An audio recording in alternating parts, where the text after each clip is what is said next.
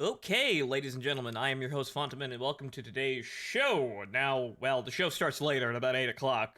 We got some time to kill, though, so, well, let's go do more Tomcat memes, because this is basically just the meme. This is actually kind of funny, because we have a meme vehicle that's reasonably effective at top tier that entertains me. It's actually kind of shocking. I actually have an endgame vehicle that I enjoy playing now. Well, I did with the F-100, but it's actually repeated itself. This is kind of one of the major things that stopped me from enjoying things like World of Tanks in the end, before I left that game. Because the meme vehicles, there were no meme vehicles at top tier, at least none that I actually fucking enjoyed. Here, yeah, actually kind of the opposite. So it's kind of weird. It's completely trash, and it just showcases how bad the game is, but it's at least entertaining as it pisses on the grave and then, stomps on the ashes. Or the other way around. You don't want piss on your shoes. Right, okay. So I have a hell of a time explaining to some of my foreign friends how our Supreme Court works after they started bitching about the court's decision. They thought we elected our judges. Yeah, about that. Also, foreigners bitching about American politics. They have no idea how our country runs. So I think they're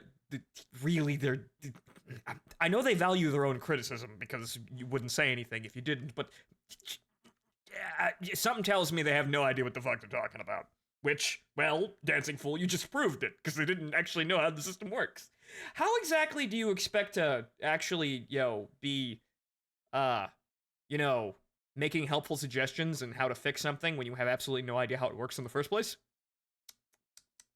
Educated opinions are nice, but, well, I run my mouth like every 5 seconds about things that, I don't have complete knowledge of, and in some cases barely understand, but, no one listens to my opinion, or at least no one with power, so I suppose, in the end, I get what I deserve. It's just that, other people should probably expect the same result.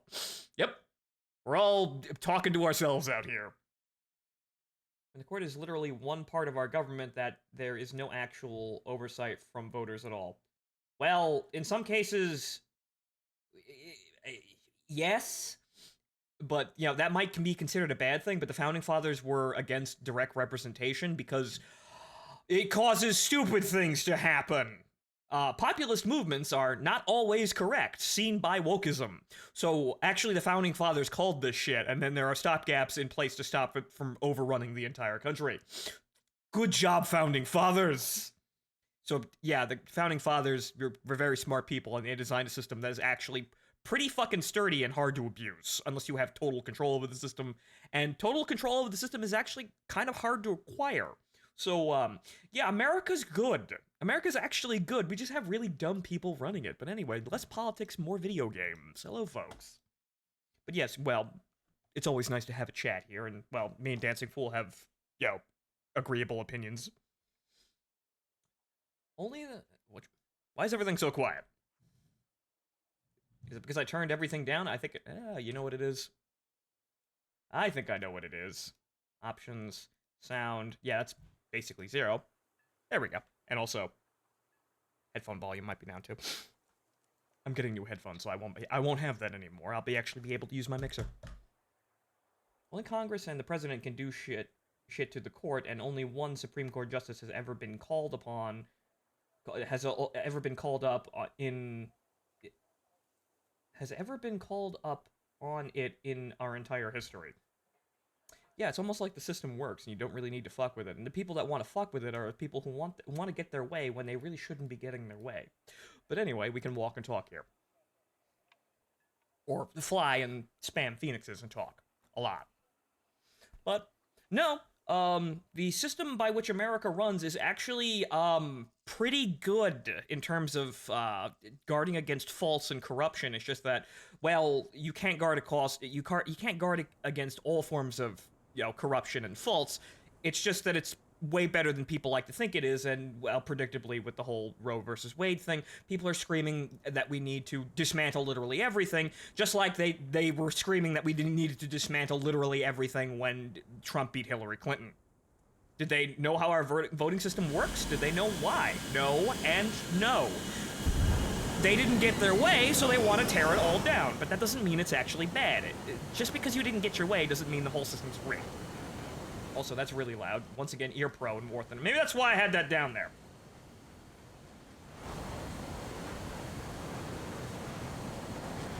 I enjoyed tearing their arguments apart, which is what we're getting right now.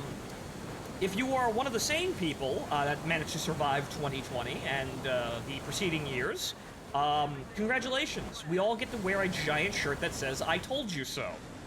That's all us. I voted for Trump. I get one. Hell, I have a MAGA hat that I can put on.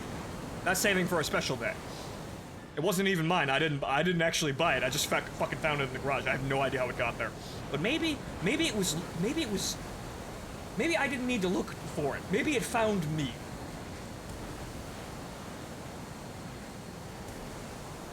But they're all stupid, and it's not like we're making abortion illegal. They're just they're making this, the states, or giving the states the ability to choose for themselves. Which, yeah, it's kind of also how the entire government of the United States is founded upon. States' rights trump federal rights. Just because the federal government doesn't protect you anymore doesn't mean you're actually liable to have it completely taken away. Yeah, sure, the Bible thumpers are definitely going to get their way, but how many times did you get your way? Even when you really shouldn't have, even when it actually resulted in things getting worse. Like a lot of things. This is what I'd like to call the harsh overcorrection. Which means that we're going to go in ways that aren't actually agreeable, but we're going this way because it's the harsh overcorrection. And we need to swerve so fucking hard to get out of the mess that you people have actually caused, that you're going to get some things that aren't actually agreeable, but in the end, you stood there for years getting the same things. So, oh fucking well! No Phoenix hits. What a shame. Okay. I have rigidly locked the fucker. Come on. However, unfortunately, the Seeker head died the moment he got in. I actually got a frontal aspect lock before. It was funny as hell. You can actually get a front aspect lock with the hotels. You just need to basically fix the target. You fix the Seeker head on the target. And basically just force the Sidewinder to look at it until it realizes it's hot. And, well, that man's dead.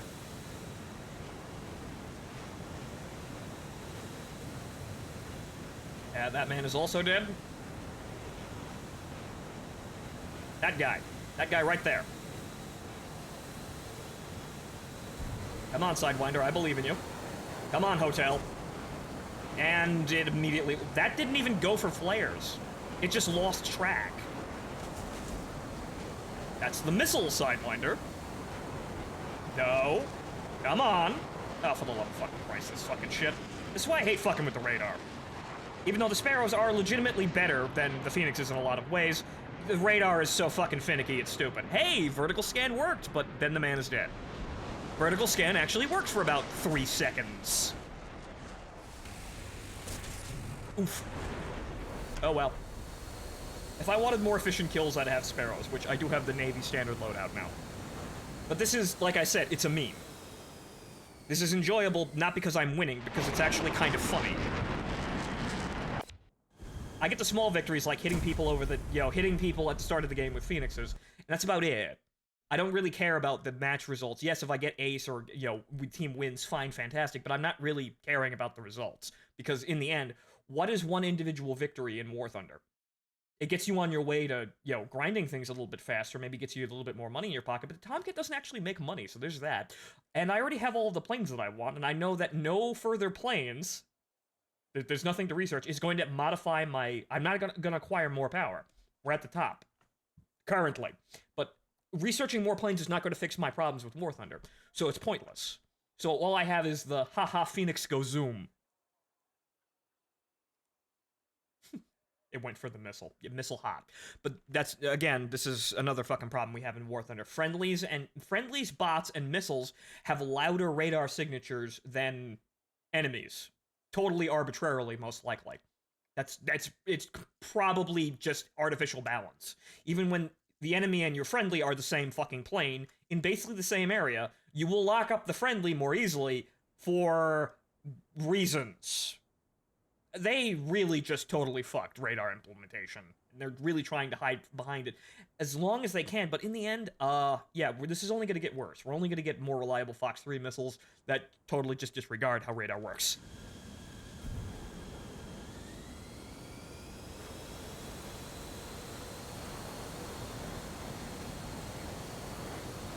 Also, if the left really wanted to secure abortion, they would have put in an actual vote through Congress instead of hinging it on an unconstitutional court case.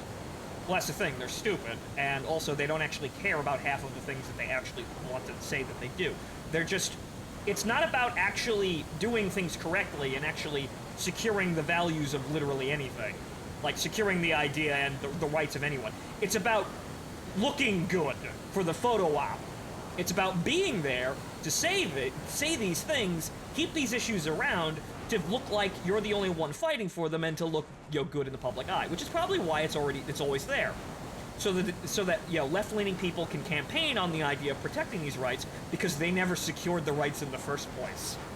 So it's always a hot-button issue because they want to keep it a hot-button issue. It's like a forever war. The war is always an issue because you never ended the war, but since you campaign on the war, you always have things to campaign on and seem current because you're artificially keeping the war a current thing. Same thing applies to abortion and a lot of other fucking things. Like gun rights and drugs.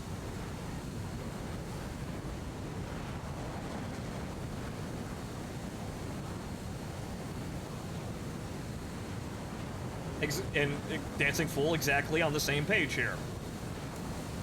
Have you realized that it's all a horseshit game that doesn't actually really, it's not about solving problems, it's about it's about gaining power by looking like you're the one who's going to solve the problem, and then not actually solving the problem, but keeping the idea alive so that you keep the power that you secured by saying you're going to solve the problem as long as possible, but never actually solving the problem, because then you would lose your ability to pay the rent, essentially. And wow, I barely missed that F5. Those are enemy Phoenixes. Good on you, boys. I'll laugh at other Tomcat kills, even when they're... Actually, no, the F5C actually did get hit. Wow. Okay, so somebody... There you go. There's a Phoenix kill from across the map. I will cheer on other BVR kills, even if they're on the enemy team, because again, winning doesn't matter here. I'm actually going to be a good sport about this.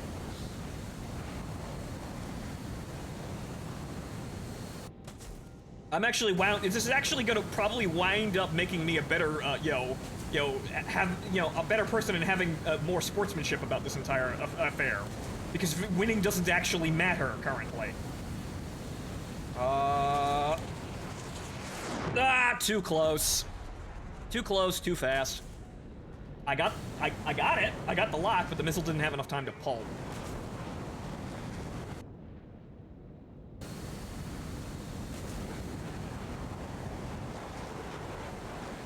Gotta say though, it's nice to see the Supreme Court actually rule on shit for once. Yes, it's actually nice to see certain things actually get done in our government. However, unfortunately, people are going to bitch, whine, and complain that, it wasn't the thing they wanted. Oh, he killed me and he got a crew lock. I was going for the front aspect lock. I wanted just for the entertainment of doing so. That was suicidal, and I know I wanted to get the front aspect Sidewinder kill. But one day we'll have Limas. One fine day. One fine day. Actually, it's kind of funny because if they gave the Tomcat Limas, it actually solved the problem of the hotels being absolutely worthless. Because the hotels are actually really not that good. They don't seem to fire at they don't seem to come off the rails in a good way. They seem to fire at weird angles. Almost like they drop when that's not how Sidewinders work. They fire straight off the rails, but they never seem to come off the rails in an aggressive manner like really good missiles can. And they never seem to track properly. They seem to lose track on whatever the fuck, on the first fucking pebble that they see. They're very vulnerable to flares, probably because flares are really effective, but they just seem to not be all that effective. If we had Limas, then they'd be scary. But then the Tomcat would have a BVR missile that nobody else actually has an answer to, really good Fox 1 capability, and also really good heaters. But see, here's the thing. Fuck you. This is 4th generation fighters now. This is what we're going to get. This is not Vietnam anymore. The missiles actually do work. But we're just gonna have to wait until Gaijin drags his ass up here, because we're here. Now we're just gonna have to be, we're gonna, the only thing left is getting good at it. We're here. We've opened the Pandora's box. The only thing now is we can actually just improve it so it's actually kind of entertaining or accurate. Because this is another argument that War Thunder needs to solve for itself. What are we? What is War Thunder? Is War Thunder a simulation game that's inaccurate, or an arcade game that's not fun? Which is it? Because we can either be DCS or Ace Combat. Can't be both, because you're seeing what both is right now. This is both. This is Gaijin's best attempt at being both. We can't be this forever. We have to improve in some direction. So what are we? Are we an arcade game, or are we a simulator? Which one? But of course, no one listens to me, so no one will actually acknowledge this choice as a thing. They clearly haven't for literally anyone. They're gonna keep doing whatever the fuck they want no matter what. I suppose that's their right, but if we were actually gonna solve a fucking problem here, we'd want to actually answer this question.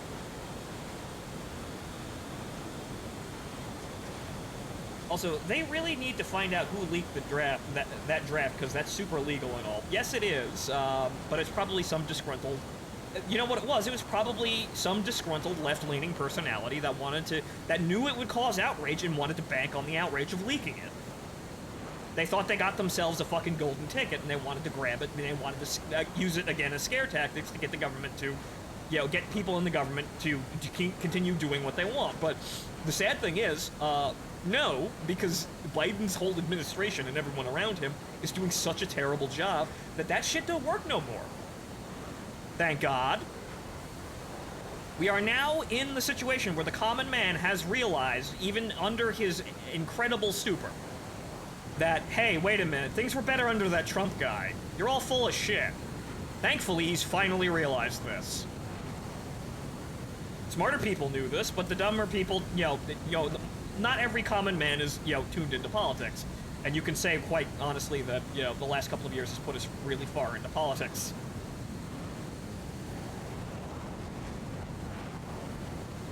And then it had, then had it blow up in their faces when it lit a fire under the justices' asses. Yep.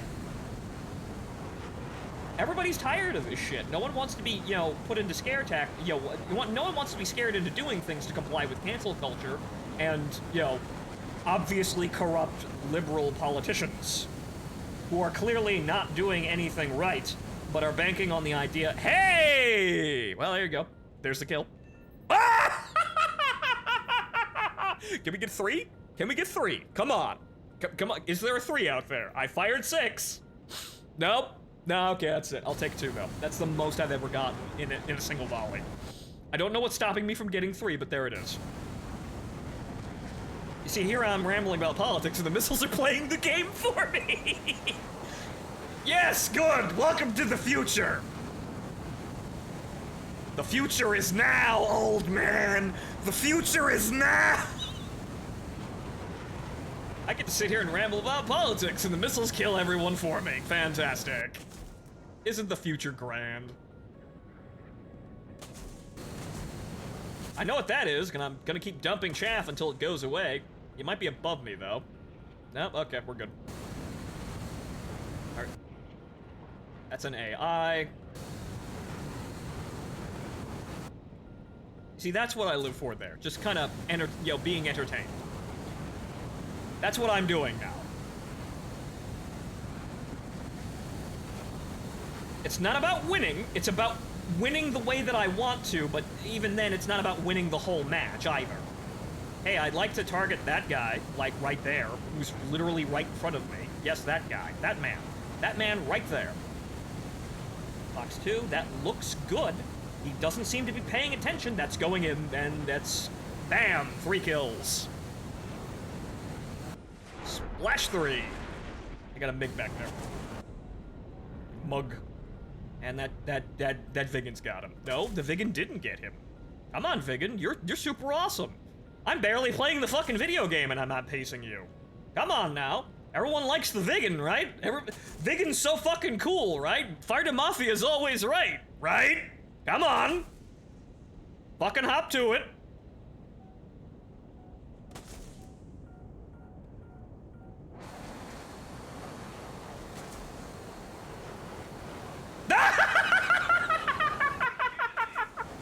Yep. And he gets his kill stolen by an F5. Vigan best. Vigan best plane. F-14 is not good. The Vigan is the best plane in War Thunder. The F-14 Tomcat is no challenge for the Vigan. The Vigan is best. No, it's fucking not.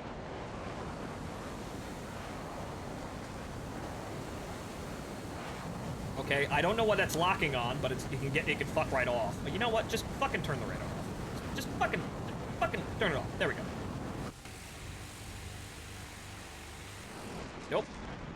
See, that was a situation of no matter how hard I pulled, I wouldn't have hit the guy.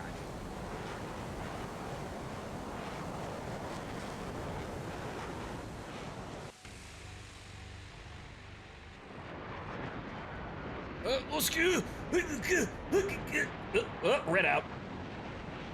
Nope. Haha, G-lock. Alright, I'm gonna have to get closer. I only have 100 rounds.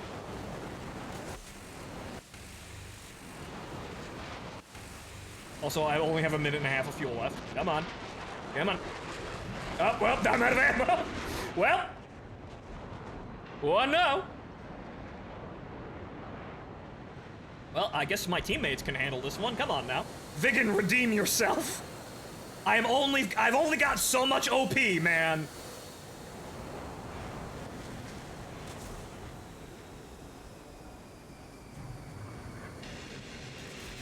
Come on.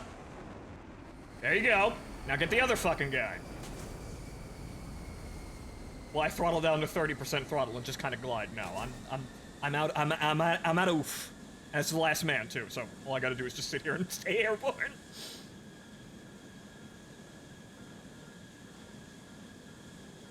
Wait, so what happened to the Vigan? The Vigan accidentally locked a friendly while he was trying to kill that MiG. So the Vigan got a team kill. That guy. That guy over there. For shame. Though, it's not entirely his fault. Sometimes Fox 1 missiles decide to track things that aren't actually locked by the radar, even though that's not how Fox 1 works. A Fox 1 missile, like the Skyflash or the Sparrow, has no internal guidance whatsoever aside from the data link between the plane's radar, the plane who fired it, and itself. It only sees shit that you've actually painted with the radar. It doesn't see other things. Unless he inadvertently locked somebody else, which, that's a possibility because Gaijin's radar is, stupid by intention. But hey, look, a kill, and, I'm alive, and we won, and I got 2 BVR kills. That's me. I'm happy.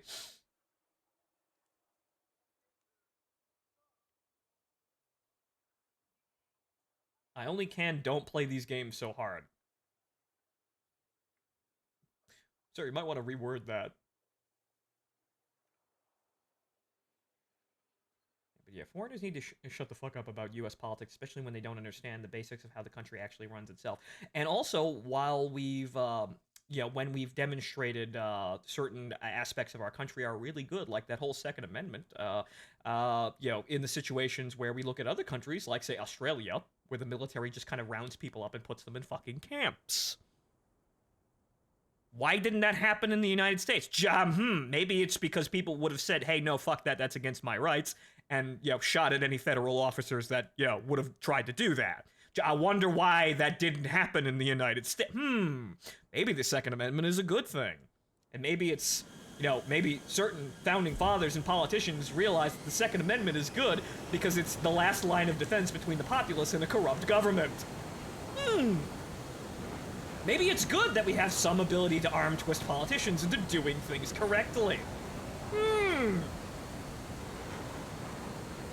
You were not playing the game back then, and you still won, and that would be a good thing to say back then. Right. Something like that. I think I got you. But yeah, now I'm up here, I'm enjoying the fruits of my missiles labor, because now we have missiles that do the job. They're like a maid staff, really. I could be more skilled, I could be doing more entertaining gameplay, I suppose, or rather more hard-hitting gameplay, but I don't think War Thunder deserves that. Really? I don't think it does. Because War Thunder has, frankly, it's not rewarded anybody's time or effort in the avenues of skill and proficiency. You're not gonna get MLG fucking pro and famous while playing War Thunder. Some people have, but they're also paid shills too. So this is not gonna... An honest man is not going to do very much just by winning in War Thunder. You gotta make clickbait and memes. I would know, I make memes.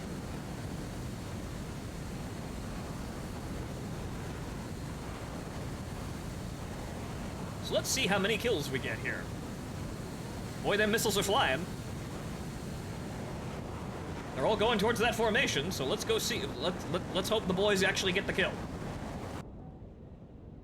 Okay, somebody has hit bots. Good for you. Free kills. You've hit the drones. Congratulations, this is now a fucking Nevada test range. And that one's going for a bot. And that one actually got a bot. That one pulled real fucking good. Yeah, this is now just the Nevada test range. We're now just testing the Phoenixes. We're just hucking them at near stationary drones. And unfortunately, it don't look like the missiles got anybody. What a shame. Oh well, there's always next game, because there is always a next game.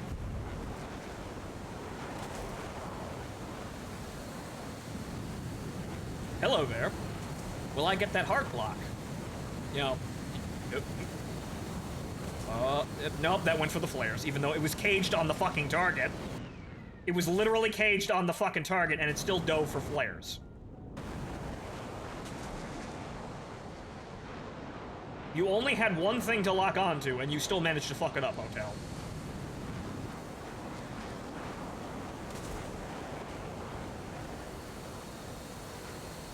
That's quite worrying. I don't think that's headed for me, but that's definitely headed for some... Oh, that is headed for me. I thought it was going for that guy. That heater? That's probably Hotel, but he's dead anyway. I thought it... Whatchamacallit? I misjudged the path of the missile. I thought it was heading for the F5 in front of me. Oh well, he's dead. Congratulations, you got your one kill. Now I get to reload for free and fire, you know, 6 Phoenixes and another bunch of dorks.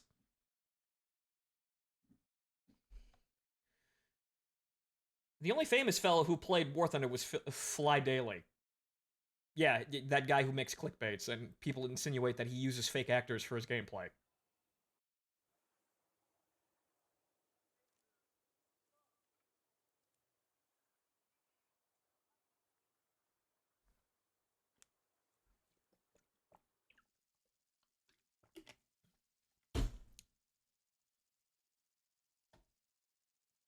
And I'm willing to use it for the common defense in the case of war. Yeah, no, the Second Amendment, actually, yeah, recent history has shown us that the Second Amendment is actually good on all counts, because it prevented massive authoritarian behavior that was demonstrated by other countries' governments from happening in the U.S., so an armed populace stopped the government from doing anything too fucking crazy, and we only need to look at Ukraine to realize that, yeah, maybe defending the nation against an armed aggressor is actually really fucking important.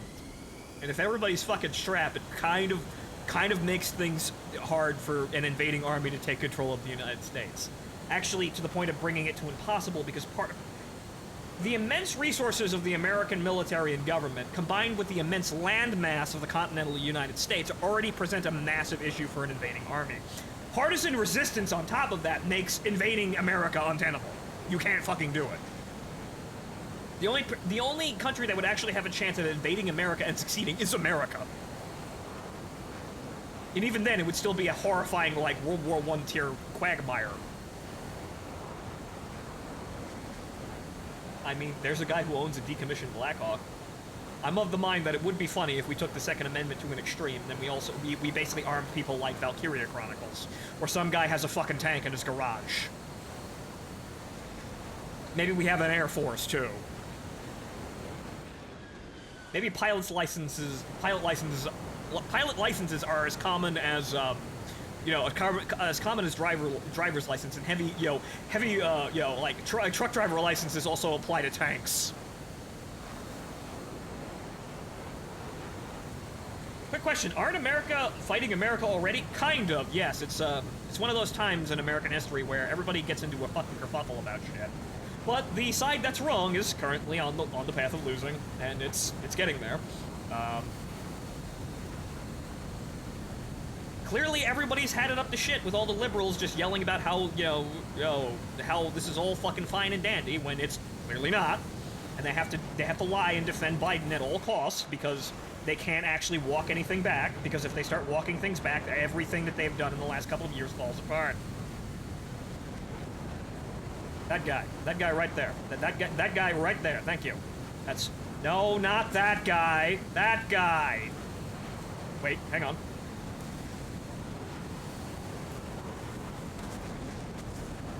Oh, I might be able to intercept the missile. No, didn't get it. And suddenly we're playing Macross, which entertains me immensely.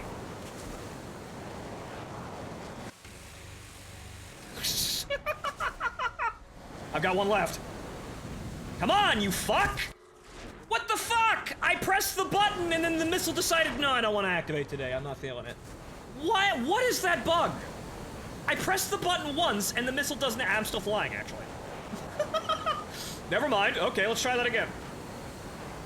No, not that guy.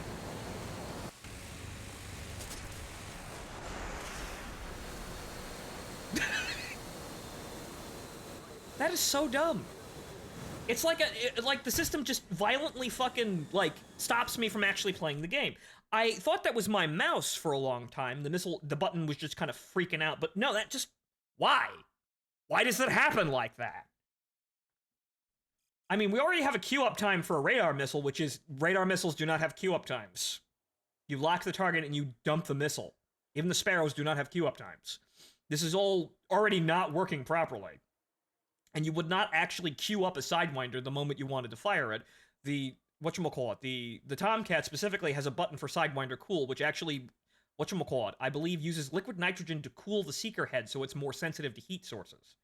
However, that takes about 90 seconds to fully apply, so you want to activate that and start spooling up the Sidewinders like a minute, at least, like 60 seconds before you're actually going to engage in combat. That's the thing you do before you enter the merge, not during. But War Thunder is retarded! So we have things like queuing up radar missiles, and needing to turn on Sidewinders the moment you want to use them rather than before the fight. Actually, in this kind of situation, we turn on the Sidewinder cooling the moment we actually the moment we spawn.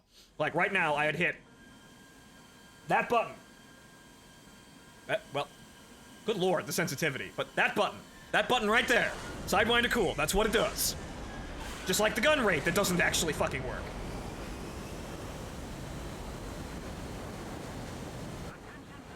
Fuck, now I'm getting ideas for alt history where the Second Amendment is taken to the extreme. It's fun when you do it like that, because then you wind up, again, like Valkyria Chronicles, where Welkin has a tank in his fucking father's garage.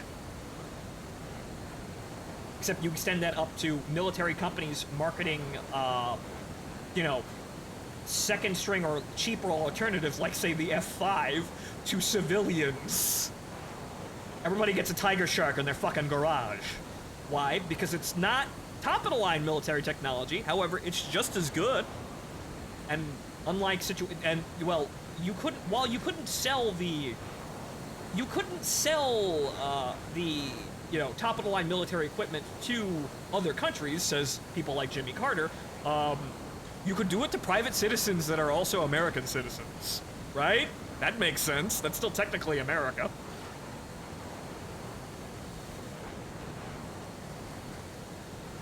And yes, they have tanks and jets in their garages, and then the country that you're writing it about gets involved in it, in a war, and thus everybody has to do this.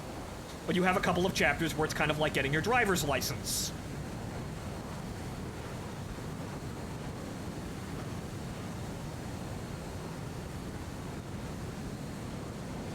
Oh, hey, look, a Vigan. Hey, Vigan. Hello, Vigan. Ooh, that missile is Pitbull right off the fucking rails, Vig. What are you gonna do now, Vig? What are you gonna do now, Vig? What are you... Unfortunately, he went up and then down. Oh no. My Seeker Head's one fucking weakness. Okay, so we're just gonna... There you go.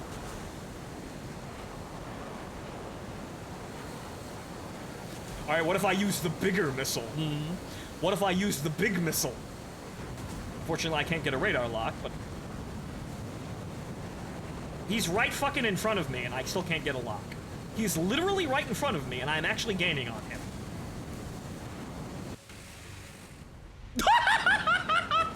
Okay, that's new. That was actually entertaining. I actually just shot down my own missile. I actually just shot...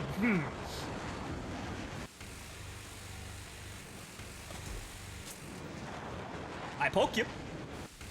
My radar still can't fucking see you, but I poked you. I actually, once again, forgot that I could do something like that. I would like to lock on to the Vigan, who's literally right the fuck in front of me. But of course, even the PAL switch doesn't fucking work for some reason. But okay, we're just gonna sit behind the Vigan. I'm pretty sure I have superior low-speed maneuverability to him, but we'll figure that out. However, we can't go into stalling, because I have a billion, gallons of fuel on the plate, but he's dead. Well played, Vigan. That was a comedy of errors. Well played, Vigan. That one time where you uselessly fire your guns after you've actually been killed, where it actually kills a person. That was a comedy of errors. But again, doesn't really matter, we just move on to the next game. But yes, actually, funnily enough, if you launched the Phoenix, you just dumped the missile off the rails, the Phoenix would have just gone into Pitbull immediately and actually hunted the Vigan. But, again, War Thunder, we can't do that. But anyway, sure, I'll be a good sport about it. I don't care. In this situation, I am, in fact, as the song "What's a Deal," what's the deal, or what's a deal, whatever the hell it is. Right. I am the guy on the inside looking out.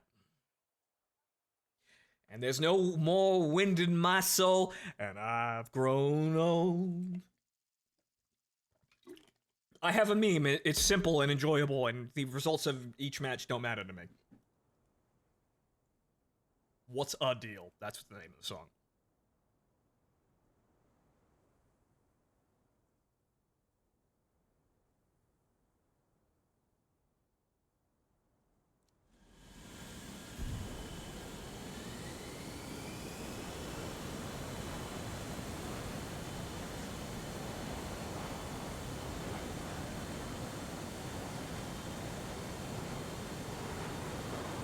Imagine your dad or whatever having a Fletcher cat. Wouldn't, family heirlooms be really fucking radical in this universe?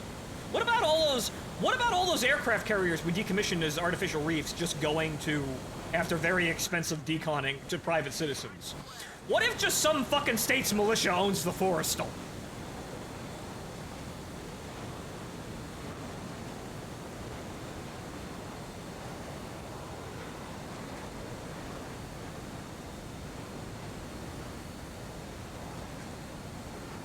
This veers very, very, very sharply into be the American the Japanese think you are.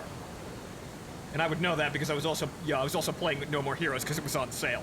And yeah, that's that entire fucking game. And also, well, one for me, I guess. Maybe I'll play it on stream at a higher difficulty once I finish it, but one for me. I never got a chance to play it back in the oldie days.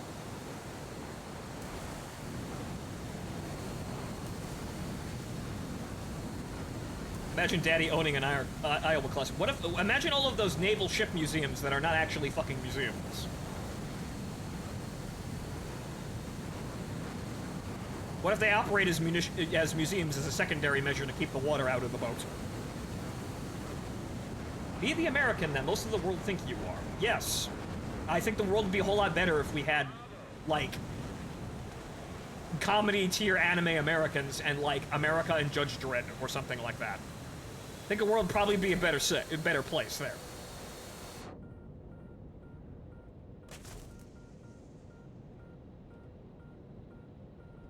I've said it before and I'll say it again, the world was much safer when we had a cowboy in the White House.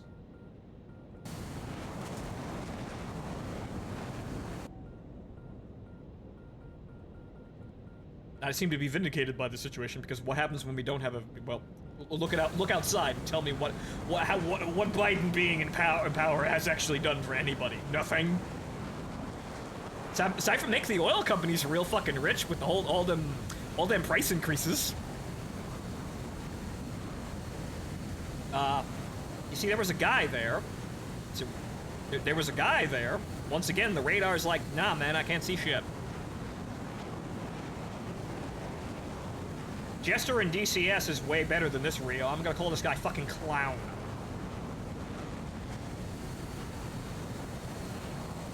Fucking clown shooters here couldn't see something. Couldn't see an enemy contact. It was, and there goes the wing again. But however, I can just kind of get around that. Lifting body. However, that's a missile.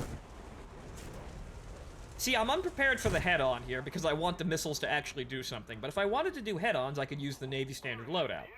So we can swap to that one because yes, we are getting into a series of head-on engagements. However, the problem with using the Sparrows in this engagement is if the radar doesn't lock the guy in front of me, I can't actually launch the Sparrow.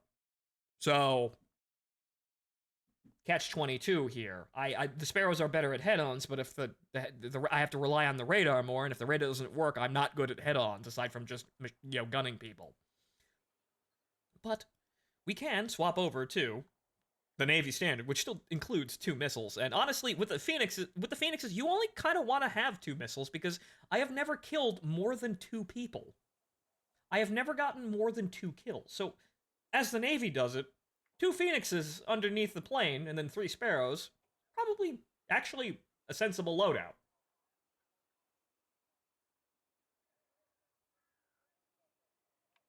Interwar era. Well, an interwar era, but it would be honestly, because anime, you know, expansion, there are anime-isms.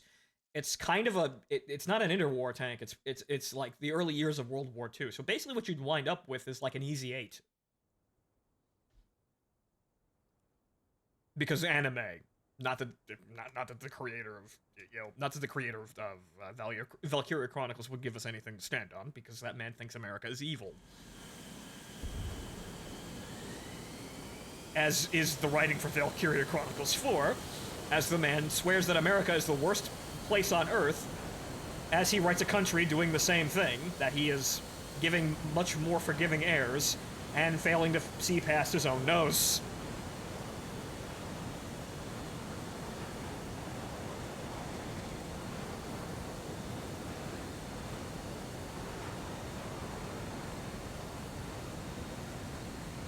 Okay, so what we're gonna do is we're gonna go to 20 kilometers.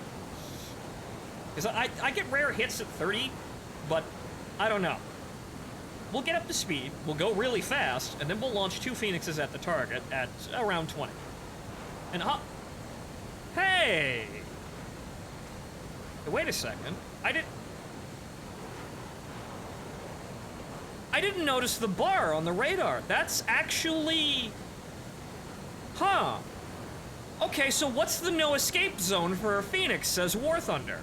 Because I know what the no escape zone is. It'd be about this range. But hold on here. What's the range War Thunder thinks that we should be using the Phoenix? Hang on here, I just realized that that's a thing.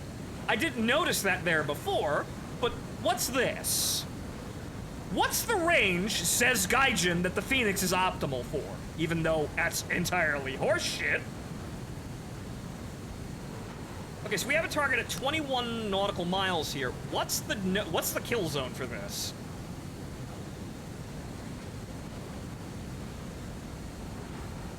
So, what are we doing here? It's like... It's 15 nautical miles, looks like?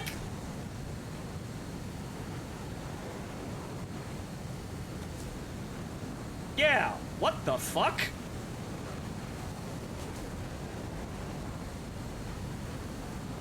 That's a missile.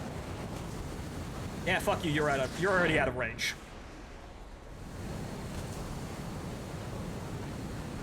"15 nautical miles? For a Phoenix? A missile with a 50 nautical mile maximum range? Watch that hit. I don't even think that's a... No, that is a guy. He's there. I'm tracking him. Holy shit, it actually hit. I mean, he was basically flying fucking still, but... 15? Are you fucking joking?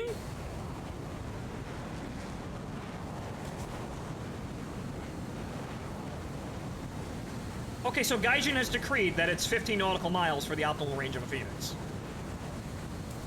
Okay, that's fucking stupid, but okay. So that's the kill range. Also, yeah, I'd like to lock that guy.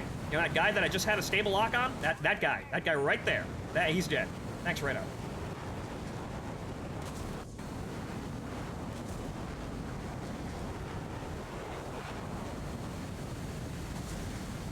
There's that guy. I'm not firing at that. Missile. That's not how Fox 1 works. That is not how a Fox 1 missile works at all. That's not how that works at all. What? Okay, I got 2 kills. I've already done my part. What? The missile physically can't do that. It locked onto another guy, even though I had a clear radar signature and a lock on the other guy I was actually aiming at. The missile can't do that. That's an AMRAAM. Huh? I mean, I got the kill, but... Huh? That's not how a Fox 1 missile works. You need the STT lock for a reason, because the missile can't see anything beside it. Okay. But I suppose, again, the further we go on, the more we acknowledge that War Thunder is a trash video game, or a trash simulator, and a trash arcade game. That shit doesn't even happen in Ace Combat. Ace Combat doesn't even do that shit. And it's not realistic for it to have that, because that's not how a Fox 1 missile works. If I lost the lock on the guy, the missile would have just stopped or pre-detonated.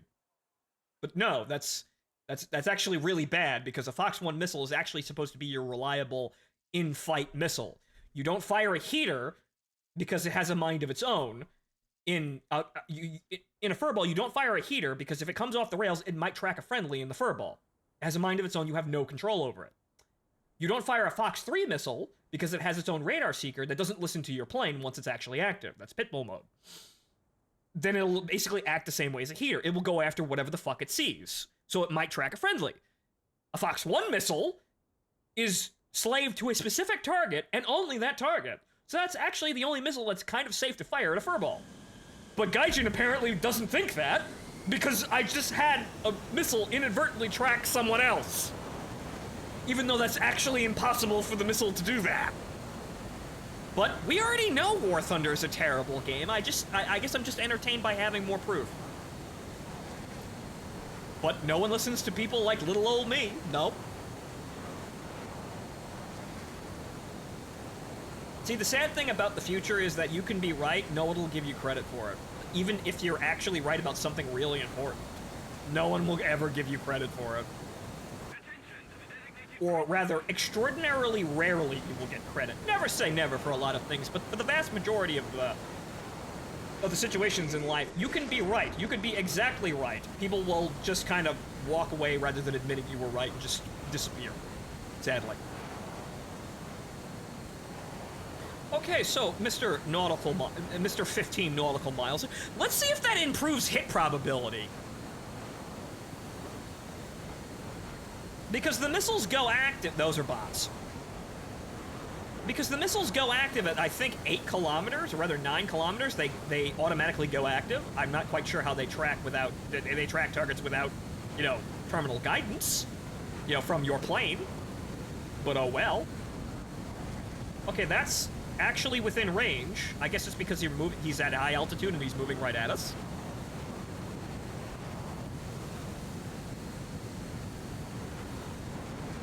Okay, now it's close. Well, yeah, okay, so it's a 15.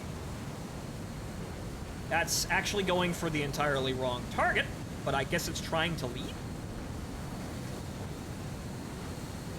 Okay, got an STT lock, got a Sparrow, and the fucking it did the thing again. But hey, he pre-flared, so now he's gonna get hit by a missile after he's flared. Splash 1. That actually helped me out there. The jankiness of the machine actually helped me. Now, if are we gonna get any of those Sparrow kills? I did actually, no, a Phoenix kill. I did actually get a Phoenix kill.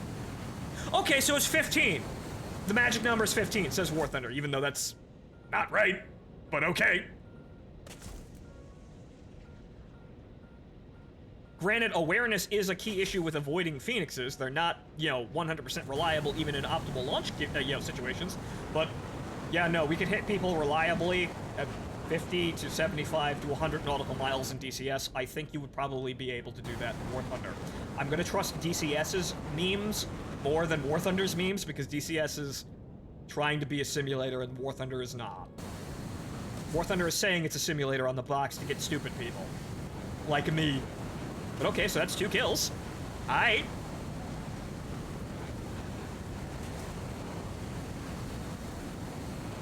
So we can get kills beyond 15 kilometers, or, 15 nautical miles. But let's see exactly how far we can push that. Oh, man. Hey! I actually got an STT lock. However, it's very weak. Come on. Track the bastard. Track him. Track him. Track him! Nope.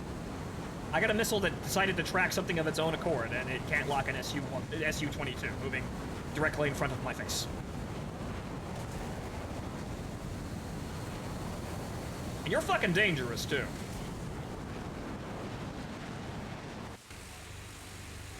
There we go. Okay.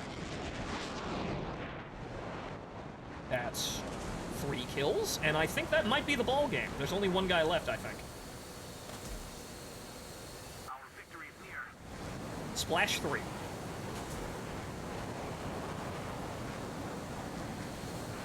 That's not who I wanted to lock, but okay, fine. Okay. Where's the man?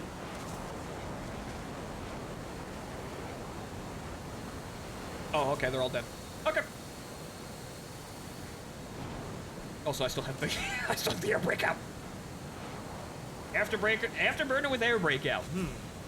Not that I really wanted to go that fast. Honestly, I feel like the machine's a little bit more on par with the realistic depiction in DCS for the A when it has the air breakout, since you're not actually supposed to be accelerating all that fast. The A actually has a really hard time getting up to Mach. But that's actually, in a weird way, a good thing, because it's harder to get up to speed like that. You enter wing rip area a lot less. That's why I like the A in DCS. It actually has problems getting itself into dangerous areas by accident, because it's not all that powerful. The B just rockets along like a motherfucker, and nothing can really stop it. But okay, so the magic. Well, hang the fuck on here. I'm getting kills now, and I'm actually doing pretty well here. But hang the fuck on here. All right, so 15 nautical miles is the kill zone, or rather, watch the magic bar because sometimes it's closer. So 15. So what you're telling me is we need to launch all of our missiles at 15 nautical miles in order to assure a kill, which is quite dangerous, but we need to get into the no escape zone to see if we can actually get more than 2 kills, because we've never gotten more than 2 kills. So, hold on. It feels like that thing on the side of the radar appears randomly whenever the fuck it wants to, because I don't think it's always there, even when I'm doing everything right. That's why I never pay attention to it. I never got used to looking at it.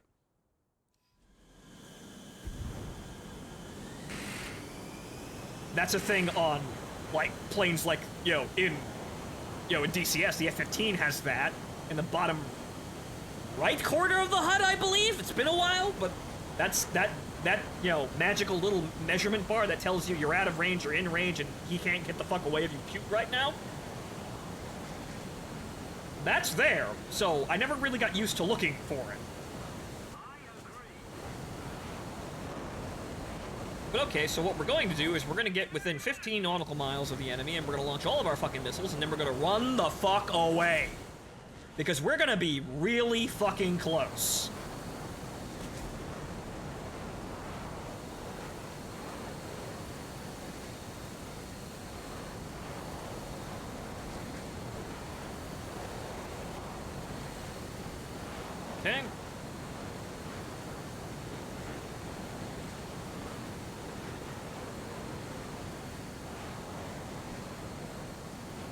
Actually, they're already within range now, says the radar. Okay.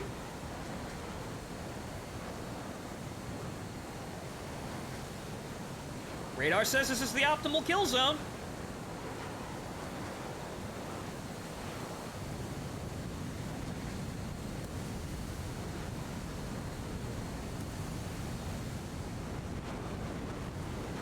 And one guy, that guy right there. Actually, that guy already has a missile, but you know what? Let's give him 2.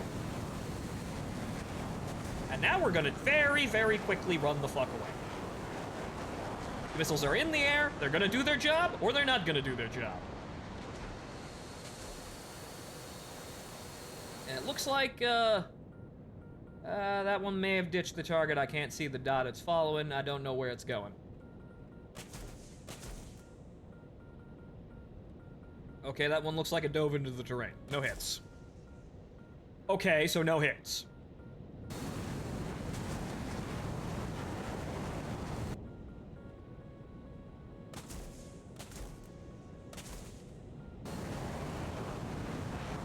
Okay, so that didn't work, but once again, we get into the situation where, haha, I try to actually help the Phoenix kill, hit its target, and I feel like I get less results. Also, so yeah, the enemy kill ball is over here. That's aimed at me. I saw that.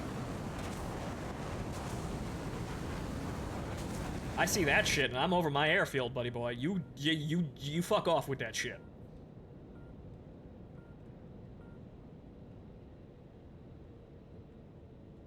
Actually, no, what am I doing?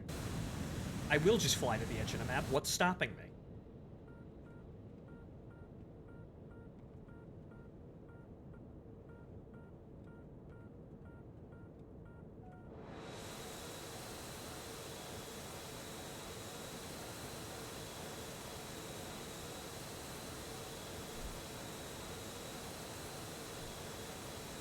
But if the magic button range is, well, the only advantage that you would have at that range is that, yes, you are in fact Fox 1. You have a Fox 3. So if you yourself lose the target, the missile has a chance of still acquiring the target.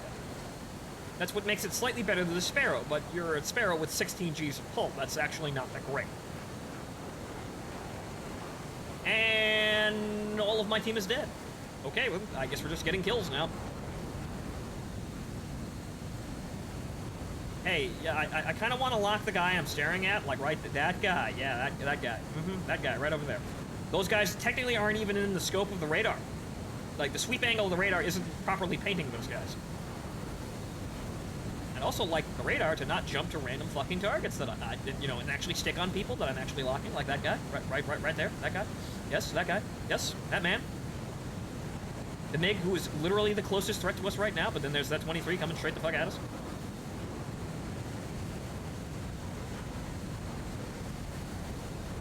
Come on. Come on. Come on. Come on. Come on. Come on. Come on. Come on. Come on.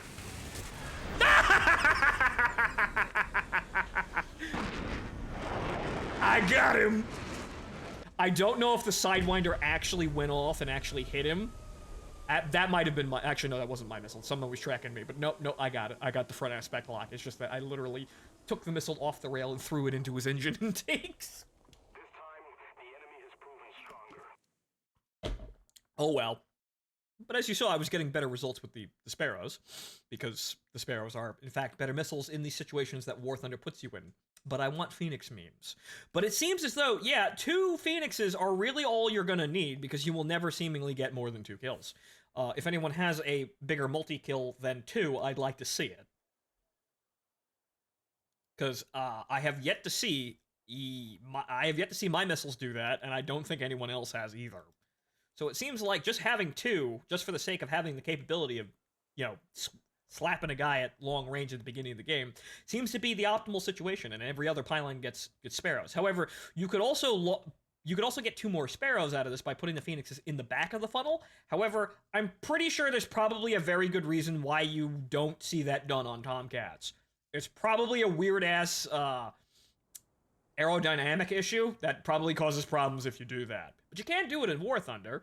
I could get more. It's just that, well, I might as well use the historical loadout for, or the normal loadout for the Navy. It feels more correct when so many things in War Thunder do not feel fucking correct. But Sydney would probably know why it'd be bad if you mounted 2 Phoenixes in the back.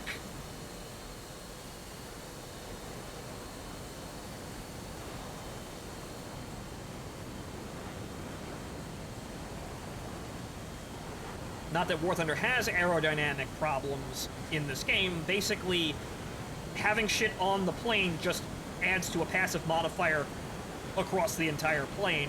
It's not actual accurate drag on the pylons. The plane is just overall slower, uniformly across the entire airframe. So War Thunder, don't model that!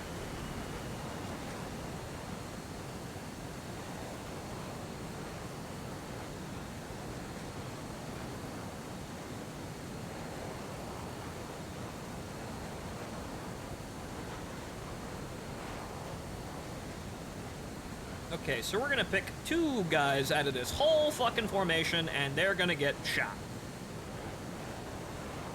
See if we can get any targets that are high. Anyone going high? It'd be stupid. That guy, that's the highest we've got. I'm gonna go under the assumption that shooting at a target that's actually higher above the terrain helps the incredibly nerfed meme radar. Okay, they are within kill range. There's a 1. And there's a 2. And now we break the fuck off because any assistance isn't really necessary, nor does it seem to help.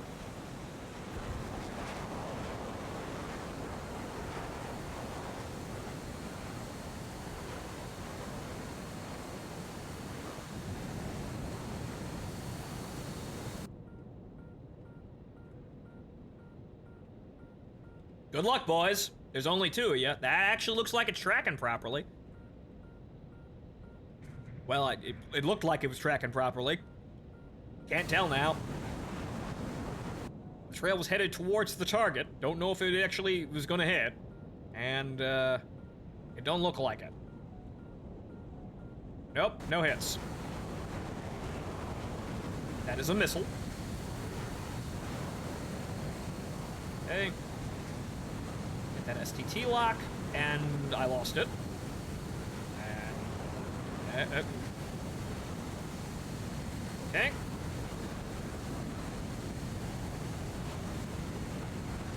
Lock is steady, he doesn't see it, it's... in. Splash 1. You see, when they work, they're quite reliable. The only problem is, with the Sparrows, you have to rely on the radar. Which the radar is, of course, not working to spec. But okay, there's another one. Locks 1. That looks good. Oh, he chaffed, son of a bitch. Of course of course the British Phantom knows. He uses that shit on a daily basis. Don't lock yourself, you moron. Okay, somebody got him. Okay. We are out of radar missiles.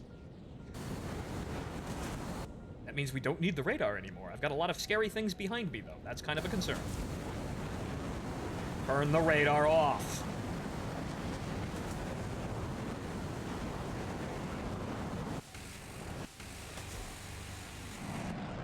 Nothing? Damn. That looked like it should have hit. It didn't. Yeah, that, I think that was an AIM-9C. Those things are no fucking joke. And there's another British Phantom on me.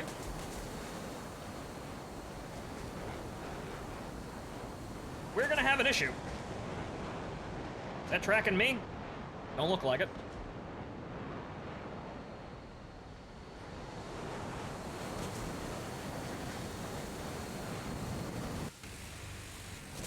Ah, nope, too late. Alright, well, he got guns on.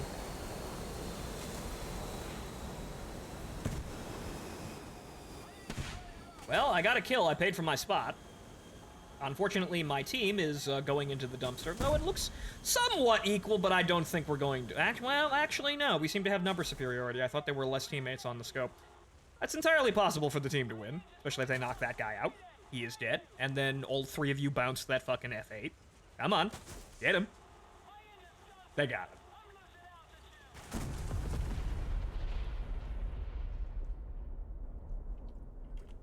Oh well.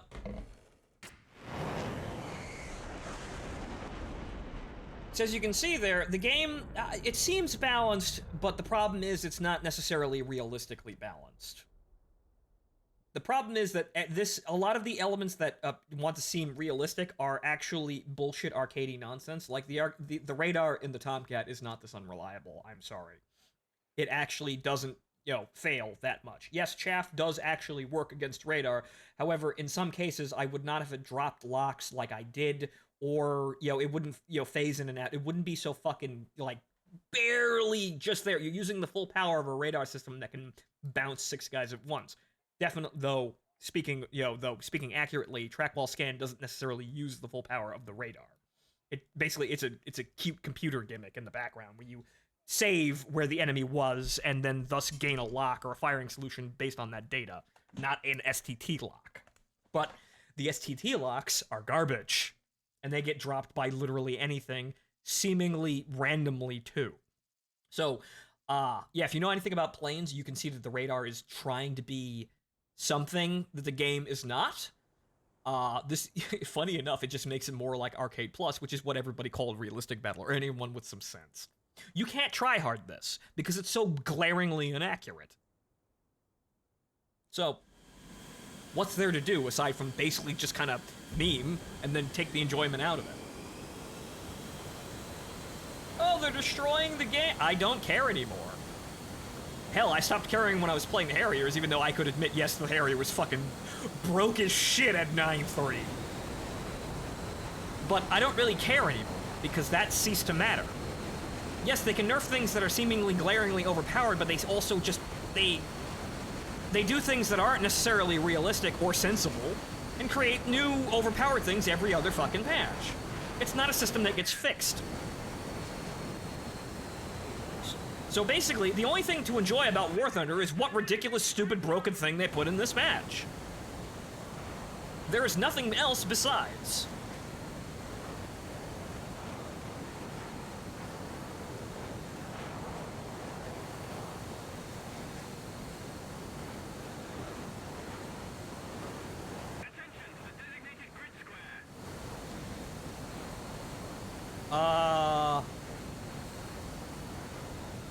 Okay, what? Okay, so now at 50 nautical What? The Phoenixes are selected. We are now at 50 nautical miles from the target with the stable track, as far as I can tell, and we're gonna cross the threshold at like 30 nautical miles, looks like. Huh? How is this firing solution better?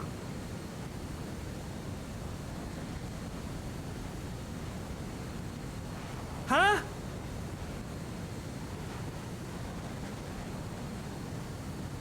According to the magic missile, this is actually the optimal firing solution. According to the magic missile, and now it's kinda not.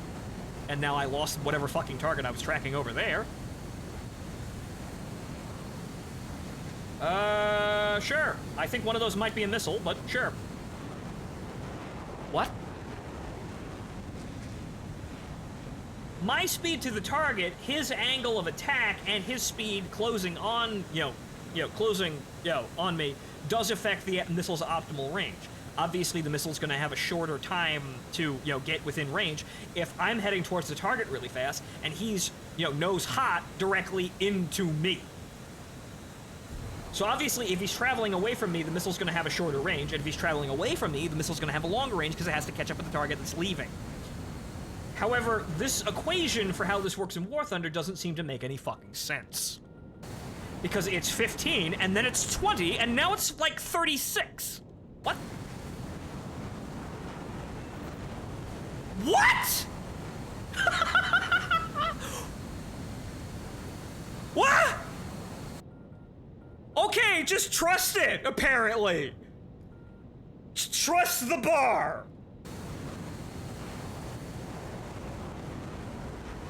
Okay. Trust the magic fucking range bar. It is... it is infallible. Okay. Okay, sure, fine. These guys are in range. That might be a drone, though, but, you know what? In the event that I'd like to get the SDT lock, thank you. You fuck. In the event that it's not, yeah, that's a player. Yeah, that's definitely a player. I'm gonna keep the radar nose up a little bit here. Just keep going. Yeah. Actually, that looks like it's good. It's good. It's Splash 2!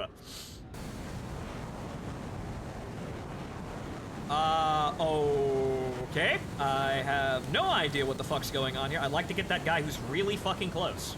That guy right there. That man. No, not him. That guy right fucking there. You know what? This guy. Fine. If you're gonna be that big of a bitch, I need to kill the things that are directly in front of me. And that guy went directly into a house. Okay. That's Splash 3. That's a maneuver kill. Obviously, I made him maneuver directly into that poor Spanish house. That man's not having a siesta. That was clearly, totally my doing. I'd like to get the STT lock on the Kafir is dead. Never mind. Okay, what about the F-14 over here? He's below the horizon. I can't lock him because that actually makes some sense. I got a fucking target at 28 nautical miles that I can see. Yeah, he's dead. Okay. All right, we're at 8 minutes of fuel. We're going home. That's 2 kills, 1 BVR, which, by the power vested in us by the magical range indicator, was a kill. And then a front aspect, or front side at about 11 o'clock, or 11 or 10 o'clock hit with a Sparrow. Fine.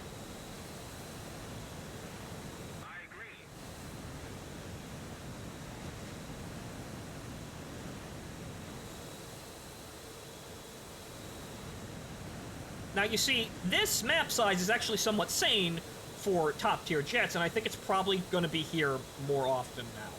I think going forward, we're just going to see more of the enduring conflict maps, which is good for the ground attackers at top tier, because you actually have some fucking space. But, once again, hey, look, the major problem with War Thunder solved by having much larger map. Wow. Because this seems sane for BVR missiles, even though it needs to be even, like, twice the size now, honestly. Because we're still nearly, basically in range for BVR the moment we come off the runway. And those guys killed each other. Actually, no, they didn't. Nope. He's right there. Got that SDT lock. Fired the Sparrow. He fired another BVR missile at me. I'm gonna A-pull. Pull to the side a little bit. Try not to break the radar lock. It's still got a gimbal. It's looking good. It's hey! Oh! I didn't A-pull far enough.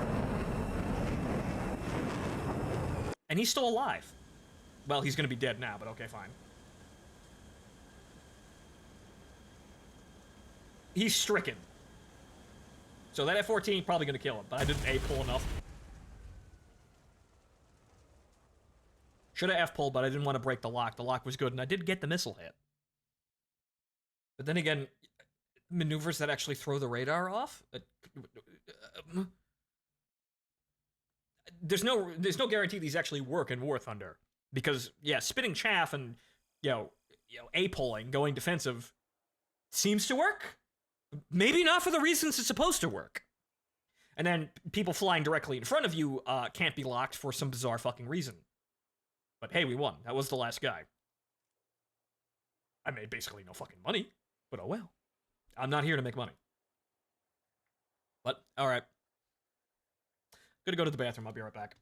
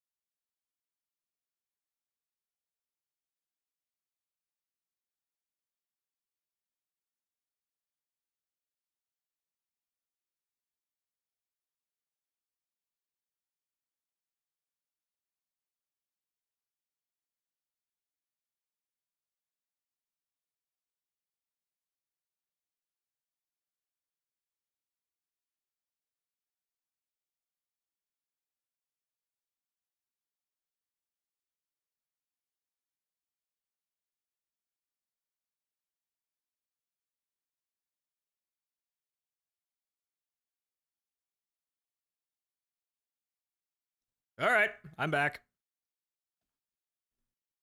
Okay, so let's keep going with the Navy standard loadout and see how this goes, because this is probably the Navy standard loadout, probably because it's the jack of all trades here. We've got heaters, we've got radar, we have Fox 1 missiles, and we've got Fox 3.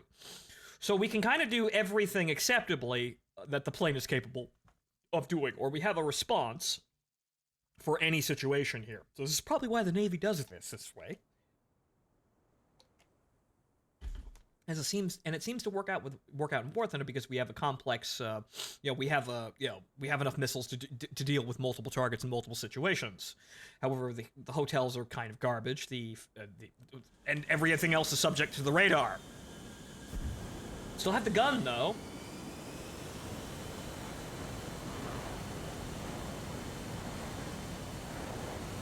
So this is sensibly the optimal arrangement probably for the Tomcat. You could say that the Sparrow Cat is more optimal, maybe, but that depends on what kind of situations you're running into and if the radar actually complies.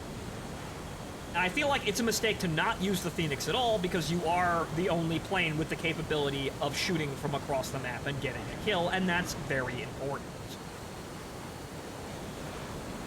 You will affect the outcome of games by knocking out people at the start of the game before the merge happens.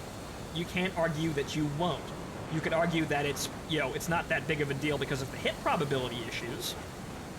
However, even the chance of actually getting that kill is good enough.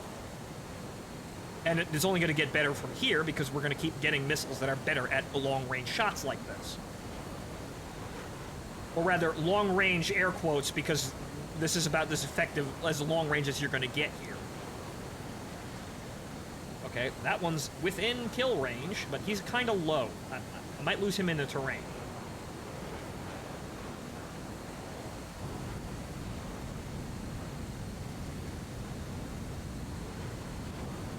Okay, that range bar is increasing mighty fucking fast here. Okay, that's within range. Break off. Go back to the fleet. Or the kill ball. And then we gear up for Fox 1 and Fox 2. So what I'm doing right now, the whole sprint forward and joust with BVR missiles, is probably going to become the normal thing for top tier as we get further. Once everybody has BVR missiles, everyone will likely do what I'm doing, or some people will. There will be a jousting element to the gameplay here. You can see this coming clear as day. There will be an opening game stab in which we try to get really quick early game kills, and then the result of that will go into the merge, which is now what we're doing here.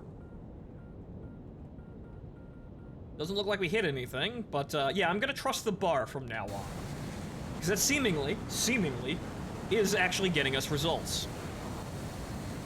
Okay, STT lock. That is a hostile of some description. Or a missile. I don't know. No, that's a missile. That's definitely a missile. Actually, that's a friendly. What the? What? What? What was that? What did I just lock onto? Did I lock onto a ghost? Haha, radar transients. He's already dead. Son of a bitch.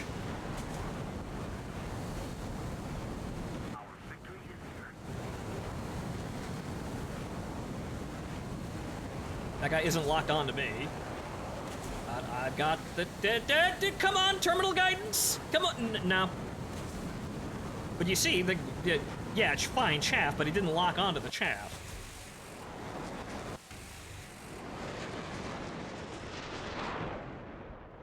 I can't wait for AMRAMs. I'm just gonna...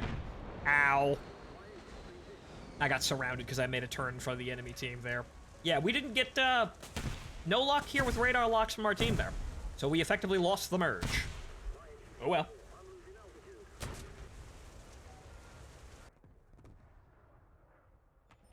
But this is the problem. Now the finickiness of the radar is deciding engagements and not players. So sometimes it's really good and on the ball, and then sometimes it's completely ineffective and you don't actually get kills. We still may win that match, but it seems as though, yeah, your effectiveness is gonna... Your actual effectiveness depends on how much you rely on the fucking radar, which it's an element in the game that's gamified and not realistic. Because I guaranteed, if you put the same situation in DCS, if you tried to play out a normal War Thunder match in DCS, the results would be a lot fucking different because the radars actually work. But this is we need to add dynamics to our situation because our maps are fucking Beyblade arenas and we need to pad these engagements out.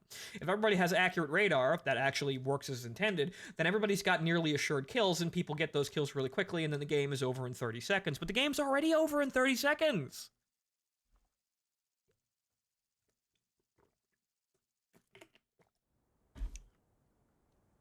This has become what everyone thought it was going to become if we kept going on this line. This is arcade with a single life. That's it. That's all it is. It's not trying to be realistic. Simulator battles are so prohibitively fucking stupid that it's not even worth putting in for because it's not a good simulator and you can't accomplish anything.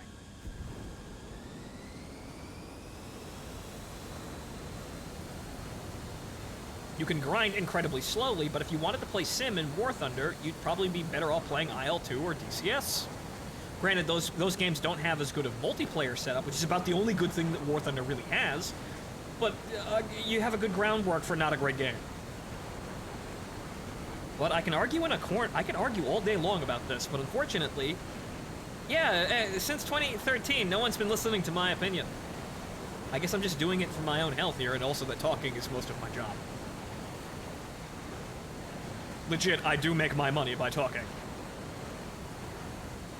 Okay, I thought we were playing right. When I see this map, I get confused. I think we're playing on Herkin Forest.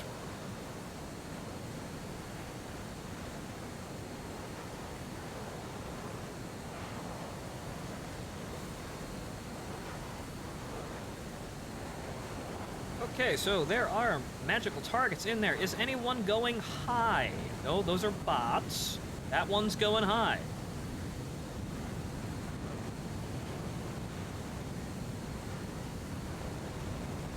And give it about 75, maybe. And that guy's going low, but still not good. I don't get how this is calculated. It might be due to ground speed, I suppose, but I don't think they're going that fast. Or rather, their speed differences are that big. It's very fucking weird.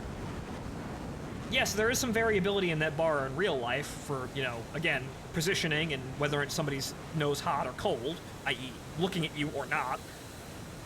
But I don't trust that shit. I don't trust how War Thunder puts those ranges up.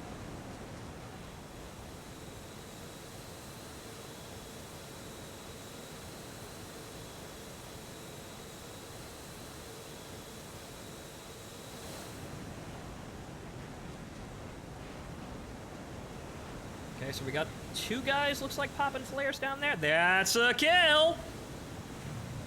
A7D, okay. That guy right there. Box one. Now you keep that fucking radar lock. Now, of course, you immediately fucking lost it. Even though he's not dumping flares, and he's literally right the fuck in front of me. Can I get a radar lock on any of these guys? Anybody at all? Okay, there's one. I'd like to help out my teammate down there, but, and it dropped the lock again. It dropped the lock again.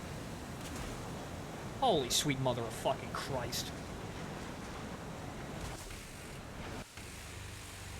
Nope, not on. All I want to do is for my radar to function by, actually blocking the target I'm looking at. It didn't seem to have a problem there, but it's kind of fucking worthless.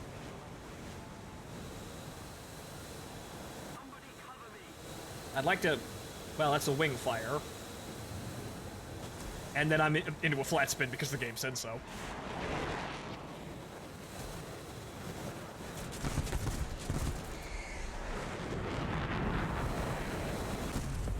You see, that's why I can't actually get angry at this game, because the moment I get angry at this game, I'm gonna get mad at fucking everything.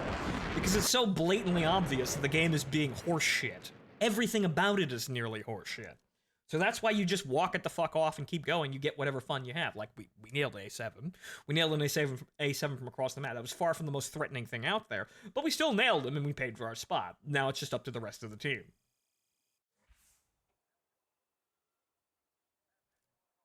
But shit like that with the radar, I fucking absolutely hate the radar. And what makes it even worse is I know the radar on the Tomcat's better than that.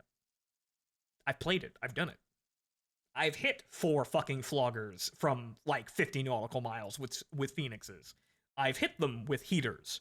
Granted, they were L's and Mikes that are much better, but I think the hotels are garbage for no apparent reason.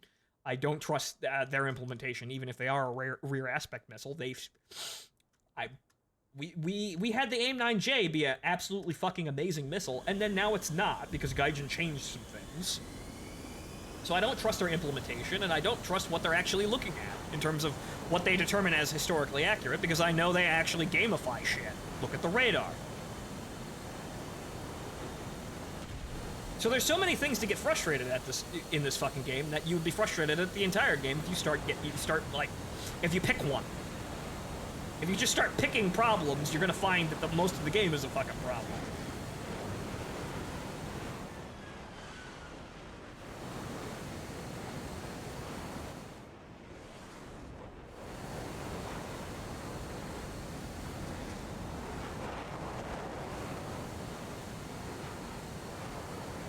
Hey, you beat Risk of Rain 2, now you got other characters to unlock. Yes, I did, however, I've also got other games to play, like all those, those cute girls in Blue Archive and some other things.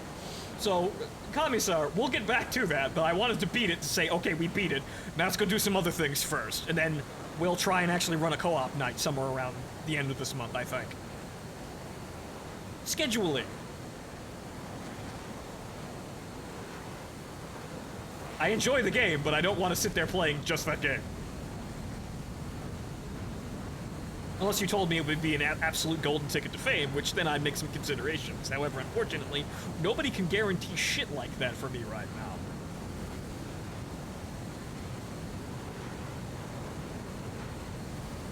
Okay, those guys are well within range.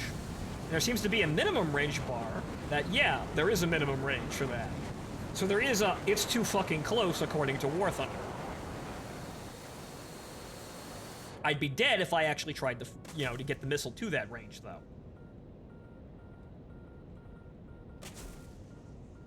Okay, so that's a really fast-moving fucking Phoenix. Look at that motherfucker go. Holy shit.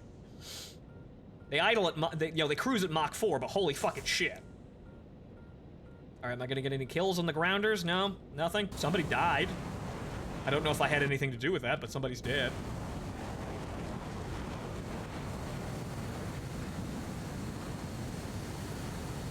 Fox 1. Come on. Come on, you son of a bitch. Come on. Good. Okay. See, now it's down to not skill of the invading pilot, not my skill, but whether or not the radar keeps. That's not skill-based at all. That's literally the game rolling random fucking numbers to see if the lock keeps or it dumps. So it's not really, that's not skill-based as, that determining whether or not my radar missiles hit is completely worthless. I might as well just be rolling more dice.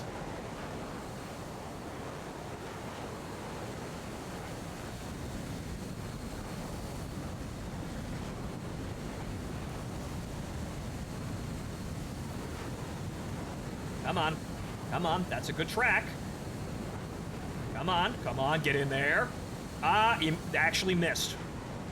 It's nice when they're almost always guaranteed hits if you actually get the missile in. Like I said, there's some skill to actually avoiding a missile, but I feel like most of the time it's not actually the determining factor in a War Thunder engagement. The radar just kind of randomly dumps the target for no reason. Okay, heater. Even though the hotels are garbage, and I will probably not get I will probably lock the fucking flares and not the target. And most of my team is dead, so now all the enemy is behind me. Yep, that was it. I was the last guy. Also, well, a prevalent problem with War Thunder is that some teams are shit and some teams are not. But you can't really control that, and that's good about every, that's a thing about every single fucking game that you play that's a team-based game, but I feel like War Thunder is incredibly susceptible to snowballing. I don't know if there's anything that, helps that or hinders that, but it seems like it's incredibly susceptible to snowballing like that. Where you just get a team that's complete fucking lemons right off the bat and you are destined to lose. But I suppose XVM in World of Tanks was popular for a reason. I never liked War Thunder. War Thunder was a game that was acceptable early on, and then never really developed into anything, that it should have been. However, it's still mildly entertaining to get kills where I am, because this is my consolation prize. You could say sunk cost fallacy, but me being up here doing this is basically a consolation prize. I'm in range to get these things that new people will be fucking months to maybe years from getting, if they don't pay money. So I'm here creating content, and what do you know? I'm a content creator. I'm not a paid shill because I'm far too fucking honest to actually be a paid shill. Most of the things I have to say about War Thunder are largely negative. And no marketing team in their right mind would actually want to listen to me. Or actually want me at, anywhere near their anything. Anywhere near their product where people can see it and actually judge their opinions. Because Gaijin turned off comments on their fucking dev blog posts. Do you think Gaijin wants a negative publicity anywhere near their products? No, of course not. But it's not because they're actually trying and they can't actually, fix anything. It's because they don't want negative opinions to cloud their horrible work that they know that they're phoning in.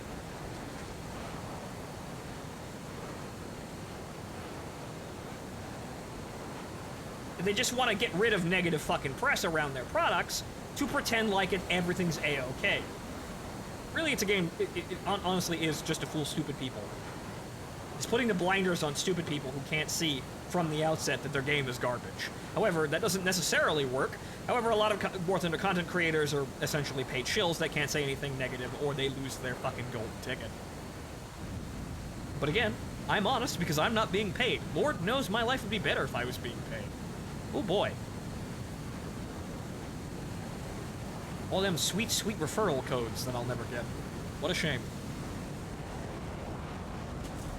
I suppose this is what it's like to be free. I'm not sucking anybody's dick, but unfortunately, because I'm not doing that, I don't have a sugar daddy. Oh well! Comes with the territory of being your own man.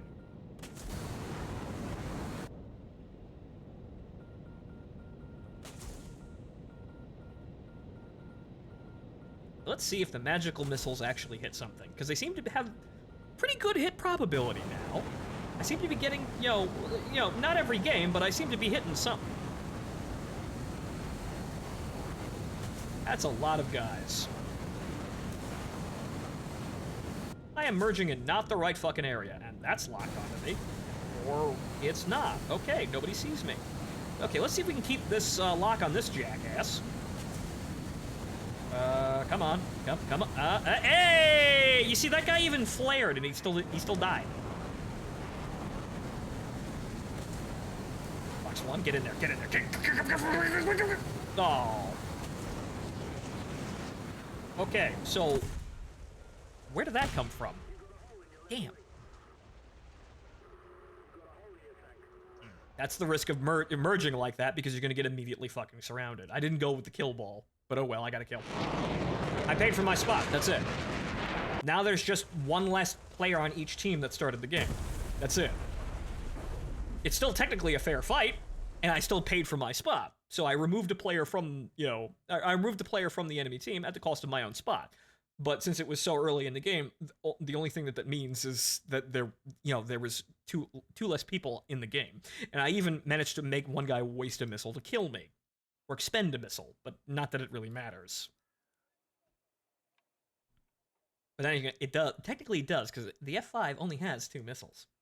So that does technically, help, but unfortunately, rather than having losing 1 missile on a plane, you'd like me to be alive to kill more planes. That would be sensible.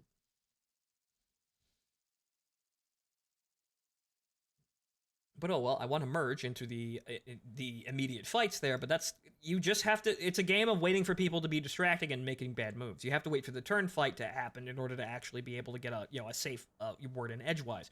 Or you play like an absolute Chad and just, kill everyone in every head-on, which is impossible. You will not win every single head-on like that, but you can keep trying, and you look really cool if you do.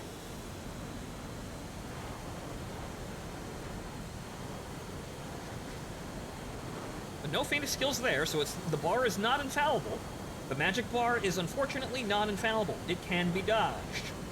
However, it seems to have increased hit probability somewhat. That might be placebo. We'll keep on this. We'll keep on launching 2 missiles, and it might also be the fact that we're only launching 2 Phoenixes, so that spooks the entire formation less as launching 6. You know, instead of launching 6, which gets everybody fucking turning and burning. Also,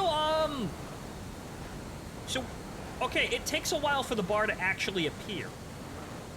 So that doesn't actually appear the moment we take off. So we actually have to wait a second before, you know, a couple seconds before we actually get a range indicator like that.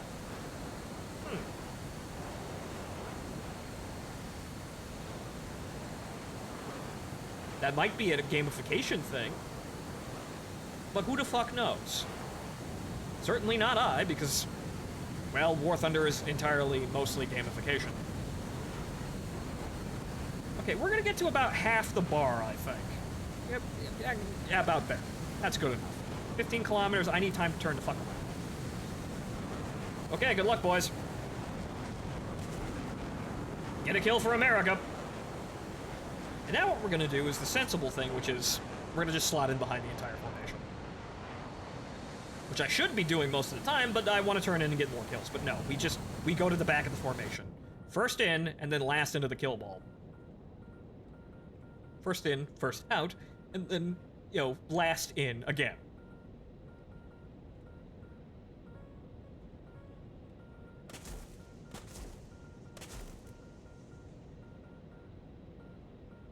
No kills? Oh well.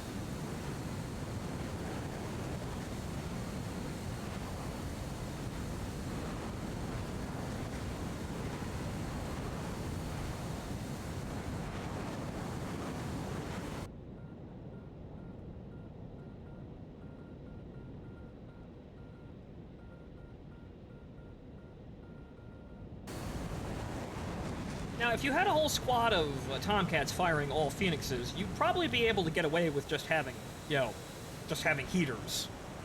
So that loadout isn't terribly isn't horribly worthless, but it, you know, it definitely leaves you a little bit more susceptible to not getting anything done because you don't have the Sparrows, which are seemingly the most reliable weapon system, barring the radar that you have. Because the hotels are garbage, and the Phoenix hit probability is very low. It's funny when you get a hit, but it's also still very low. That guy right there. That guy spitting all of that chaff. That looks like a good track. He shouldn't be able to get away from it, and he fucking doesn't. Okay. And this MiG, who was literally right in front of me, that didn't pull hard enough. I wasn't looking at the range. It was being blocked by some of the HUD elements. I thought he was still going sideways. And that's a maneuver kill. Yep, there's that. However, now we got this fuck to deal with.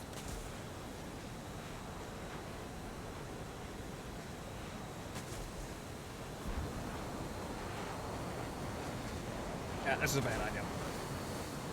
Because I know I've got the entire enemy formation closing on me right now, and that's very fucking bad.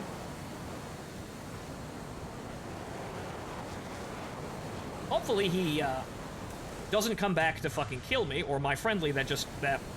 Why did you do that? I have a stable STT lock, and you go into the ground. Yep, and I couldn't get away from that, even though I was chaffing all day long, but the Sparrows seem to be destined to hit you, or not. They're entirely random.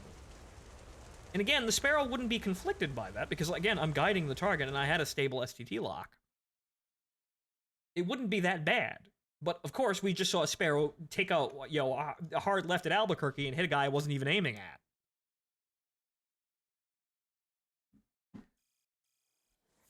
So it really does feel entirely random. So the Sparrows are very good, but they're also seemingly entirely random. And hey, look, backup vehicles that I'm never going to fucking use.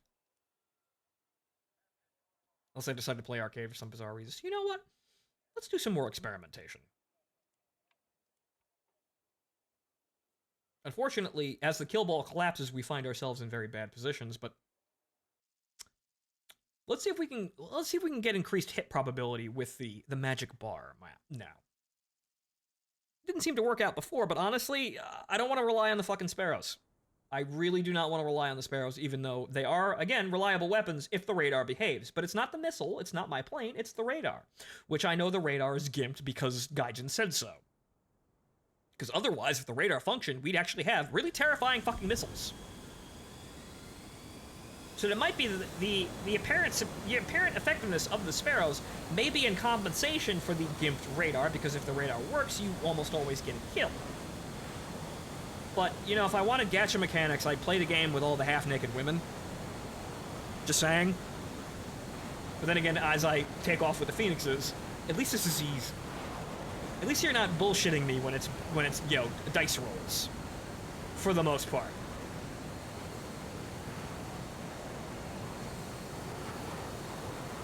At least we're just skipping, you know, a few steps and saving the shoe leather.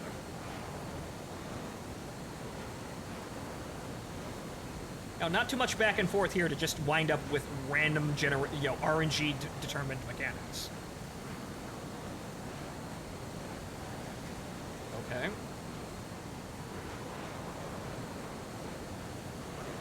That one's going high, but as you can see here, the range bar is just kind of jumping all over the fucking place, and that guy is for some reason, I don't know if that's his acceleration, but for some reason that guy is within range now, and the entire fucking enemy formation is not. Says the video game. See, that guy's out of range, that guy's out of range, that fucker coming right the hell out of us? No, he's in range. Says the magic missiles. Okay. In range. In range. In range. That one queued up fast. In range. And in range TV. Now we leave.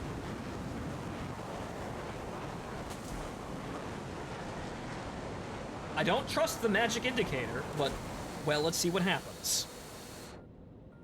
It seems to increase some probability, but let's see if it actually gets us a kill here. See if we can actually get more than 2 kills. Okay, it's 1. Come on, there's more missiles in the air. That's 1. There's a couple people jumping and jiving over there dropping flares. The missiles hit or not?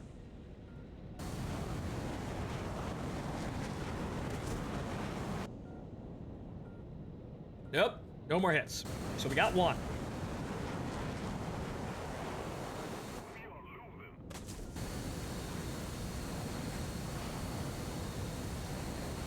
There's an A-10 over there, and the Phoenix couldn't track an A-10. Granted, it probably just started spitting flares the moment it got locked, but still. But maybe I didn't lock it.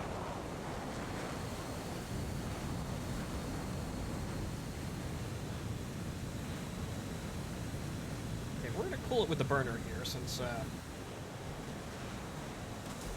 most of the time, I seem to get myself into trouble because I'm going too fast into the merge.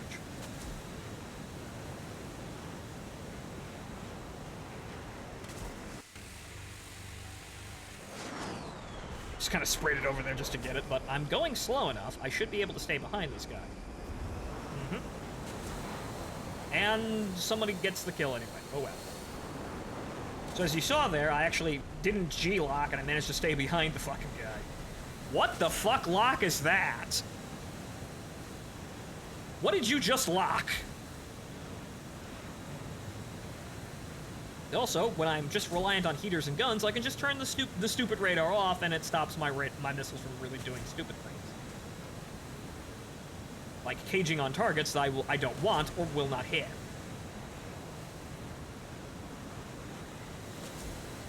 That's flares. And that's jumped on a friendly. No. Yeah. Yeah, come on, turn. Ah, son of a bitch. I got a hit, though. Going too fast, though. And that guy's dead. And the F-4J over there is the last guy. And he is now dead. Okay. So I got my kill, and I got 1 assist. I paid for my spot. But yes, so let's regard the bar. Let's regard the bar with the 6 Phoenix loadout here and see if we can increase hit probability. The record is 2. Let's see if we can get 3, because this is honestly more fun than fucking with the sparrows. Yes, I could get better results with the sparrows, but I don't want to fuck with sparrows. You play War Thunder, you be a tryhard, you can play Sparrow Cat. You can say that, oh, Phoenixes are a meme and they're not actually really good, and you should totally go with the metagame there and just load all you can do that. You can hold those opinions, I don't care, you're already not listening to me.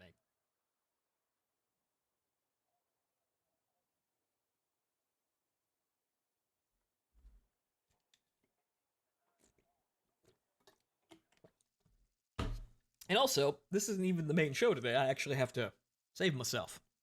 I gotta save myself for Operation Personal Freedom in Arma 3 later tonight, which is about 3 hours.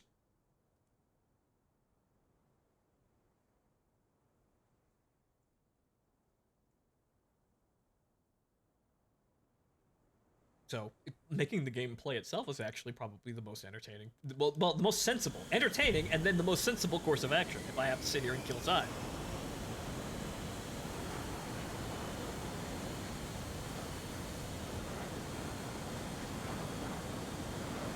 So let's see. Let's see if we can hone in the magic missile here, now that I've actually regarded the bar. I should have been able to see that, however, the years have been difficult on me. I've got horrendous fucking tunnel vision. You probably already know that, though.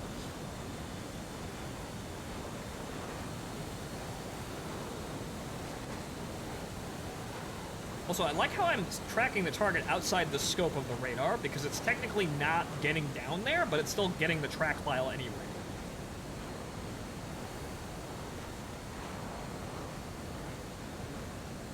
So where's that track file?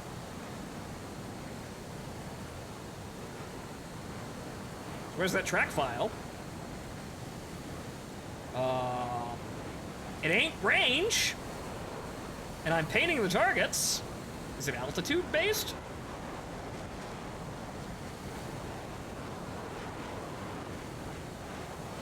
Oh. I didn't have the Phoenixes selected. Okay, so they're in range. So here's what we're gonna do. We're gonna launch at damn near minimum fucking range. So we're gonna go bottom 25. If we ever get to that. Okay, so front on targets here. That's about 40%.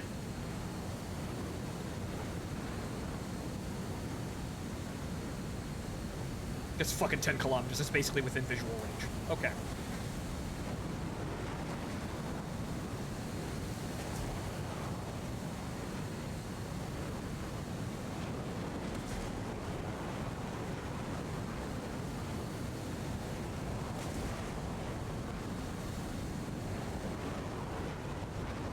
This is a dumb idea.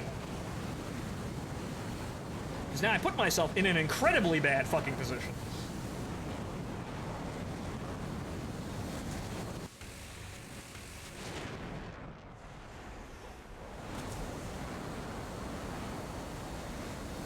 And those missiles tracked nothing.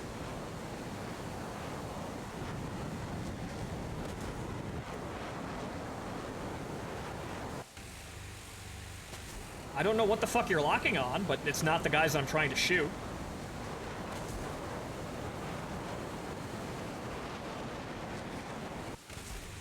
Somehow I managed to survive that merge.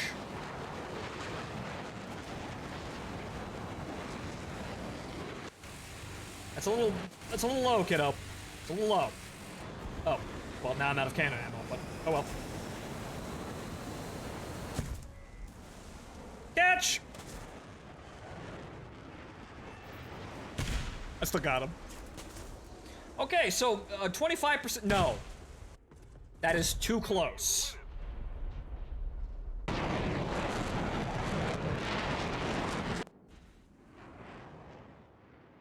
So, minimum range like that? No.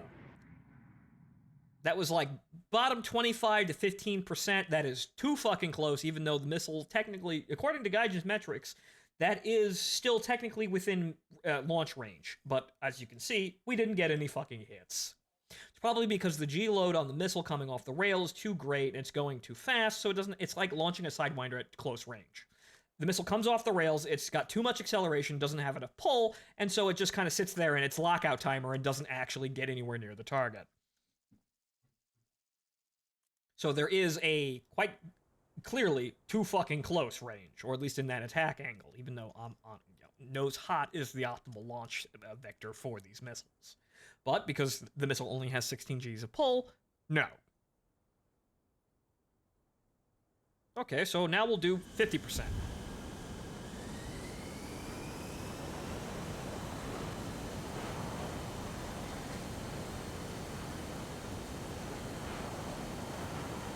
I suppose I'll keep the sweep angle wide, because while the tight angle gives us more updates, I swapping between the targets like I am, I kind of need the sweep angle to monitor multiple targets, so I know what the fuck I'm locking and actually can lock.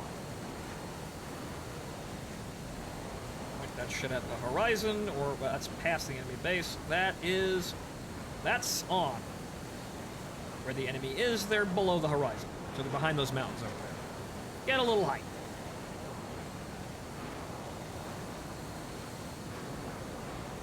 Okay, there's our first track.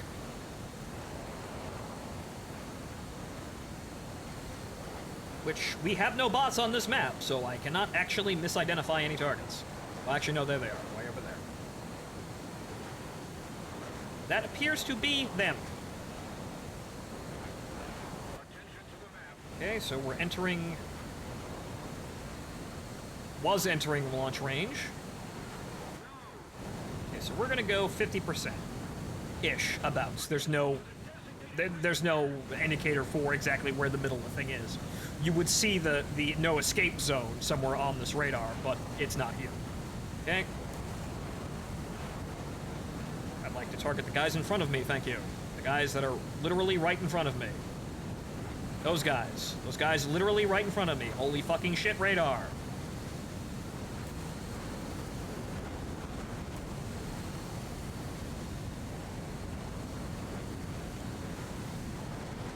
And now, we run away. So let's see if launching at 50 gets us any kills. That was a little closer than I'd usually do it, but hey, I'm a crazed madman. I usually launch it directly in front. You see? Okay, we got one, but I saw one curve. One didn't track properly. So that might be a little too close, but I was basically sitting there fiddling with the fucking radar trying to get a lock. We're trying to cycle to actual, you know, proper fucking locks. But we got a kill, so that works out. However, that does put us in kind of a weird situation, and the missiles are going real fucking fast, and they're kind of easy to dodge.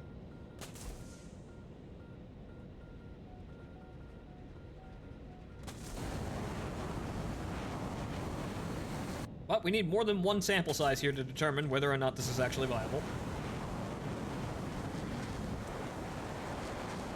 So, turn that useless fucking radar set off. Goddamn waste of taxpayer money, I swear. Well, he pulled hard enough. Oh well. I already got my kill. Oh well.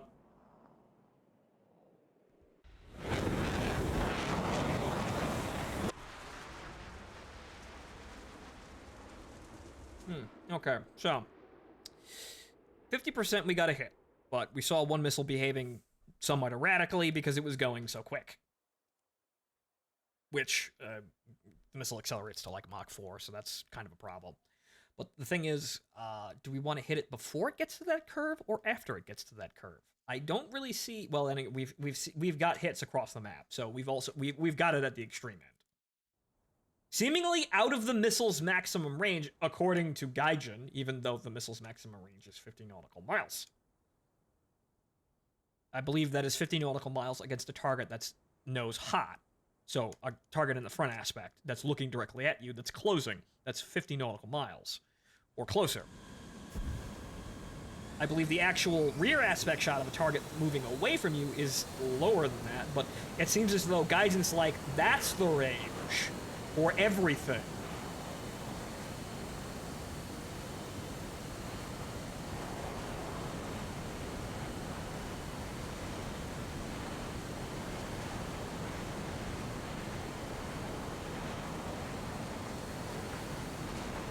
Okay, so it's Korea, so we have a very, very, very, very close launch vector. We also have a lot of terrain, so we have to go up. Need to go up as far as we fucking can. To the point where I'm going to be probably attracting a missile by doing this. But in order to actually hit our missiles, we actually need to be above the terrain. Since on this map, you actually have terrain that will block the shots. Okay, also 22 nautical miles. My launch speed does affect the range here, but those targets should be far closer in range. I really don't understand what the fuck this bar is representing, but it's definitely not a stable set of values. I feel like this bar is like randomly generated. So now it's 15 nautical miles. Yes, I could be moving faster, but...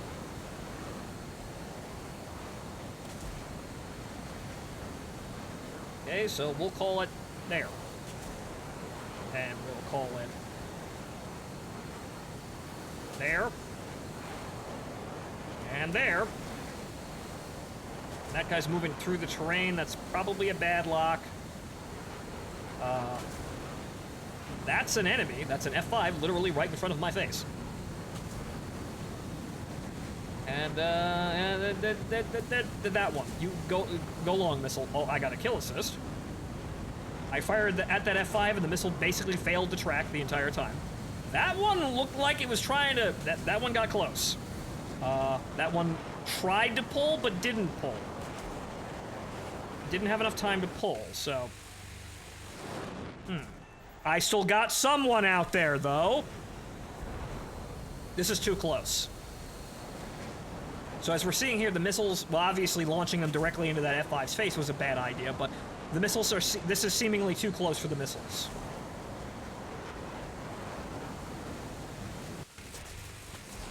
Yeah, joke's on you, I'm going home anyway.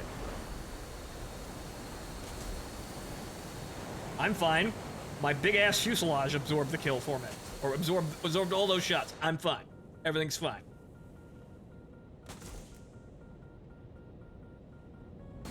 So actually, it seems as though you want to actually launch these further away to give the time missile to maneuver onto target. However, yes, the losing power means that you're kind of fucked. The motor going out, it does, will probably negatively affect the missile's ability to maneuver. But it seems as though they can pull real fucking hard. They just need time to acquire the target. As seen by that, that F-14, where the missile was pulling, or both missiles on that F-14 in front of us. The missile was pulling, but it didn't have quite enough time, and then also the first one might have jumped for chaff. Which, yeah, okay, fine, I can accept that, but it seems as though, yeah, you kind of want to launch these at, like, actually near their maximum range, which is actually normal launch range in War Thunder. However, that was the gear. Well, everything but the nose gear. However, the nose gear isn't braking. The nose gear didn't have any brakes, but I solved that issue. We're fine. We should also have a chute. I'm not quite sure why they haven't given it one yet, but you kind of need the chute. However, that would fuck up carrier operations if you did the normal, deploying the chute while you're landing thing, just mounting them both to S. You'd probably stop real fucking quick on a carrier, though, like that, if you're actually trying to land on one. But we don't actually have a map with a carrier. We actually have no maps with no carriers whatsoever. Well, no maps with a carrier whatsoever, I should say. We physically, in the rotation, we do not have a map with a carrier for the Tomcat to actually be on. Which is... What?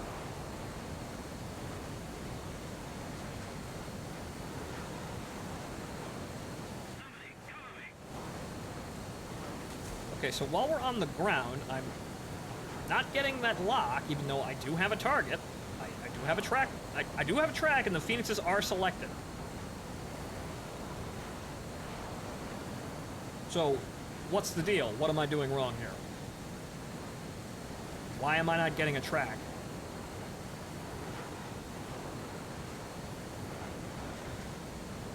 I also like to... Oh, I'm not getting a track because the radar is like, no, I can't see those guys. Even though they're picking up friendlies going in the same fucking direction. That guy right there. Why can't I lock him? Why can't I see him? Why can't I lock any of these guys? Can I do it in pulse Doppler mode? Yes?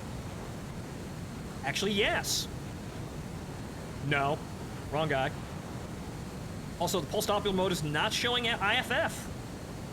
No, that's a friendly still. No, actually, no. Those are all friendlies. I am not able to lock these guys up, even though I'm looking straight the fuck at them. I can see all of my friendlies. All of my friendlies going in the same fucking directions. All around the target, but only now do I actually get a launch. Only now, which is probably not gonna hit because that guy's probably already dead.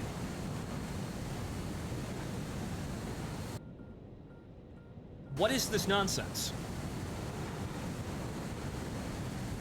I'm gonna hold that because I know it's gonna drop the lock. Or rather, the friendlies were in the frontal aspect, so now it's kind of safe to launch. Even though this is really not a safe... This is not safe. This is not safe at all. I still got the fucking kill. That's not safe at all, though, because the missiles would have actually hit the target like that. The missile that missed the target would have gone after friendlies. And the missile only hit at that close of a range because the guy was basically flying in a straight line.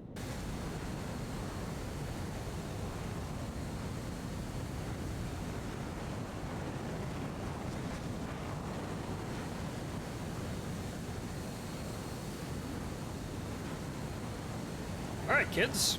Where's the man? Did he go back to his airbase? I'm assuming he did.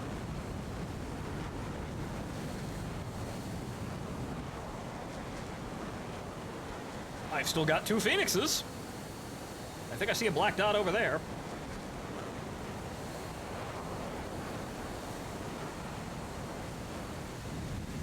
There's the enemy airbase.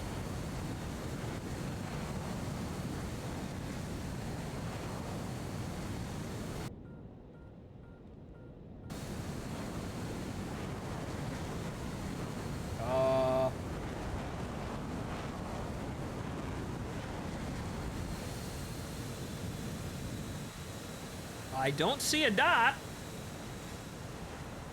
I don't see a dot, and the radar doesn't seem to be able to pick him up.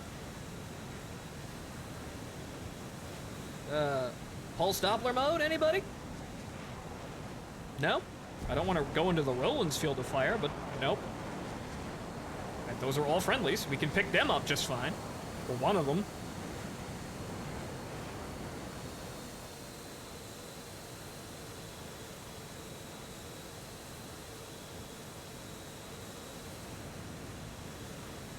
Okay, so he might not be there. Or he might be taking a really roundabout fucking route to somewhere.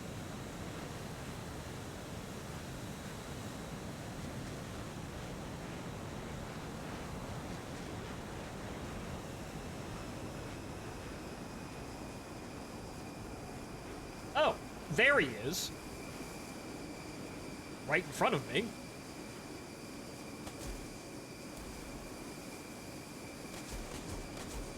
Also, you have no radar weapons. What are you doing?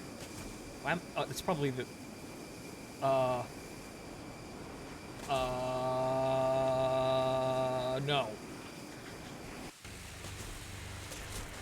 Oh, well.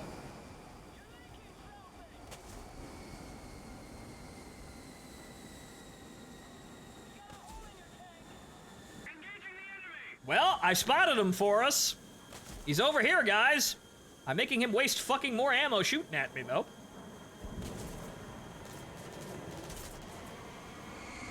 I'm making him waste ammo. That F-104's probably got a good vector on this.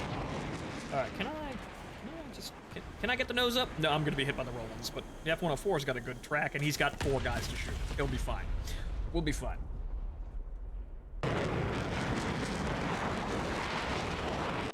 Should you ever lose your mind, it seems ground pounding in the A10 is still a credit printer. I could probably see that happening, but I don't want to buy an A10. I bought a Tomcat because it actually works as, as an air interceptor, because it's the only fucking game that it is, I'll wait for some kind of fucking PvP mode before I step foot in a fucking A10, though. Which, if Gaijin has any fucking sense, they're working on, but of course, it's been nearly a fucking decade, and Gaijin's just kind of now getting onto this in, with the helicopters, because the helicopters literally couldn't be played. Okay. So, you still get memes at kills. It really feels random at close range. It depends on a lot of factors. It may simply be down to the operator, how the enemy plane responds. But you see people going evasive and still getting hit anyway. So we're gonna launch at like 75, because this is actually safer for us to launch and still get the fuck away. Because we get pulled into engagements real fucking quick when we launch that close.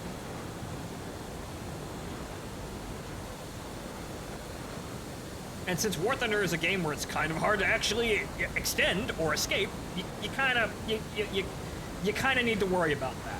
I don't want to engage literally the entire enemy kill ball within a range of I can't escape.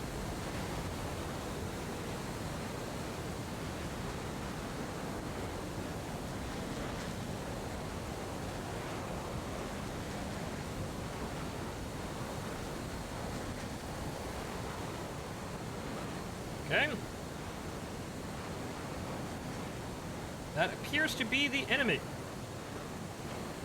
who is already locking us. Yep, there's some Tomcats over there that are doing the sensible thing of just spam the Phoenixes at people.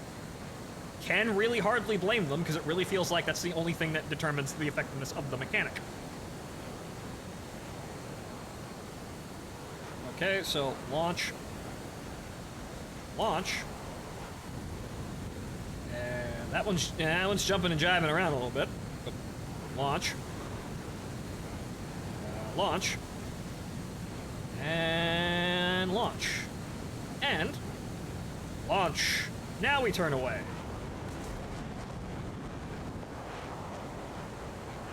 So I don't really feel like I'm doing anything terribly different, but maybe individual nautical miles actually do count for something. Somebody's dumping flare. Those missiles are tracking. They're all going different directions. I don't know if any of them are going to result in a hit, but they're definitely moving around, and they're scaring the shit out of people like that guy. That apparently is a miss. That wasn't. That's that guy. Got him. I had 3 missiles seemingly going for the same fucking guy down there. That's unfortunate. That one might result in it. Yes, somebody got a BVR hit on a F-14 down there, so we got 2 BVR kills. That MiG-23 crash, that might have been a maneuver kill. That might have been a guy trying to avoid a missile and then slamming into the ground.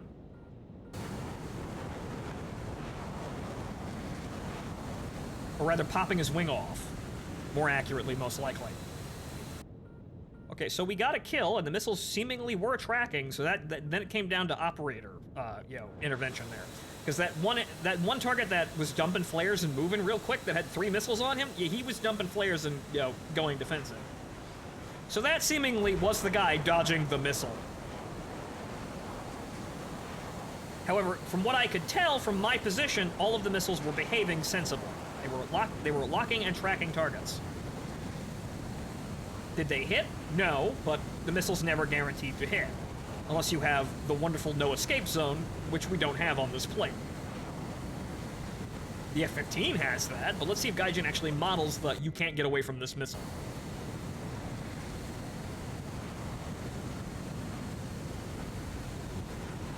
Having trouble here, guys? I mean, it's safer than, following those guys, but... Having a bit of trouble there?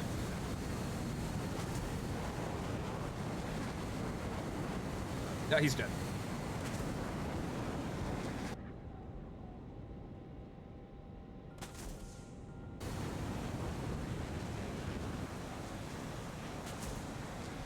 Unload the G's.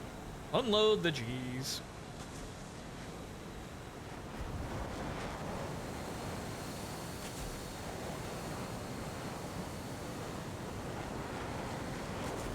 Box 2.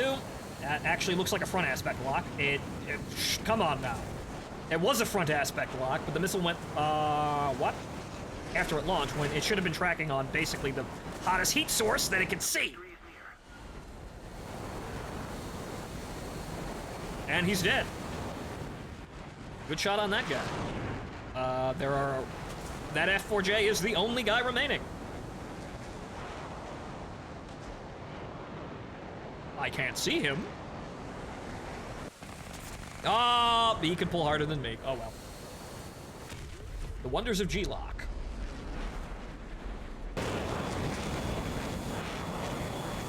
Should have slowed down. But oh well, that guy's outnumbered like, what?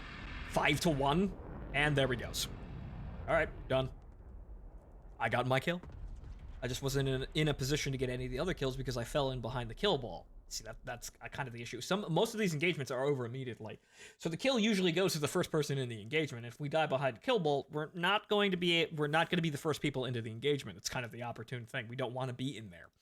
But the thing is, you need to engage with the kill ball to have enough distractions so that you can actually focus on somebody. Because when you don't have other distractions, you're diving into the kill ball by yourself, you're going to get primaried, and you're going to die. So you need the distraction of the kill ball, the sort of shared, the shared defense of the screen. Basically what we're doing is we're adding bayonet strength to the charge, more or less. We're there as an insurance that if somebody fucks up, we're still alive. You know, if somebody fucks up, we're here with some form of missiles to go kill someone. However, unfortunately, that doesn't help us if all of our team dies instantly because they lose all of their head-on merges. That's kind of the major problem here. You can't do anything if your team fucks up. The only thing you can do is race to get as many fucking kills as possible, which, well, we're the fastest motherfuckers here. We can get kills from across the map. I can launch on fuckers from literally right off the runway.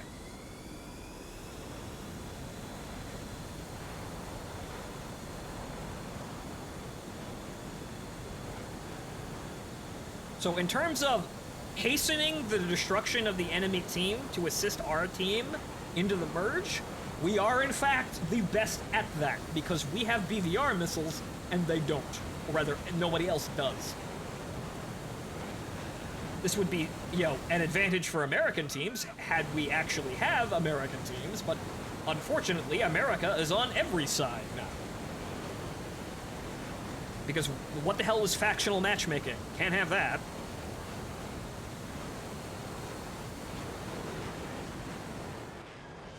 Okay, those are our targets. And now they're at 29 nautical miles. I'm moving real fucking fast, and, yeah, it don't seem like... Okay, so hang on. Over 100,000 feet per second is not good enough for the system. Rather, yeah, we need to watch these numbers because the rate of closure and the range should determine the optimal launch range for the Phoenixes. But my thinking is it isn't really determined by by that. It seems to be a randomized fucking value, honestly. Because I'm getting launch solutions on targets that are way fucking closer, and then sometimes, like Spain, way fucking farther away than that. Okay, we're out of Phoenixes. We're good. But now we're basically launching at maximum range. Okay, those missiles appear to be tracking. There is one guy there. He's going defensive. Looks like he isn't dumping chaff. He may still get fucking hit. That missile's on track to hit him. Nope, he juked it. Huh.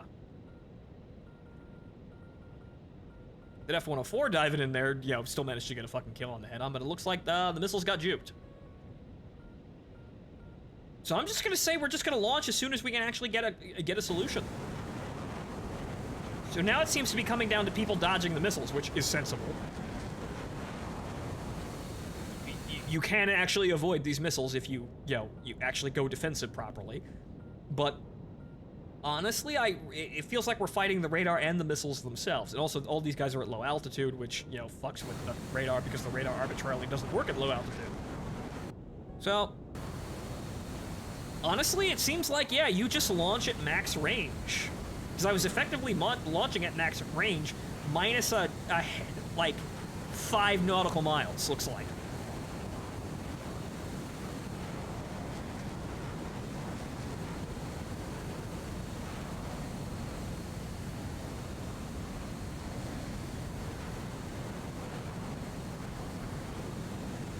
Now, will you hold the STT lock? Nope. Yeah, I gotta remember, I'm a big plane. I am Big Plum. What are you tracking? Where are you going? What the fuck? Whoa!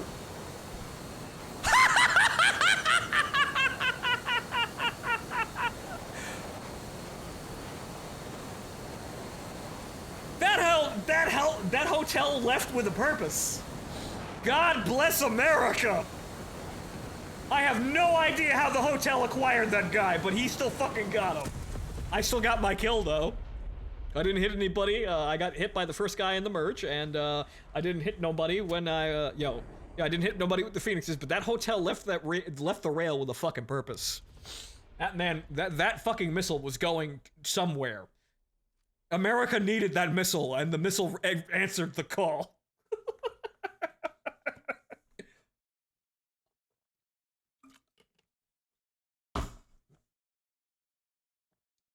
Okay, you see, the hotels are really bad missiles, but they seemingly randomly work like that. They do shit like that. That and the other time the missile just went, I'm going for the flares, but no, I'm not, and immediately flew into the enemy after being acquired by, after acquiring the flares. That was fucking something. Why don't they pull that hard and track, that determinedly all the time? What the fuck, hotels? You see, you have it in you to defend America. Why aren't you doing it all the time? So yeah, we're back where we started with the Phoenixes, where we just basically launch at maximum range and see what happens. We may get better hit probability with less missiles because people will be going defensive less chaff in the air, less things for the missiles to get stuck on because everybody's fucking panicking. Maybe, possibly. But I don't know. It doesn't seem... there's so much shit going on with it that you can't really seemingly nail down what the fuck is causing the problem. Launching within range seems to help. From what we can see, the missiles are tracking, but they're not, they're being defeated and being, they're dumping chaff and people are going defensive properly. We do hit people that are flying in a straight fucking line.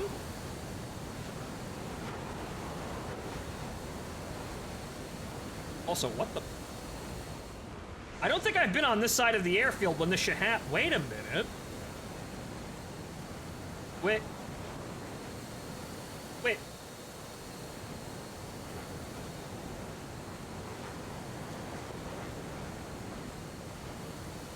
Did they move this airfield?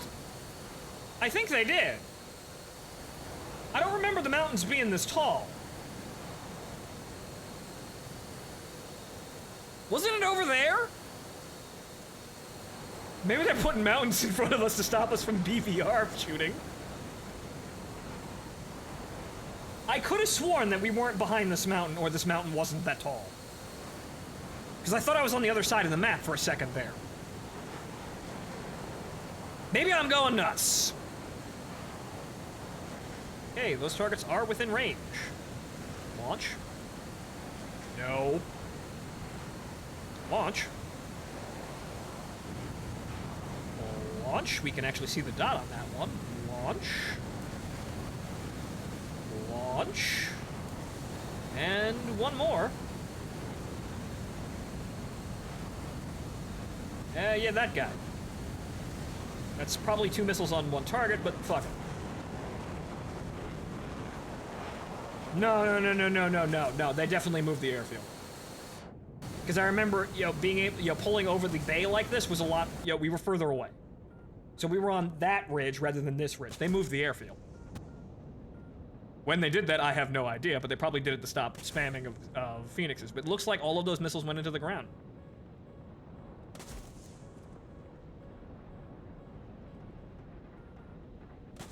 Nothing?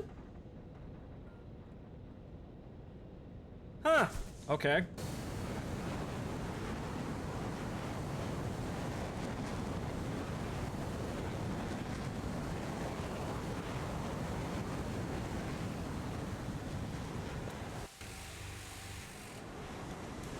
Catch!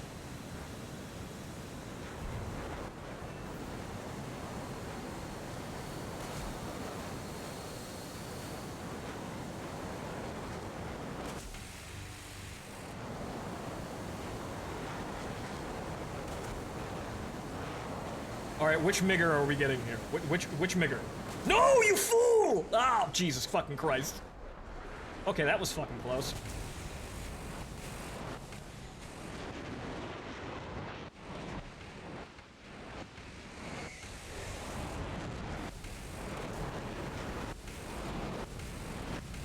Where's the magic pixel, though? Ah, Vulcan giving me shit. Where?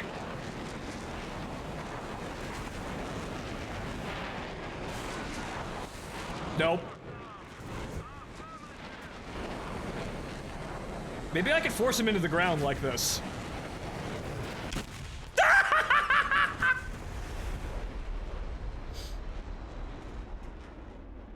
That guy's dead too, so fuck him. I actually managed to distract an enemy to get himself killed.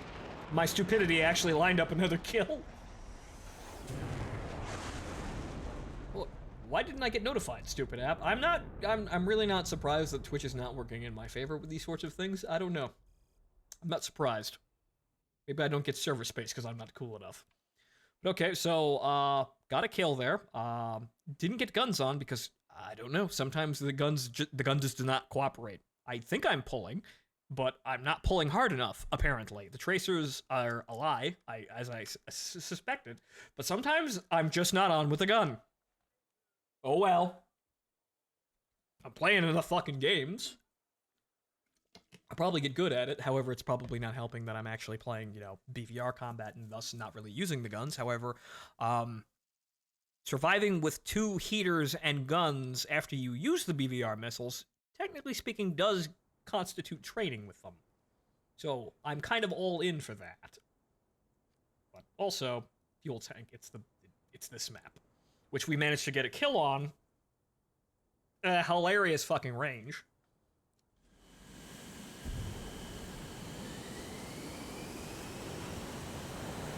Well, let's try something new. And yeah, nice shadows there.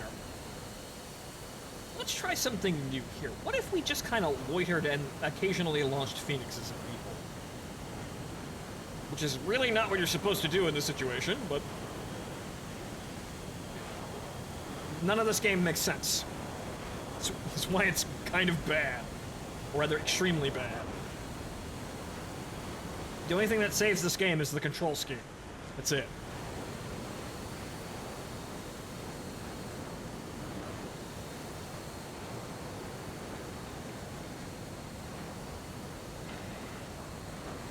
But even then, someone with enough sense could make Mousejoy like this for other games.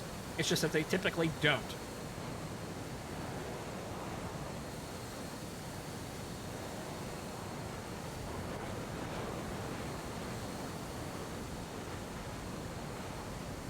Alright, so where are the mans? I'm looking. Oh, okay. Over 57. Okay, right.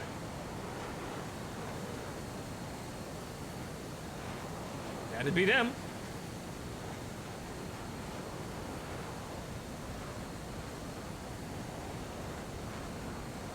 Okay, so we're gonna track this guy. Also, it'd be nice if you could see your missiles launched on the radar, so you can actually have an idea of where they are, like the Tomcat can actually do. But, of course, Gaijin never coded that mechanic.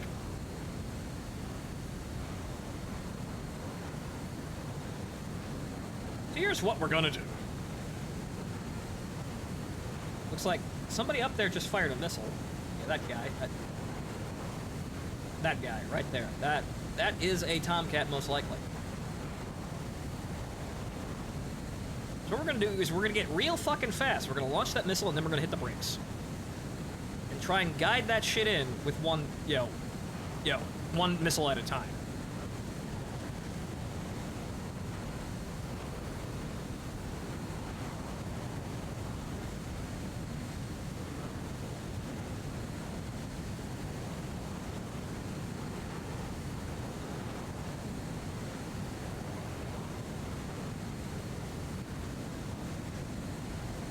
Okay, in range, and...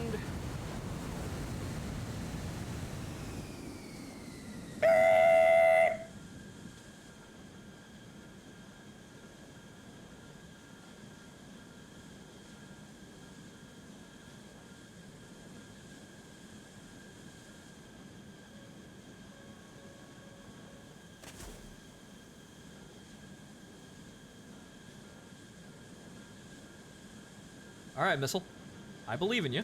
You are tracking another missile, or you may be pulling. Okay, I'm gonna believe in your ability to pull there.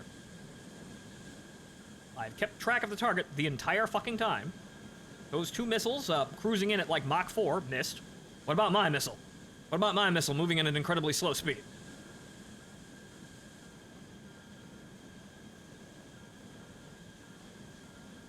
No? No. Hello?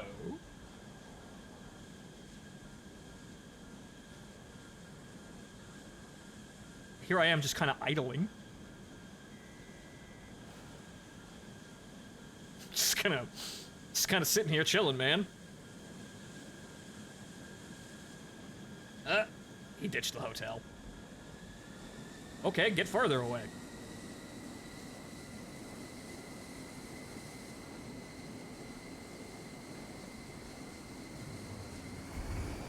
Okay, maybe we have to stop chilling here and actually get the fuck out of the danger zone. Do! Well, that missile's away. That still might get a kill. Come on, pull! Pull! Pull! No? That one decided no, it wasn't going to pull.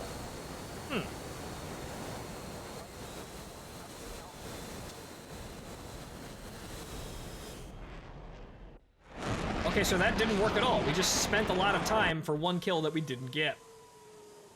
Remember your Top Gun training. Yeah, don't just kind of sit there like a fucking Cessna and actually maneuver. But okay, so, yeah. So that didn't work. So we just put a lot of emphasis on one kill that we didn't get. So obviously, spamming them is the way to go. So yeah, we're bouncing around again to the same thing I keep trying to do every single stream, which is the missile knows where it is, and the missile because it knows where it isn't. And the missile knows it's going to get a kill because it knows it before it comes off the fucking rail.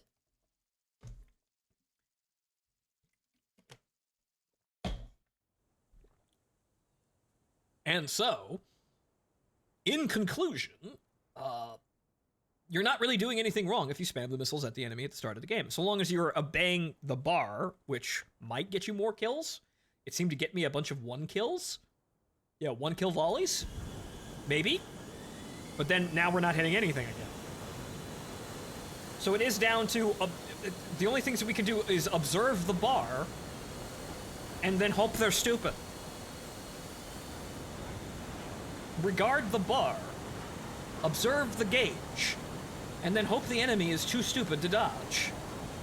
Obey the bar, yes. Guys, you're lucky we have a no-clip field here. Yeah, a little close. Okay, so, Phoenixes, up. I'm looking at the target with my Phoenixes. Why am I not getting the magical bar? I am in track while scan. I have the Phoenixes selected. There's the bar. Okay. It might be lock quality.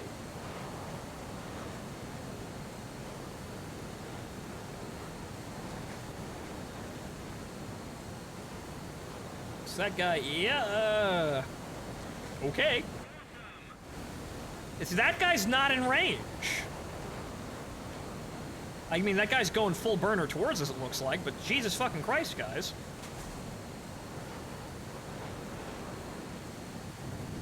The Phoenix's launch range is better than this, so what the fuck is this optimal... Yo, what am I doing here? What am I doing here?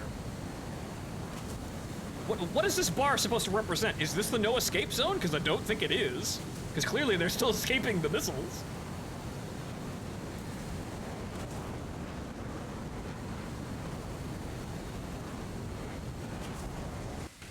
Yeah, no, that was destined to do absolutely nothing. He's dead. The missiles are still in the air, though. One grounded. So here the bar was horseshit and giving us completely ridiculous things that would reach the target. They have more than enough energy to actually reach the target, but they didn't track properly at all. Okay, that one hit the ground, and they all seemingly missed anybody that was back there. So what is that bar representing? Because clearly it's not, at all anything sensible. Because we are way fucking too close for that to be minimum range. Or rather, the optimal range for launch. So what the fuck is that bar? Yeah, I had the lock there.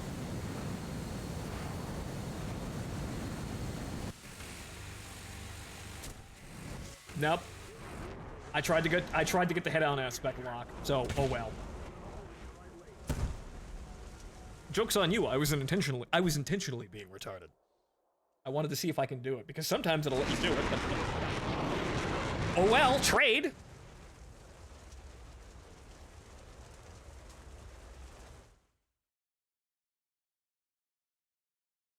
I don't know what's going on there.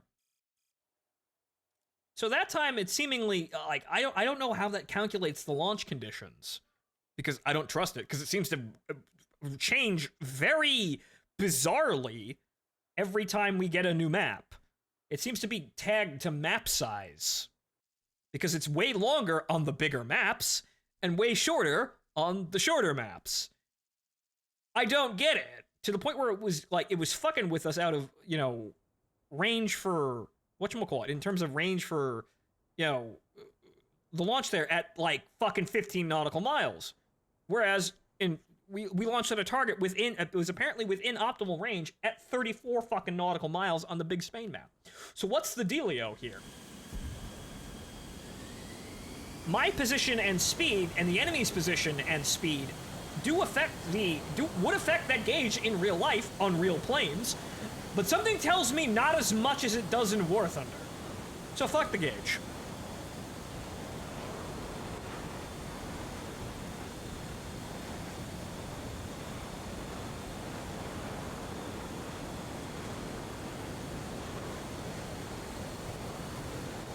Mm-hmm.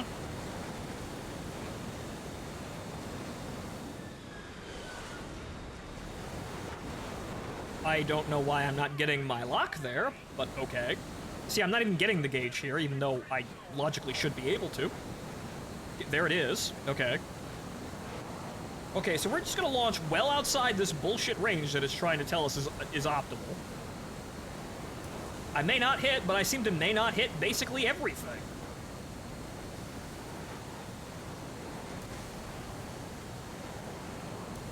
Okay.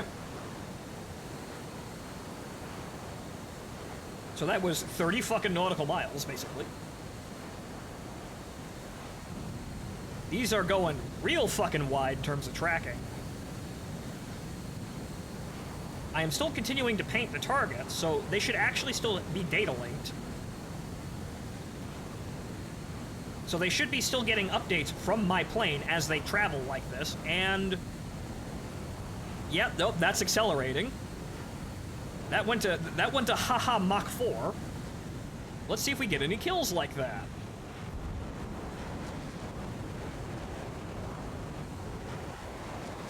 They seem to be tracking.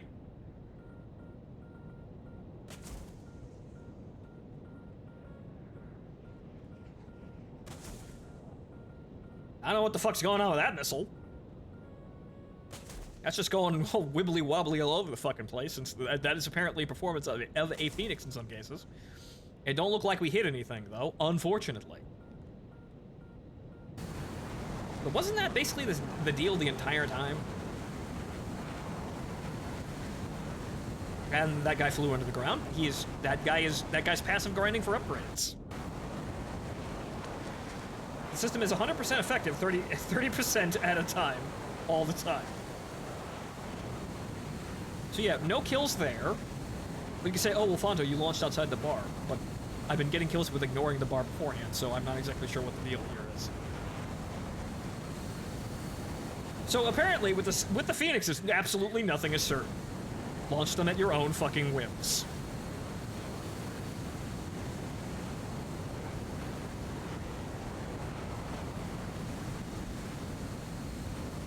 Come on. Come on, Hotel. Come on, Hotel. Now let's go in for the flares.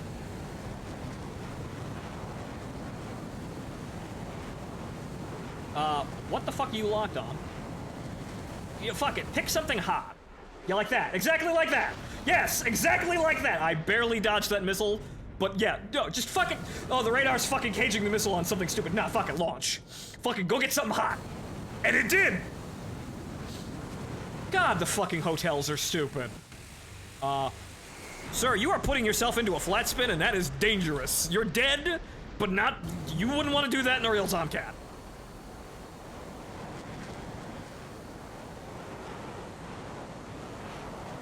The more I play the Tomcat, the more I see that everything about this plane is subject to some form of RNG. Or it feels that way. This entire plane is a flying pair of dice.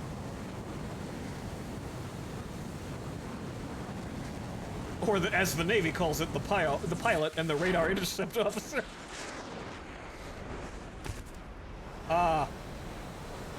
What just hit me?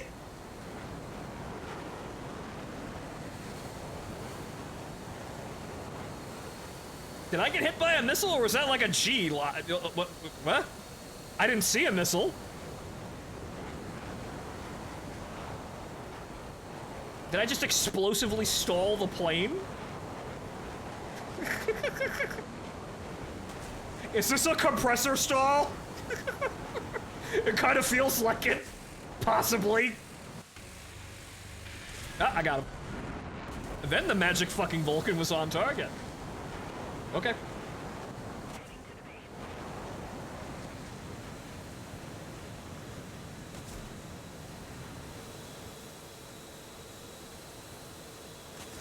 Alright, well, we're on one engine. Those guys can go over there and do whatever. Is it check engine on it? I haven't look at the button. No. Okay, hang on here. Bingo, inlet, oxygen low, ladder, launch bar. Okay, no, I can't see them, but I don't. The warning lights are not on. However, engine RPM. Actually, it is off. I'm sorry, I wasn't looking at it right, but yes. We're still getting hydraulic pressure, apparently, but no, the engine RPM is 0. The left engine RPM is 0. That is a problem. We are in normal flight. That should not be happening. May have to have the maintenance crew to have a look at that one. I think I compressor stalled the engine to the point where the blades exploded and grenaded the engine. That might have been the problem there. Oh, we won the Spain mission even though I did literally fucking nothing. Okay, fine.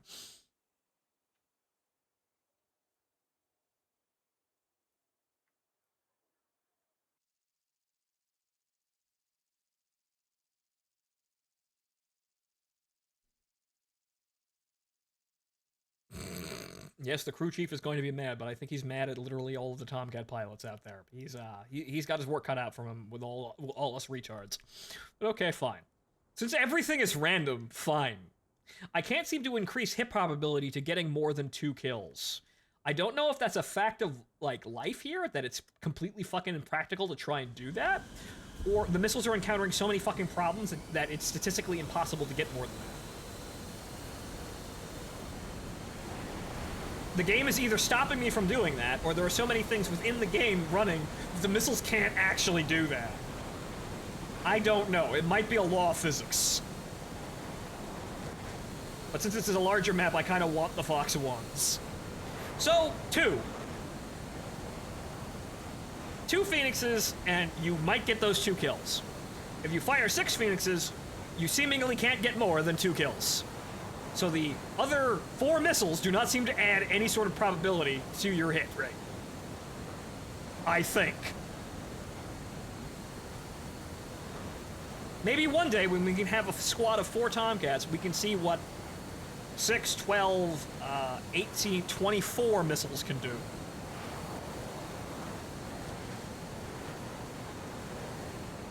What happens if we launch 24 missiles at the enemy taking off? Maybe with so many missiles flying around, the game engine can't math fast enough. It might be down to the fact that the missiles may be getting stuck, locking onto themselves. Like, with so many missiles in the air, because the radar seems to be very, very, very snappy with jumping onto missiles. It may be a fact that the missiles are actually inadvertently locking onto themselves because of Gaijin's stupid-ass coding. And that is hard, meaning that the more missiles that are in the air, the actually less probable you are to hit a target. Because the missiles are getting confused because there are so many missiles to lock on that are so much more easy to lock on than enemy planes. Even though that's not how radar signatures work, guys.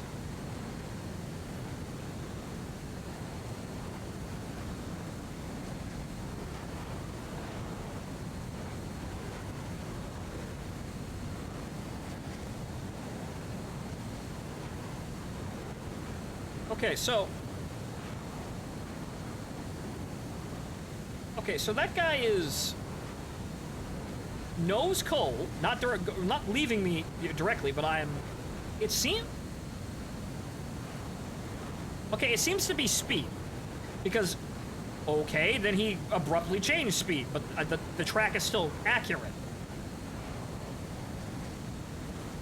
So it seems to be launch velocity, by the looks of things, but even then here, we see that that's really not the case. But it seems to be optimally 100 whatchamacallit, over 100,000 feet per second seems to be the launch conditions for the missile. Because at 20 nautical miles, I'm in at 100,000 feet per second, and at 30 nautical miles, I'm in at 100,000 feet per second. So it seems to be that bar is basically entirely based on launch speed, or rather rate of closure between you and the enemy plane. So it's you going at an acceptable speed plus his closure rate to you, equating entering into the calculator, causing the value to be over 100,000 feet per second.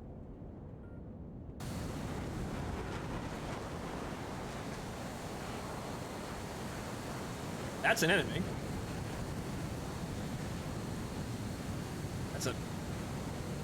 Okay, yeah, he's in range for a Sparrow, which will probably lock a whole lot more fucking reliably. And then I say that, I had to open my big stupid fucking mouth, and now I can't reacquire him.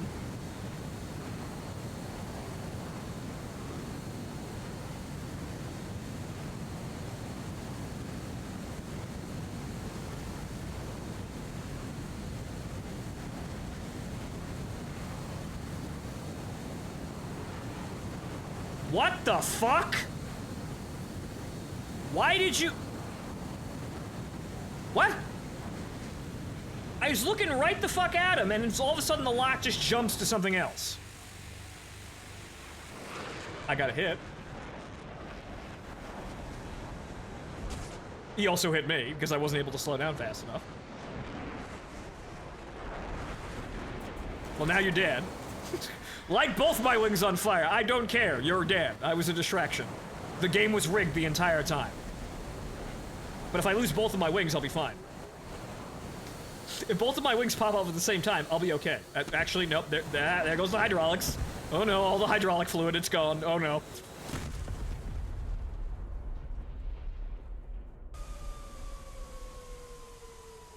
But, you know, la-di-da, the radar jumping onto random fucking locks like that is just absolutely... What are you gonna do? Your missile can only lock onto things that you have locked. Aside from that one fucking Sparrow that decided it was gonna lock onto somebody else of its own accord, that one seemingly became self-aware and decided, no, I want to hit this one. So... This entire plane seems to be governed by RNG. That seems to be what 4th generation fighters are going to be in War Thunder for the near term. A plane that is governed nearly entirely by RNG.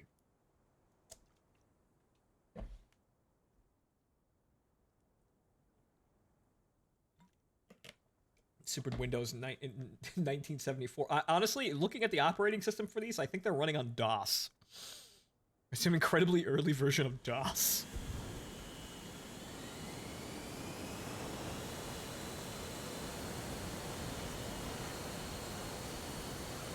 Everyone jumping on the Top Gun hype train. Well, we've been here, but I'm here for the BVR missiles, which we also didn't get a kill that game. Oh well. We even launched within optimal range. But oh well. I discovered this meme, and it doesn't seem to work. The moment I discovered it, it worked for about 2 seconds, and now it won't give us any more kills.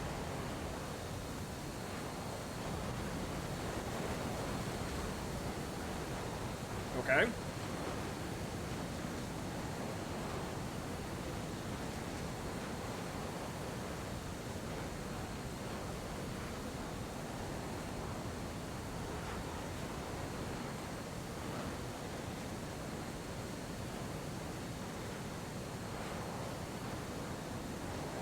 Okay, now let's have a test here. Okay, we're gonna cross 100,000 feet per second. No, actually, I'm looking directly at the guy, and the speed calculation is jumping all over the place. What? Huh? I'm literally painting the guy with all of the radar that I can direct at him in track while scale. Okay, fine, fuck it, whatever. Okay, those are drones. I've locked onto the horde of drones. I do not want to lock onto the horde of drones. I want to hit players. Which the radar seems to be completely incapable of doing now. Wait, what the? Oh right, I only have 2. My bad. I launched, okay, so I launched one on a drone, which is probably gonna hit. There it is, I hit a drone. Whoop-de-fucking-do, I hit a drone.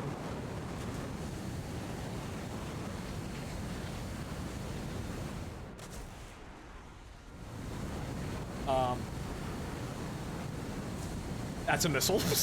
That is a missile. I have successfully locked a missile.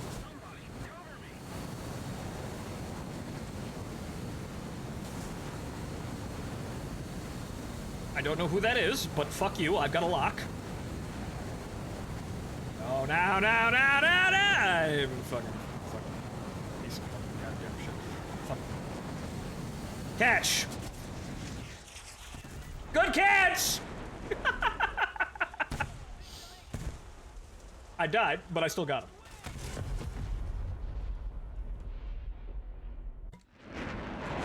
Oh well. Right, I forgot I didn't have 6 Phoenixes at the start of the game. I only had 2, and one of them hit a drone, so I've got a drone kill and then a player kill. Haha. Numbers.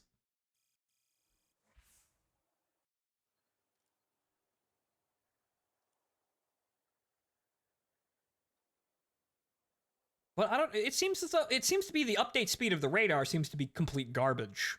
So maybe we should acquire an STT lock. Huh.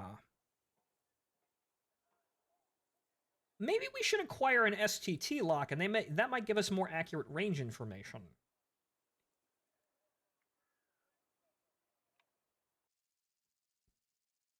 Because apparently track while scan is like, nah, yeah, there's the enemy over there, plus or minus like fucking 300,000 feet per second of velocity, which is quite a large fucking margin. Okay, yeah. No, we're over here. There's 2 variations of that map now. What? There's 2 variations of, actually, there's multiple variations of this fucking map, but now we're over here. See, the airfield was over here before, over here, now it's over here. Why are there multiple variations of this map like this?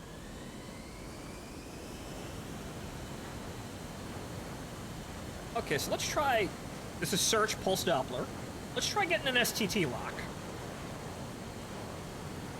STD lock? Not so giggly. Single target track.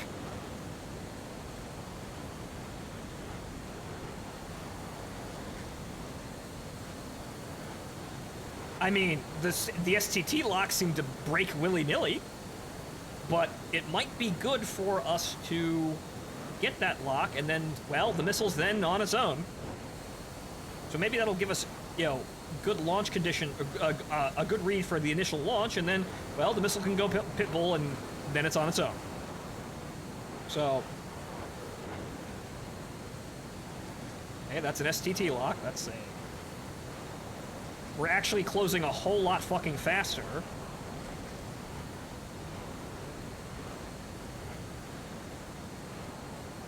And then we lost a lock. But okay, I'll just keep doing it until I actually get a firing solution.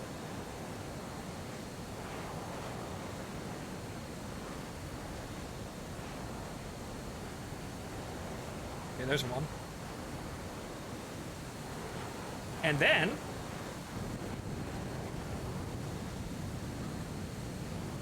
if I can get the lock, if I can pick up anything.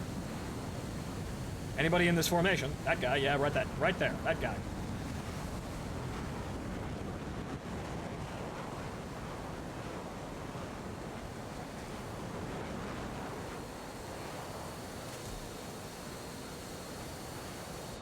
Okay, so the F-14 up there is dodging missile. I don't know if that's my missile, but that's getting kind of close. He ain't fucking dead, though, so if that was my missile, it didn't fucking hit him.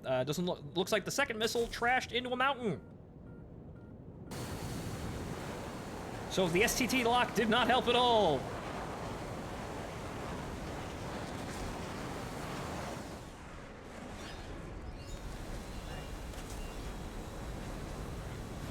Missile, missile, missile, missile. That actually sounds kind of actually on point. That actually sounds like it would actually be the bitching Betty of War Thunder by all the tonal, like by the shared tones of the game. Thank you, Martin, for subscribing there, and that's kind of horrifying. Twitch Microsoft Anna being the fucking bitching Betty for War Thunder. I didn't think this would be a possibility, but you know what? Actually, that probably sounds pretty good.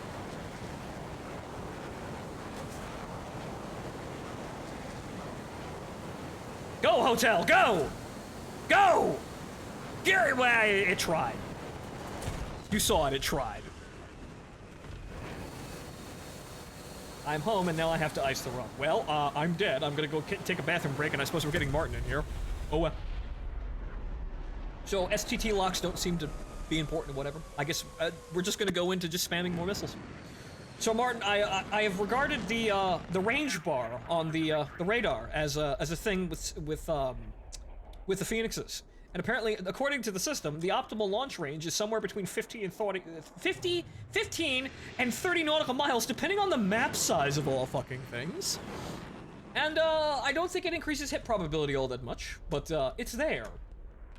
I don't think that's actually working properly at all. I don't trust it. Okay. I'll be right back, folks.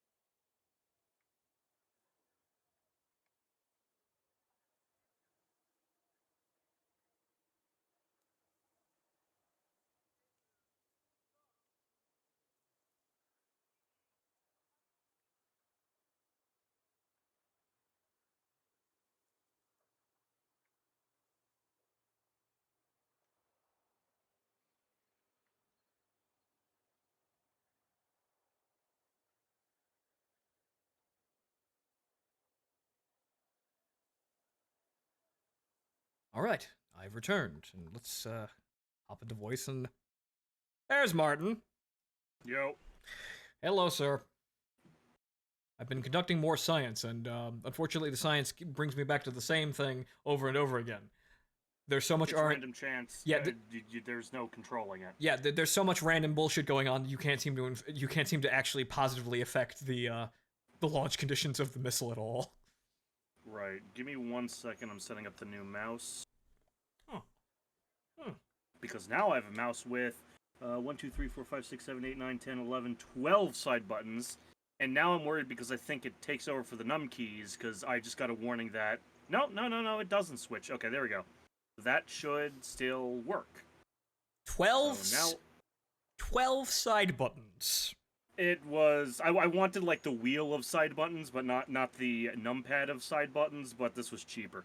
Okay, but 12? Jesus fucking Christ. Yeah, that's about... You have everything at your... I'm not going to... Well, I mean, now that I think about this... Mm-hmm. I can change my Arma radio controls to set up SR and LR for the side buttons. Right, yes you can. And you can also, have a button to switch channels, or switch preset channels very easily. Yeah. So you can be the optimal radio man with 4 buttons. Yeah. This could work. Alright, so air to air. Let's make that...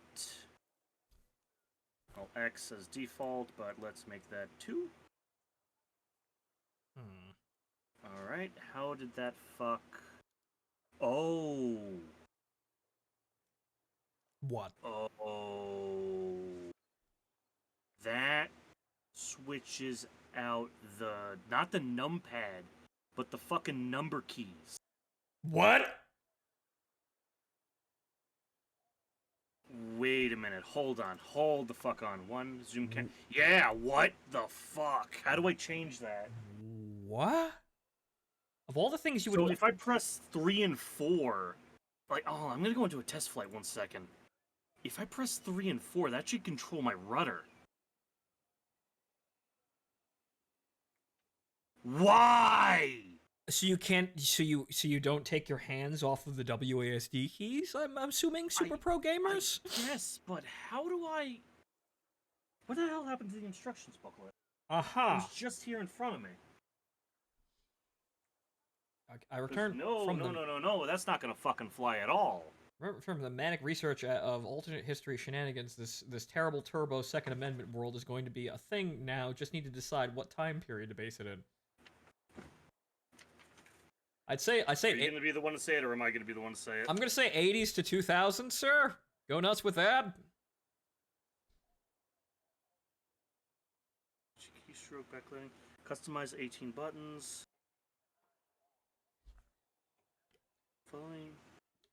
After downloading and installing it. So where do I fucking install the software? Well, I have those software, so how do I activate it? Because that's yeah, I think honestly 80s to 2000s is probably a good idea, because that's the part where the military-industrial complex is in full swing, and then you don't have the the miniaturization and drone focus actually taking over the military yet, and taking over the industrial complex again. Then they're actually selling you shit like Tiger Sharks and actual actual military or non-military weaponry.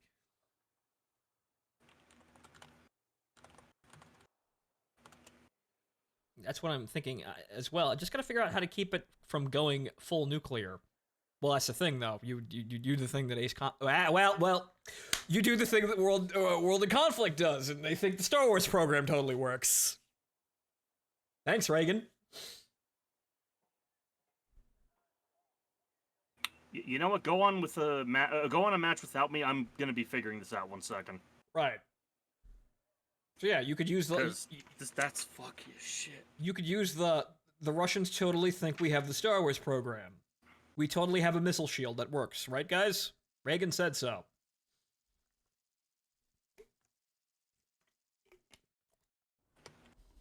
Amazon. Orders 908.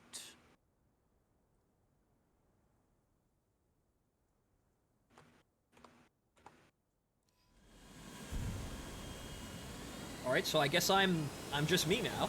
I'm here with 6 phoenixes just for the sake of hurling 6 phoenixes out at the start of the game. If they hit anything, they hit something. If they don't, oh well. I still have guns and heaters. But I'm here for the stopping some fights before they happen. The Minority Report, Tomcat. Starring, what do you know, Tom Cruise?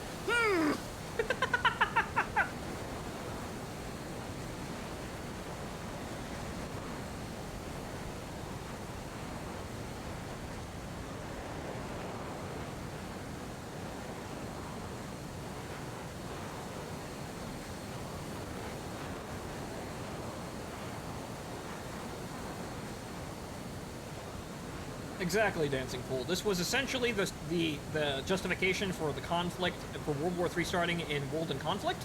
The Russians knew that they were on the brink of collapse, and rather than just collapse, they decided to, we're gonna conquer land.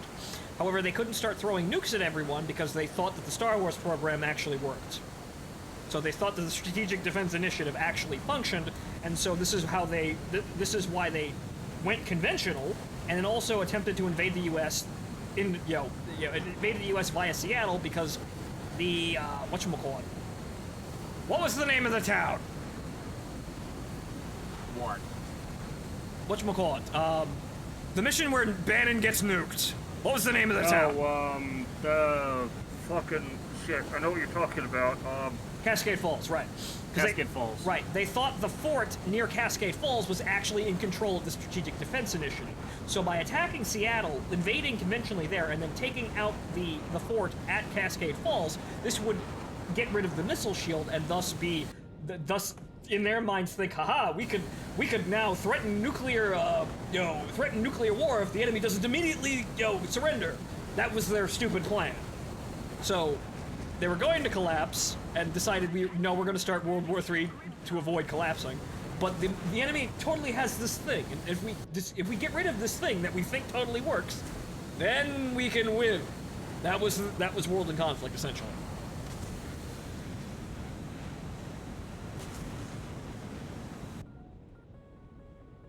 And adding to this effect that we were in fact willing to nuke Cascade Falls, which meant that that actually amped up probably the paranoia about it, because if we were willing to nuke Cascade Falls in order to save the fort, then clearly the fort must be important, right, guys?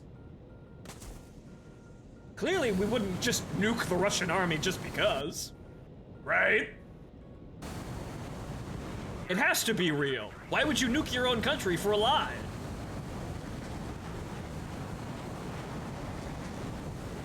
Fort Teller is fictional, by the way. Oh, okay. I thought that was actually... Motherfucker. Oh, well. Wasn't really paying attention. I didn't get any Phoenix kills. But I was expecting Fort Teller to actually be real, but not necessarily the heart of the Star Wars program. That would probably just be Langley at that point.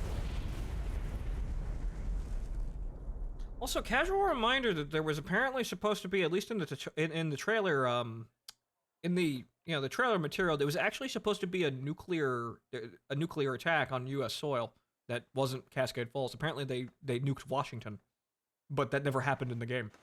There's a bunch of shit in the trailers for that, but that never happened in game. I wonder where they were going with that. But Massive's too busy making shit Massive shouldn't be making, so I guess we'll never fucking know.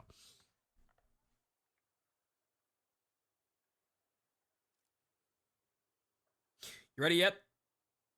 Give me 1 second. If this doesn't work, I'm just gonna give up. Yeah, okay, I'm just gonna give up for now, because... But wait a minute. Okay, I don't understand this. How do I make it their own dedicated side buttons and not just the fucking mouse, the keyboard keys? Why would you? Yeah, why would you would want those to be? Is there like a third-party program where you can like specific? I'm looking at their software. Yeah, there should be. If they have that under control, they should have essentially a key mapping thing where if it's to basically choose when it's been what it's mirroring or mapping. Advanced combo key, fire key, sniper. I don't know what any of the shit means.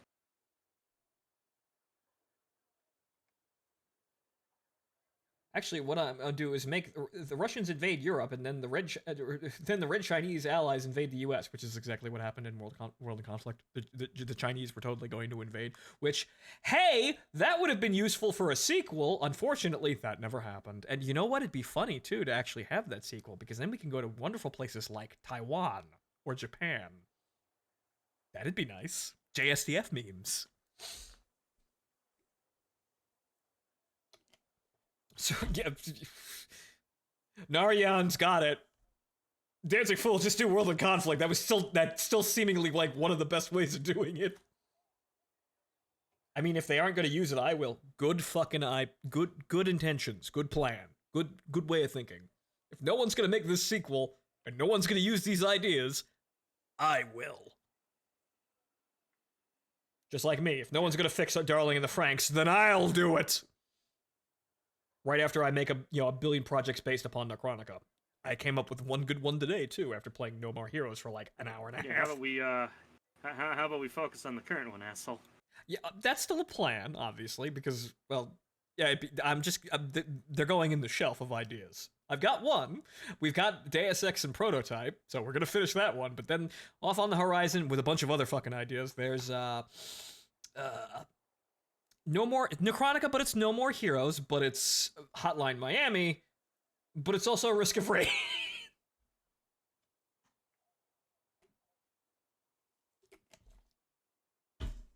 Okay, so that's not working despite me fucking... Besides, Turbo Second Amendment America will be a very different from World in Conflict America. Yeah, there will be a whole lot of fucking Macho Man Randy Savage shit up in there. An Abrams in every house or garage, or at least a Patton. Make it somewhat limited to second line equipment, but then maybe like some of the more affluent and rich people can actually have afford to have like parity in terms of equipment, or maybe shit that the military didn't actually take. Okay, and the missile shit I'm just gonna have to fucking handle later, cause fuck me. Alright, so invite. Right, there you are. Like, for example, Dancing Fool in, say, totally in mirror with World in Conflict, I would say that probably the most numerous and common, like, armored vehicle in the Turbo Second Amendment America would probably be Shermans. I'd be down for that. Shermans, Bulldogs, maybe a couple of Pershings or M46 or 47 Pattons. The older equipment, but probably a Sherman. There'd probably be an assload of fucking Shermans rolling around. Like, an absolute, like, just... Everything you see common, like, come up for military reenactments and whatnot is probably, like, most of the numerous equipment that we have. So basically, expect everyone to have at least a Sherman, I would think, if they're holding onto armored vehicles. But, ready, Martin? Yep, I'm ready to go.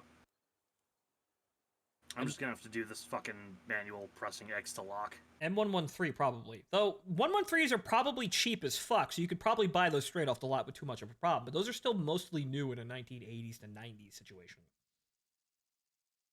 A recreational tow one. Sorta.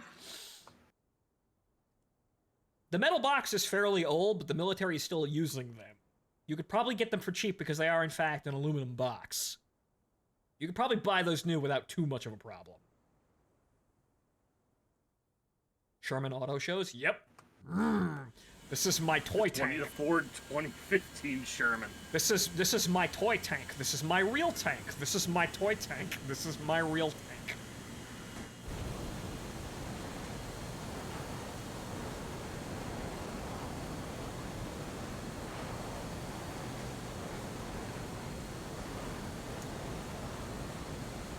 And civilian airfields with older jets and planes on them have just curl up one or two squads to fuck with the invaders. Yeah, something tells me the pilot's license in this universe is a little bit cheaper to acquire and in demand. All right, which way we doing? How we do? We do? We're looking at the enemy and we're firing all the missiles. Yep, fuck them. Just fuck it. Missile away. Missile away. We're gonna crank left. That's locking onto another missile. Where is that going? That one decided it wanted to lock. No, that one's one with the ground. There we go. Well, thanks, Raytheon. Okay, crank left. Cranking left. Ooh, that Phoenix went through me. Okay. Nearly had a IL-2 1946 Tiny Tim moment. All right, we're gonna slot in behind John Halo over here. John Halo it is.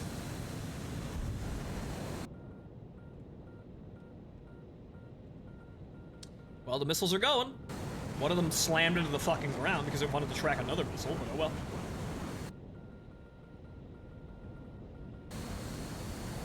Yeah, this mouse is gonna take a while to get used to. Hey! Splash one. See? Did I obey the bar? No. Did I still get the kill? Yeah. The bar doesn't matter. John Halo got laid. He knows what he's doing. Yeah, John Halo got laid and then died and then was robotically controlled by his new girlfriend. What? You know what? No, don't. Just don't. Don't. I'm not Don't. Chris. Don't. I am not Chris. I won't watch a show because I've seen enough. I want to watch it ironically. No, I've seen the first episode. I don't care. I've never really cared about Halo to begin with.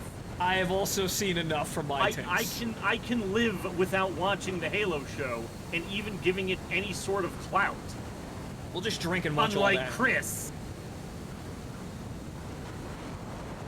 Some of us don't actually want modern entertainment to be a series of train wrecks, but, well, Martin, you and me, we just watch old anime.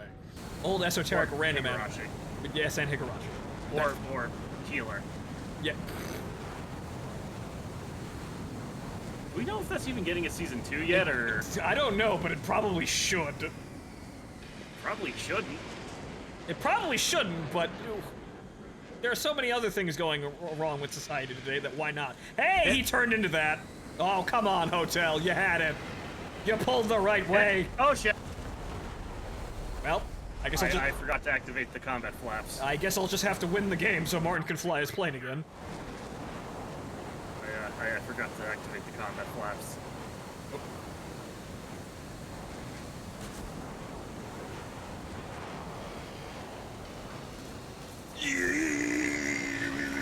Okay. All right there, sir. Glad I made you waste several hundred rounds. So Alright, MiG-23, missile! Oh, that's pulling into the missile. Still on you. Nope. Not enough flares. Oh, well. Oh. You assisted in maneuver kill, and I got a BVR kill. What do you mean assisted? I killed somebody. Did you? Yeah. Did you kill that guy that slammed into the ground? Yeah. Oh, okay, fine. Yeah. We both paid for our spots then. No problem. 4 minutes. Oof. Well, Jap 109. I guess it's time to go see that homely Japanese girl. Go work that part-time job. Again, I got 175,000 off of her the other day. Yeah, fuck. Oh yeah, last night, killed a P-40. Realized I was last on the team, aside from a bomber that was God knows where, and saw the fucking furball in which the last of my teammates had died. Fucking jumped in, killed 3 of them in rapid succession before succumbing to the numbers. Well, you at least got paid. And yeah, no, I had 150% lion boost. No, I made over 200,000 lions in a single game.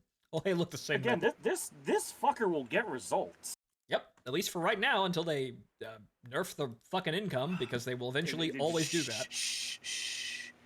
They forgot about it. Just shut up. No one cares about low-tier Japanese Nope. Nope. All there's nothing here, officer. It's just a bunch of people named after anime boat girls. Yeah, those guys are fucking nerds. Nothing here. Look at this fucking car standing next to me. Wow. Did you see the decals? No, I didn't see what's the decals.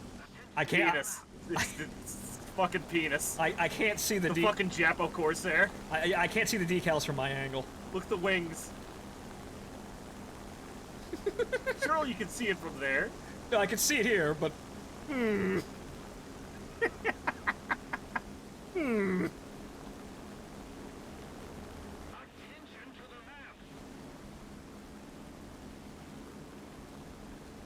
So let me see if single key, because I could probably set it to something I'm not going to use while in the game, so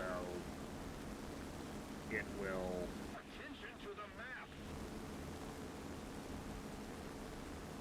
Don't worry, they greenlit season 2 of Master Cheeks before season 1 even aired. Yeah. Yeah. That's how you know. Again, that's how you know this train wreck is on autopilot. So I deliver a lot to Brooklyn, and Yes. in Brooklyn, especially the uppy parts, you see, these wonderfully painted ads on walls of former industry buildings that are slowly crumbling away. But that's a different problem. Mhm. I kept seeing one in particular for Halo that it kept saying, it's time to finish the fight, or let's finish the fight.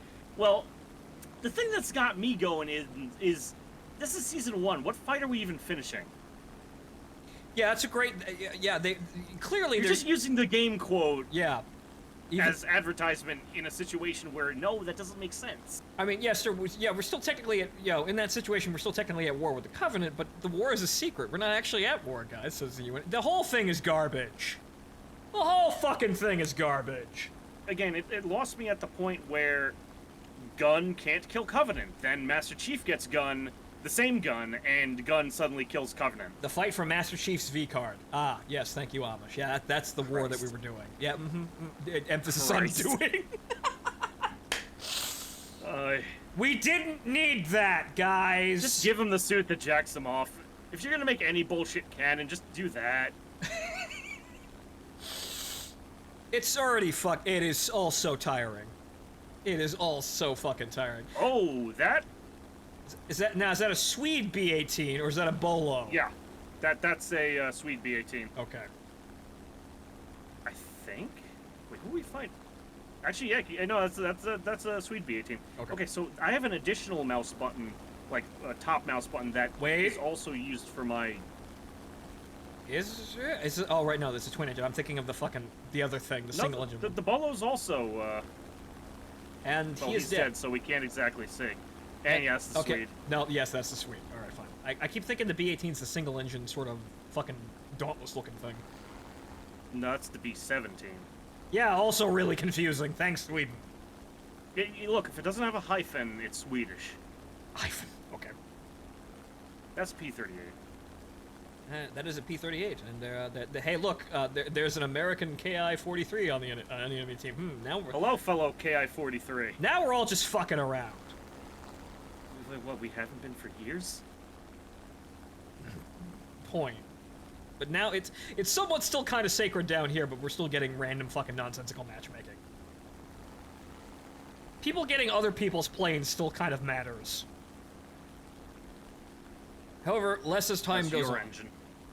All right, well, I guess we're gonna go jump the P-38 because I don't think he's paying attention, or else he's just baiting us. He is AFK. No, he's baiting us, but he's compressing at this altitude. He's doing very fucking badly here. So don't fucking die. Kill the man. He touched my wing.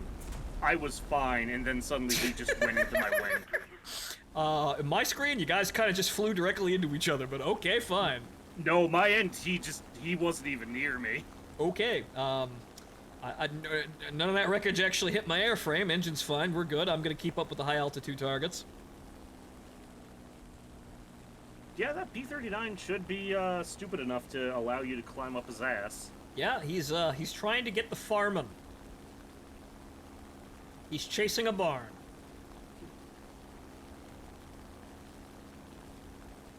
God damn it, Amish. I just read that. But as I think everyone can agree that modern entertainment is actually a fucking trash crap. It's all crap. It probably will remain crap until, there is a violent change in,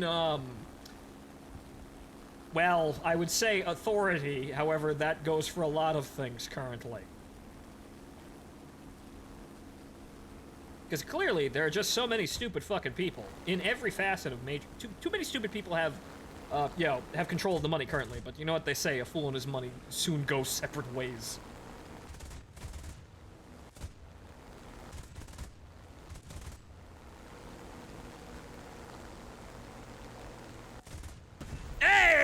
There we go. I got the click.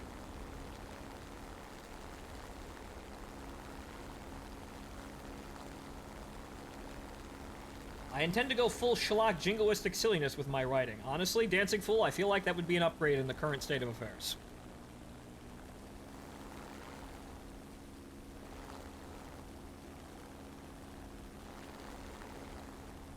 However, so yeah, guys, what happened to our entire fucking team? Where'd they all go? I guess we're diving in here and sorting some problems out.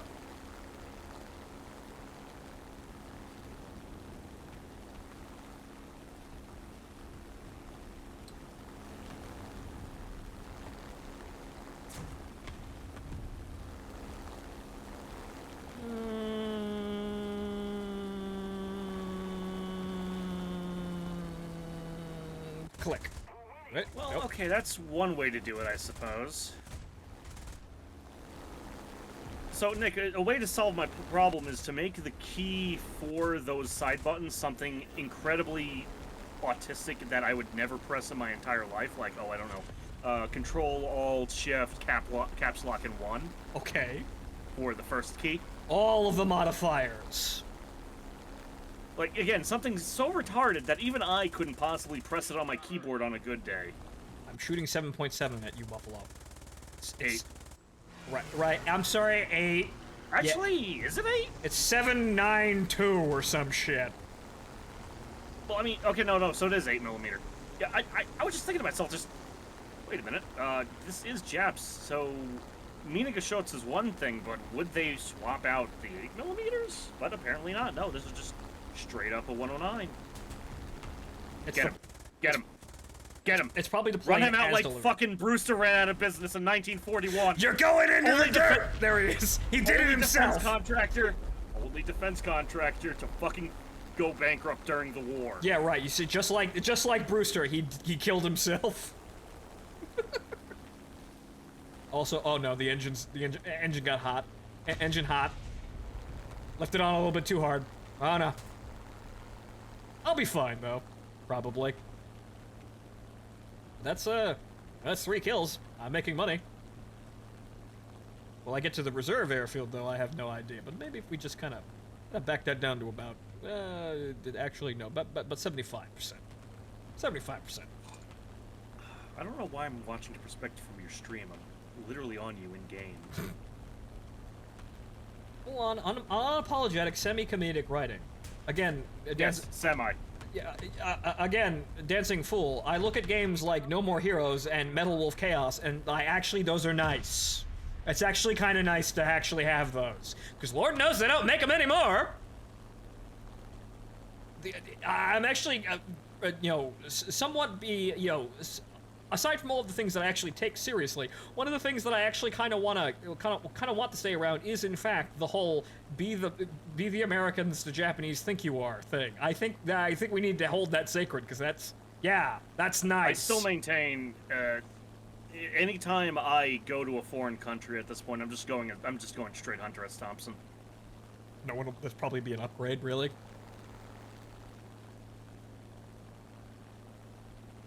I don't know if I should take offense. I mean, upgrade in terms of Americans, a view of Americans. American stereotypes. Yes. Okay, yeah. It's an upgrade for your standard. Meant. That would probably make any American look better just by doing that. They either like you or they think you're selling blow or you work for the government. A Hawaiian shirt, hat, sunglasses. Shit-eating grin smile. You're either selling blow or you're selling blow for government interests. Why can't I sell it for my own interests on top of the government? Worked for, what's his name?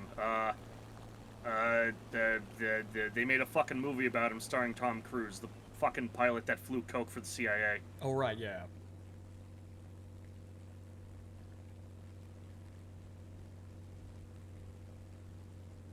Make sure you hand them your Visa card with a customized American flag design on it. Yeah.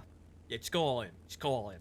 Just make Nice. it would probably be kind of reassuring to everyone to look at us and say, oh, these Americans are actually kind of nice. They still exist.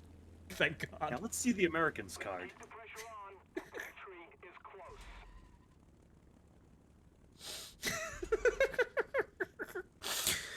Yes. Now I'm thinking about it now. no, let's see the Gaijin's card, and it's just like it's it's got a giant Ear rape. It's got a Just fucking ear rape, Star Spangled Banner. Yeah, that is it's got a fucking the card's got a fucking blazing American flag and a fucking eagle on it. It's the name is like the name's under Swole McJohnson Lift.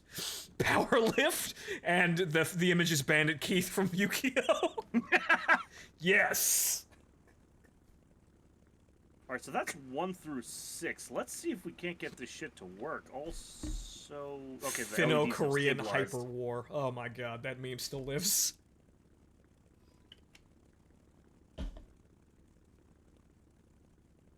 Biff McLarge Slab Bulkhead!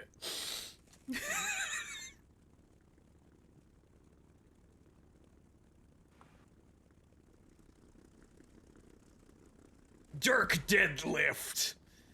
I'm sitting here, I'm pondering. God damn it. But again, wasn't this funny? Wasn't this actually enjoyable? Frankly, I'd take ridiculous American jingoism over literally anything that's going on today. Alright, when you're out, re-invite me. I just want to go back into test flight to see if this works. Right. Surge, Lieutenant. Lieutenant Surge! Seriously. You know, the people who thought this was like, too aggressive or hurting people's fucking feelings or insulting, yeah, those guys have been proven wrong by now. We've lived through the situation where we rejected the comedic jingoist America. And nobody fucking likes it. You know what? Let's go back to that. But then again, in a lot of ways, we all really need to go back to what we were doing earlier than now. On literally everything. Honestly, it feels like the path that we took from the turn of the century just kind of went, all the wrong ways. So really, honestly, we just need to backtrack back to where the fuck we were and then pick a new fucking path, because it seems like whatever the fuck we did, it was wrong.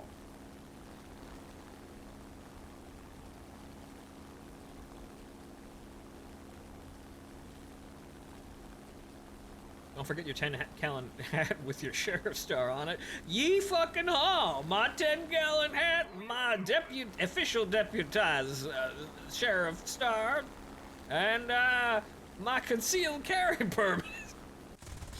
That I wouldn't actually need, because in the great state of Texas, you can, in fact, open carry in a cowboy holster in public, and it's totally within the purview of the law. You can, in fact, do that. And it will always be that, because Texas has a rule in its law that local authorities cannot actually supersede the state's laws. So if some liberalite city, Austin, decides they wanna try and fuck with things, they can't actually fuck with things. However, unfortunately, I am actually not a Hayabusa, so this is actually, well, nope. I am already oofed.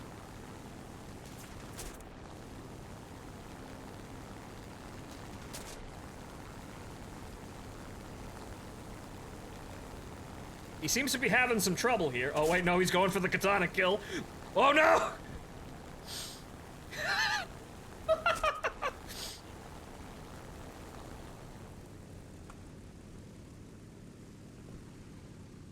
Oh, come on, I tried to slow down to slam into it. Wait.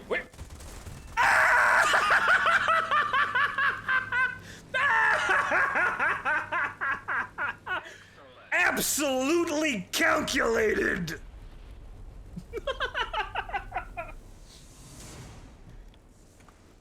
10 out of 10, anime main character moment. Somebody clip that. I really should have died. I have no idea how the fuck I got away with that. I really should not have gotten away with that. I even got a box for it. What's in the box? Oh, hey, look. Another German plane. What is that? That's the HE-100, isn't it? Yeah, this thing. Which, I mean, okay. Hey, does it have mining chutes? It's a lower BR. It probably doesn't have a yeah, no, the reward rate is terrible. Does it have Meningus? Oh, okay, not that. No. It has fragmentation, self-destroying, but air targets. No, it does not have explodey rounds. It has different explodey rounds. It's not as good though. Which, if we come over here to the 109. It actually says Meningus.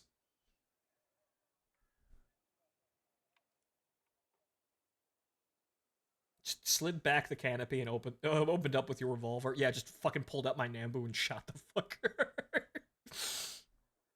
Or obviously my Luger, which came with the plane. Trolls one last time, then I give up for real. You are invited. And also, I made some money to set back all of the losses in the Tomcat. We made 71,000. Actually, that brings us not up to where we were, but it brings us back to, up there. Okay, so despite setting it to right control, in War Thunder it sets it to left control. Like, so I set the combo button to right control 1, but when I press it when setting up the control in War Thunder, it says it's under left control. Well. That's very weird. But Gundrim, at that fucking range, we were so close that I could have gotten out of the plane, drawn a sword, walked over to the end of my wing, jumped on his wing, stabbed him, and then hopped right back over to my plane. Probably could have gotten away with it. Alright. Invite. There we go. And back over to Yankee Doodle, and back into the Tomcat. So yeah, we got a refill there on money, which is, frankly, this is how the game should have worked from the get-go. It's just that the economy in War Thunder makes absolutely no fucking sense. We should be, in some regard, be playing lower tier because it keeps the numbers circulating between lower and higher tier. So this means that there are always people for... there's a point to get to the top of the game, and there are people up there, but there's always people at the lower tiers so that new people coming in always have relatively quick matches. This is how the system is supposed to circulate people, and it's kind of only barely doing it now. I think that the whole thing that fucked with this was World of Tanks' invention of the T-rate premium. I think that's what fucked everything. Because that threw all of the math all the way out of whack. But unfortunately, video games are a thing designed to make money, and that is the only thing that matters. Not sensible plans for game health and longevity, no, money. That's it. But okay. As we have seen, we still get kills no matter what the fuck we do, so we can launch at willy-nilly fucking range and still get kills. So it don't fucking matter. None of this matters. It is all luck.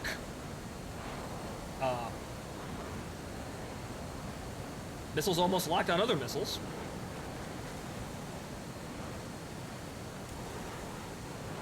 And by I say luck, but I totally mean all skill. All skill. All fucking skill. Alright? Martin, what are you doing? Trying to avoid locking your missiles. Oh, right. Which I would have figured is an issue. Fuck it, I'm just gonna lock on a single target because it don't matter. Yeah, there isn't actually. It'll put you in a position to lock, that target, but it may lock onto somebody else. Because clearly the radar loves locking on things that you didn't actually see. Martin, I had a Sparrow. The Sparrow, the Fox 1, right? You know how you can only get a lock with your lock and not anybody else's locks, right? Right. I had the Sparrow come off the rails at a target and then decided it wanted to shoot at another fucking plane, that was near my target, and it hit that guy, even though I had no point broke my lock. It killed someone I wasn't... Retard who shot all their missiles to Narnia. That's probably us. Yes, it's us, but watch us get a kill. Watch me not get that. Never mind. I just have to be pessimistic and I get killed. And I hit another one. 2. I hit. I didn't kill. I just hit. That's probably still a kill. You'll probably get it in a sec. Oh yes, the missiles went to Narnia. The lion, the witch, and the fucking shut your goddamn mouth. We know what we're doing. We do? Yes, we know it's random. Fucking news to me. We know it's completely random, so we just hurl the dice across the table. I'm gonna go after Jarhead. He just seems to be going. He's going. Yeah, he's going. I'm not sure what's going on with the hit for the other guy, but we'll see how it happens. Maybe you'll get that kill eventually. No, he's pulling away. The rest of the enemy team's coming this way. They're all kind of turning around, and let's see if I can get Freddy over here. Whoa! Hello! Who's that? Where? Oh, it's the fucking AI.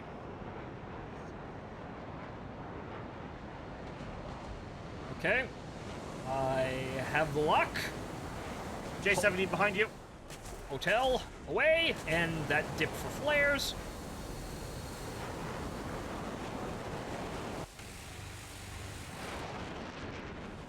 He's going in.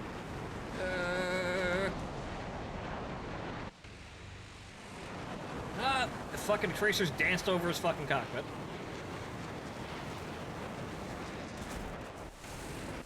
Shit! Shit! Shit! He'll fit!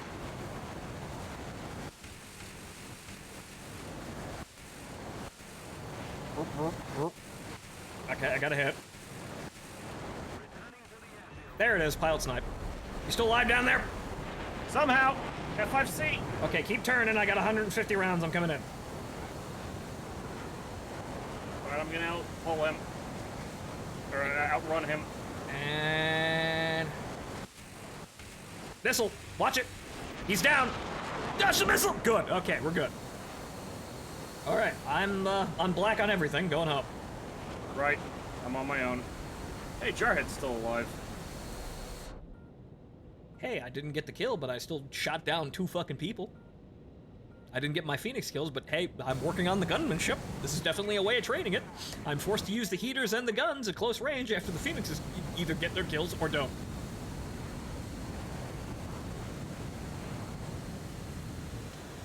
Watch 2. Actually, you know what? Let's pull that as we're coming over the runway, because this thing actually slows down. Oh, that just went into the ground.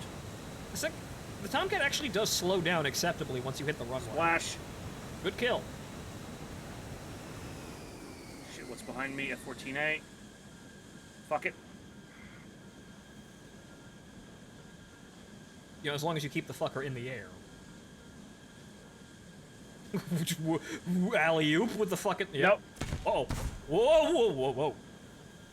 Okay, maybe it doesn't slow down that well. He front aspected me with a heater. Yeah, the hotel can do that.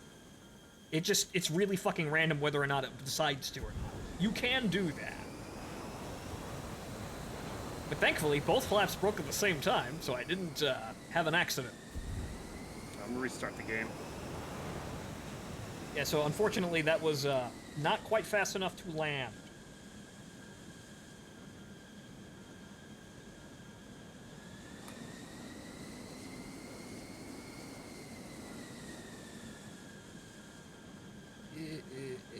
We're fine.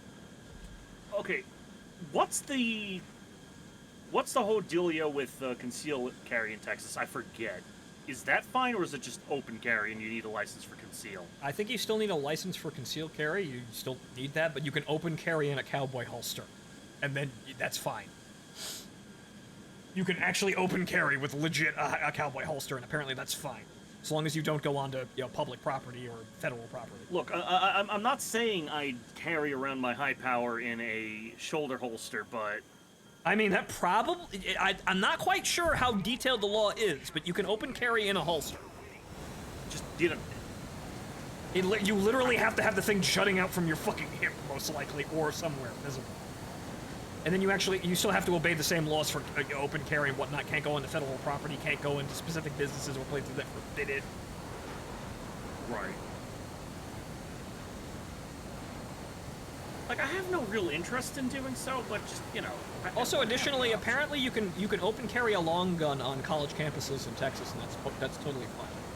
You don't even need a license to do that. Which is doing that on in University of Texas. That's going to be fucking interesting because Austin. Yeah, that. I don't know. Also because University of Texas has a history with firearms. Yeah, it has its own share of enthusiastic individuals with firearms. But that's the thing. It's apparently A-okay. You, Charles.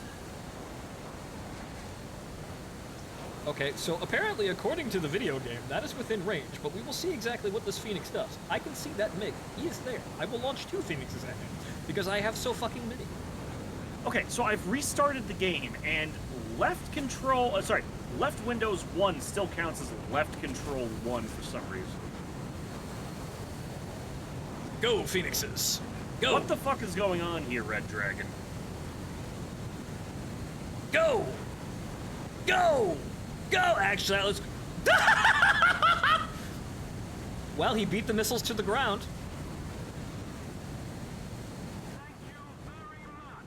Happy to be of service, sir. Now, where's the... Is that him? I think that's him. He's on the runway. Yeah, that's him on the runway. Actually, no, he might be in the air, but... Alright, fine. We're gonna lead with a lance here. I'm launching it over Mach. These missiles are gonna be fucking... These are gonna be going.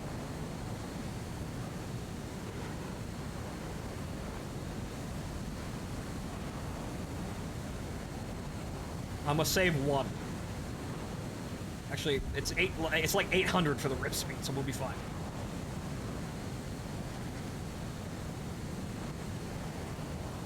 Okay, so setting up these buttons is gonna be an absolute pain in the dick. I'm gonna wait till he tries to juke. Like right there. And then we're gonna get an STT lock. I still have 1, bitch! Catch! Yeah! All right.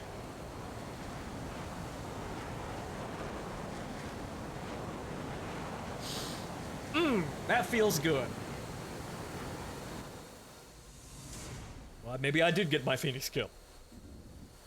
So technically I got 4 kills there. I assisted in that MiG going directly into the fucking ground.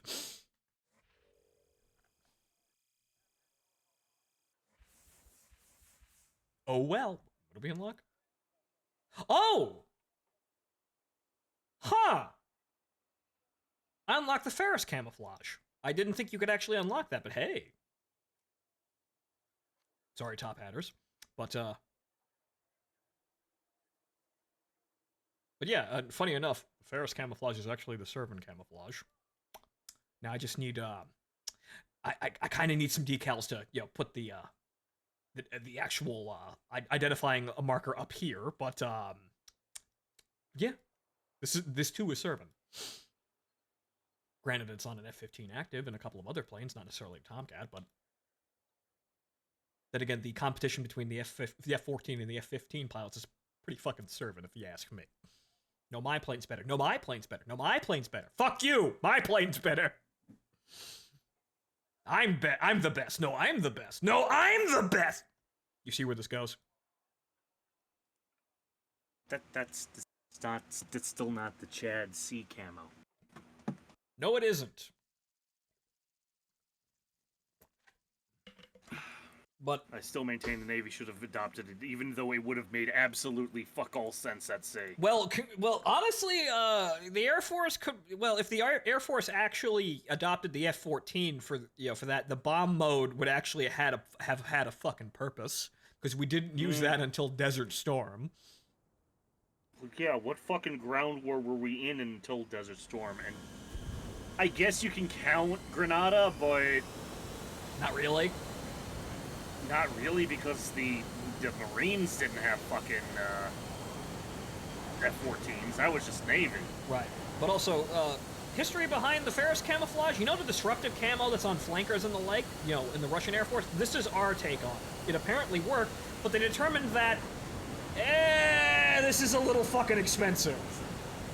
So we didn't take it, but when does that stop the servants? Never. I'm gonna try something weird. We also have an alternative, and I forget what it's actually called, but it's actually, it causes, light to reflect off the plane in a weird fucking manner. That makes it harder to see.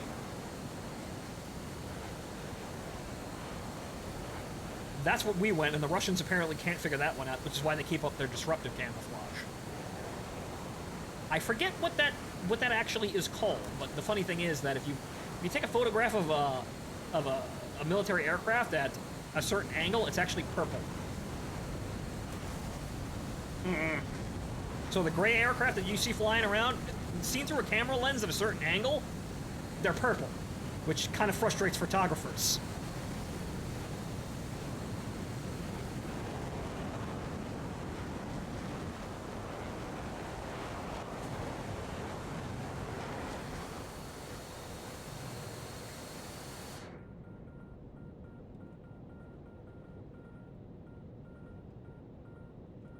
I just realized the militia could have F4s. I mean, yes. We would have hey! A fucking Vigan. We would have F4s in significant numbers. But hey, look. How about that fighter mafia, eh, Vigan?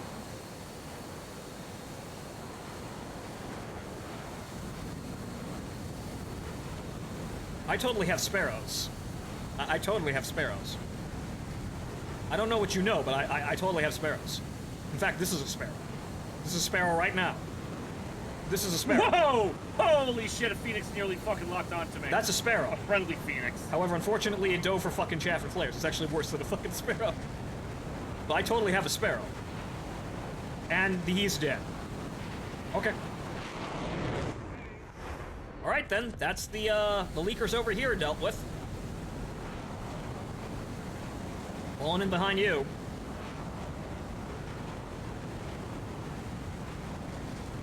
F4J, my one high. Right, I see him. I'll take the E. Right. If someone doesn't get him for... that's another E firing at us.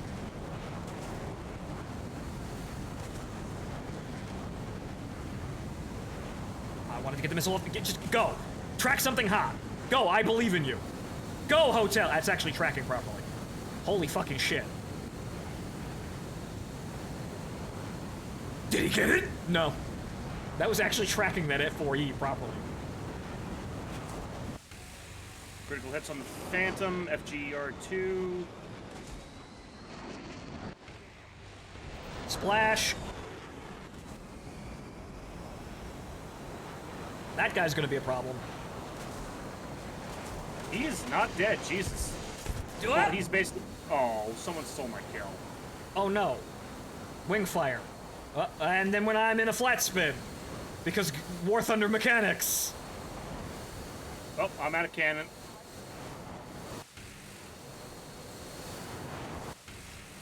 Just kind of hurl a couple hundred rounds out there. Oh well. Fox 2.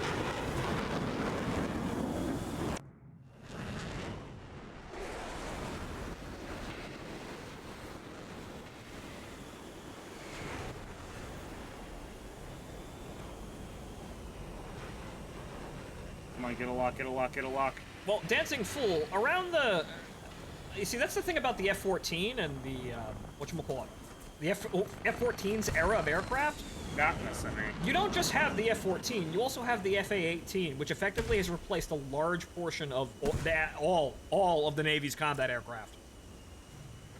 So, once you start offloading things for the Tomcat and the FA-18, you actually have a whole lot of other esoteric planes like Crusaders and, whatchamacallit, Corsair 2s and, a lot of other things. A4s. No, it's not like the Corsair 2 really beat the Tomcat in terms of service length. Vigilantes, even really weird shit like Skyrays. F-105. Yes, but that wouldn't be a Navy service. But yes, you would actually be able to get those I'm sorry, sir. I'm sorry, sir. We've played TNO. Yes, carrier F-105s, which I would not want to land that. I would not want to try and land that. Absolutely fucking horrific. That Jesus fucking Christ. Oh, I want it, but holy shit. That scares the shit out of me. That would scare the shit out of me, and honestly, I think they'd probably have to up the rip strength of the fucking, of the fucking, what am I talking about? Whatchamacallit? Of the wires, they probably would, because the weight of the aircraft might rip them. That'd be terrifying. Because, yeah, F-105 is, or rather, F-104 is rather terrifying. Or actually, no, F-105 was right the first time. Thruster cables, right, that's what I was looking for, thank you. The sheer anarchism of the militia air force will be amazing, and also the colorful nature of all of the aircraft, because since every individual is taking care of their own aircraft, that is kind of a supply line hell, but it's their own problem. If their plane works and is supplied, then it is good. So you could have a very, very diverse force of militia planes, and generally everything, honestly. You can even have foreign designs that people got their hands on that they shouldn't have, that, well, or they shouldn't necessarily have because they're not domestic, but they still manage to get their hands on them. Christ knows how many fucking, like, OV-10s and whatnot. And then you would have, prop planes from, other countries. Hell, we could get ourselves, hands on World War II prop planes that are as upgraded, or rather, as, seen to as, like, the Sky Raider. Like, imagine, like, a Tempest that had a service life on par with a fucking Sky Raider.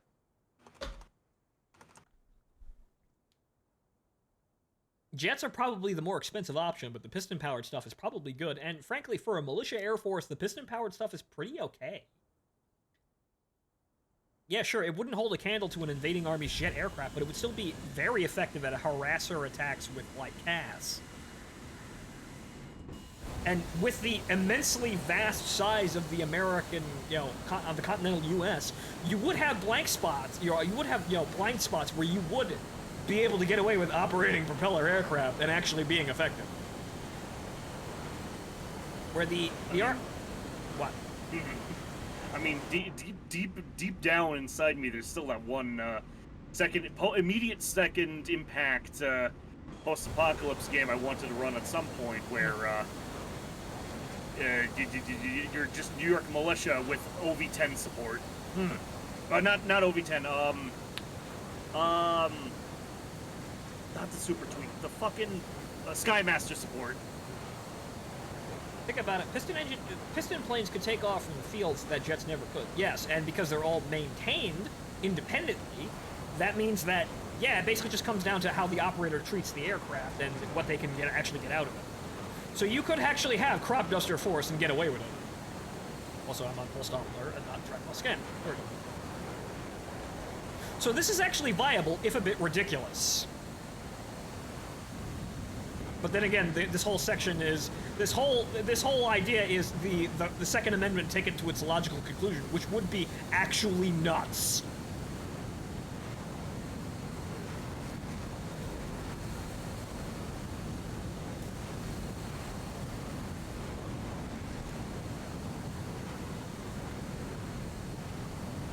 No, those guys are, well, they are technically in my radar sweep angle, but come on. Alright, missiles away.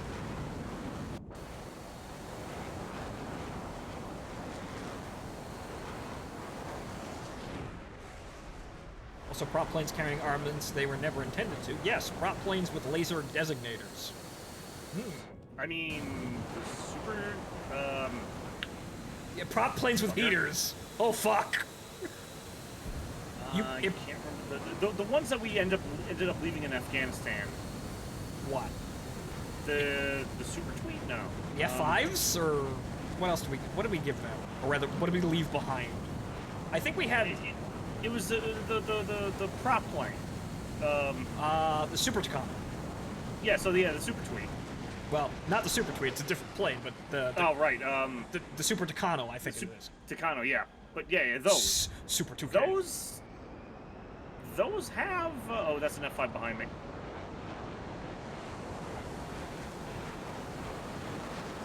Well, you're alive, sir. Congratulations. However, now you're not. I have deleted the name. Yeah, well, we killed each other. Well, okay. And I got no Fox 3 kills. Prop planes prop planes with heat seekers would probably be kind of hard to use. You'd scare the shit out of a jet aircraft with them. Whoops, the fuck is locking me at 11 o'clock? Still at 11 o'clock. Oh, he's above me. Okay, I broke the lock. However, those are Phoenixes. Actually, no, they're not. They're Sparrows that are tracking really fucking well. Okay, so yeah, the radar just had my number there. It just managed to get a fucking stable lock, and it kept there no matter what I was doing. Meanwhile, when I do that, the radar fucking decides to lock onto a fucking pebble. Okay, then.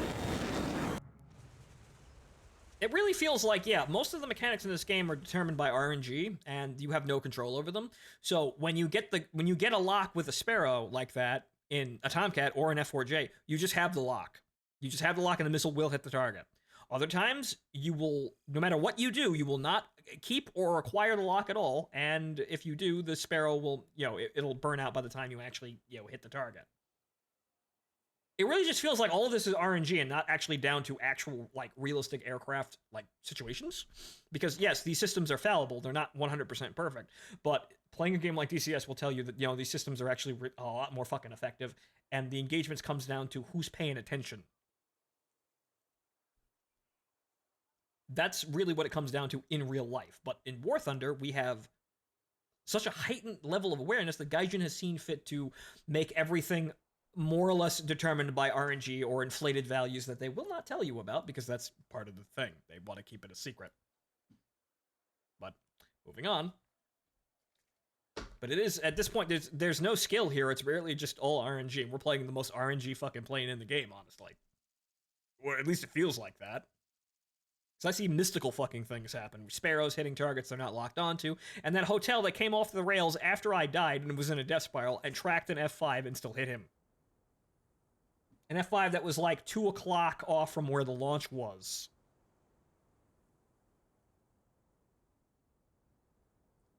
It just works. It just works. Which again is why I just honestly prefer just flying the Jap 109, because look, at least I know I can get things done in that. Yeah, that's a lot more. That doesn't have any of the wacky fucking mechanics or the immense anarchisms that we have to deal with up here with the maps being way too small.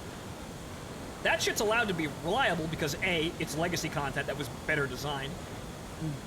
B, it doesn't have any of the, it doesn't have any of the glaring fucking issues that Top Tier has.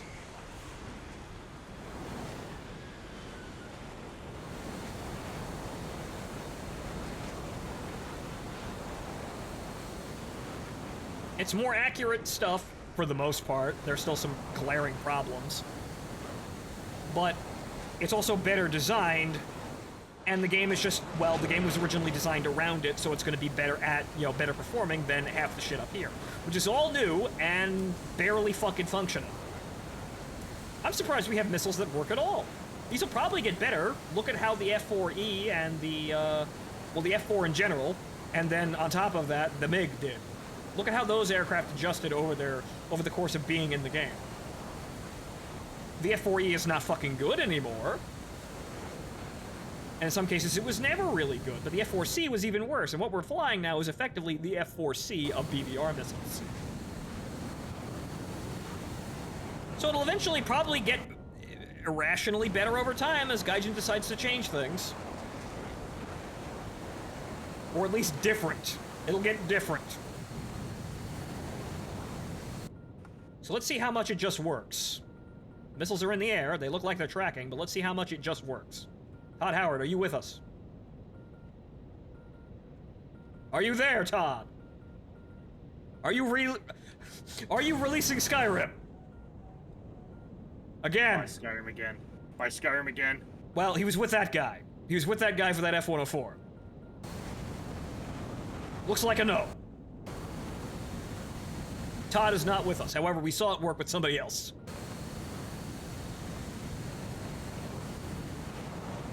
That man bought Skyrim for the Nintendo Switch.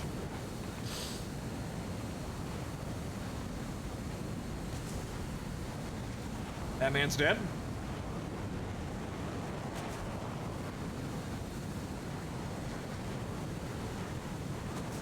Got this here F4J here, and I'm gonna just fucking hurl that shit off the rail, and hope that shit tracks. Not that missile though. Come on, turn in. He's not.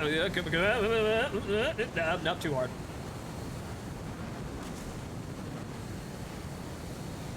Splash 1.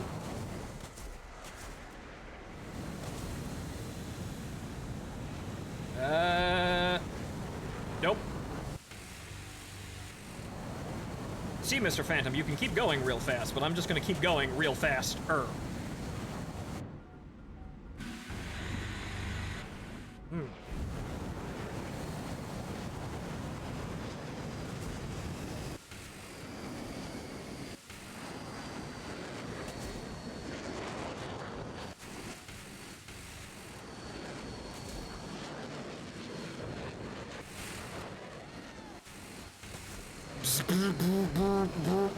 We can do this all fucking day.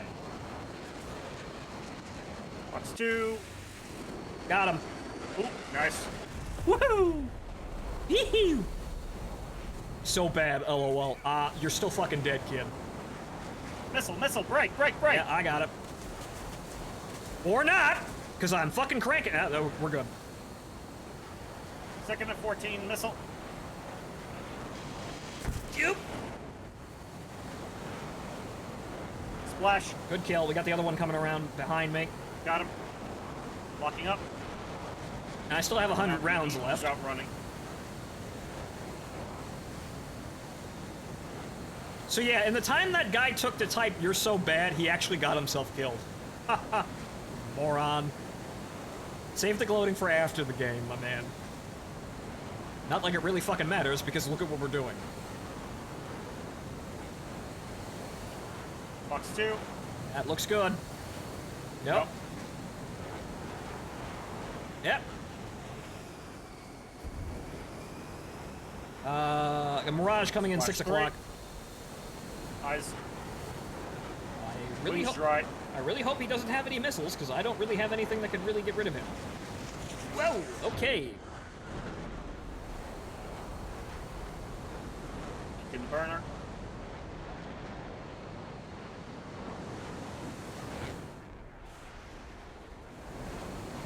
Whoa, shit. Missile coming in from our 6. I got a hit. That's his fucking entire rudder off. BAM! How's that for on target? Sawed his entire fucking rudder off and then put one in and instantly killed him. Good. Okay. See, I can be on, it's just that the Tomcat's gun's kind of weird. And at least I'm getting training now, because I'll eventually be even fucking better at this, given enough time. However, I have no flares. Also 6 minutes of fuel. Better calm down on that burner.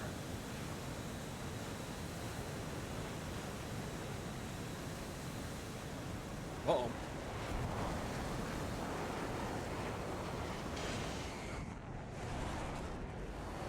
Oh, that's the ground. That's the ground! Okay.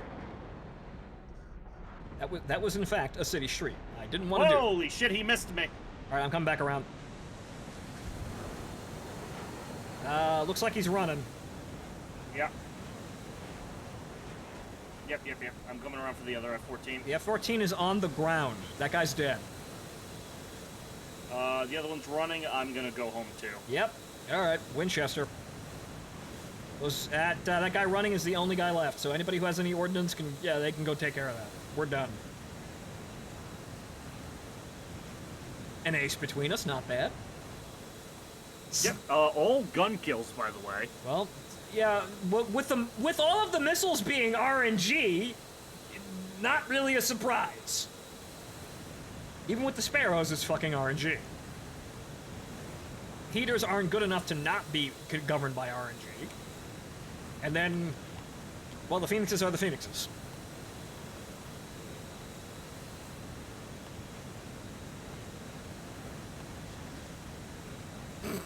That man's dead. His last words were, "You're bad," as the man who he said that to killed him.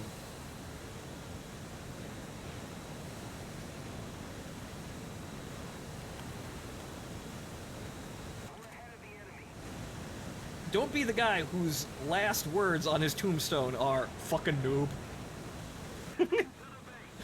Don't be that guy.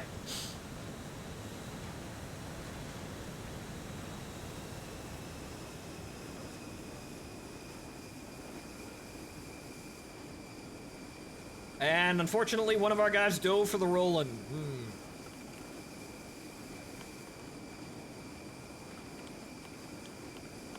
So bad. You have a hull in your right wing! Your left wing! This is why we don't call shit in War Thunder, especially not things that are skill-based, or appear to be skill-based, because War Thunder is not a skill-based game. It looks like it sometimes, but it's not. It's not.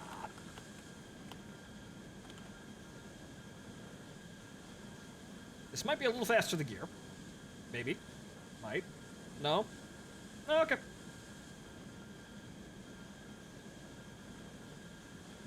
Come on, girl. Slow the fuck down. There we go.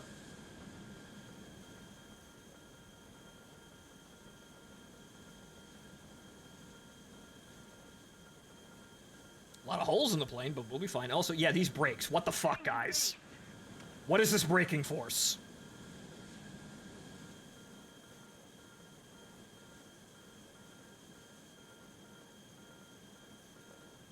The brakes. Again, it's designed that the brakes shouldn't really matter. Your braking system is a line, a rope on the runway that is perpendicular to your landing.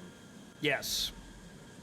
Also, I think I've got the guy at right now at 29 nautical miles. I think I've got him. Those may be drones though, but I think I got him. I think I got the track.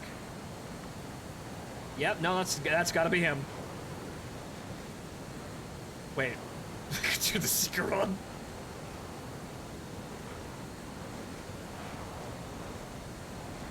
Also, after this, I'm gonna pop over to the armor so we can connect with it. Right, I launched that as literally as you know as. Oh, hello, Phoenix. Yes, I launched that. Holy shit, that's slow. The moment I actually I could launch that, I launched it. It's in the air. That one is literally sent from the airfield. That's a SAM site. There's a fucking Nike missile fired at that bastard. Will it track? I have no fucking idea, but I got a data link for it. I'm still on the guy.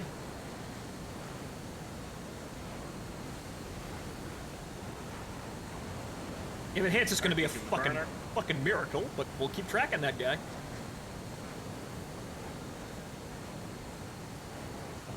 Yep, that's him.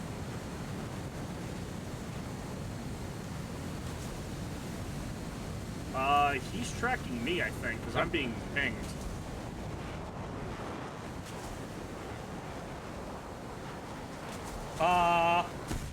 Okay. You see, that one just fucking had my number. You see that? I was dodging, I was dumping chaff, and the missile's just like, nah. That's RNG as fuck.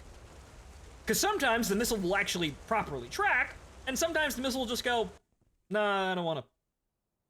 Okay. We literally threw dice at each other, and it still didn't go. I should have just launched all of the missiles I could.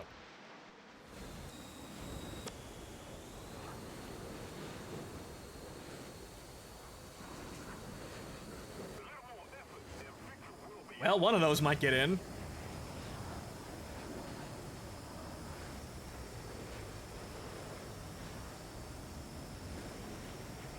No, he pulled away.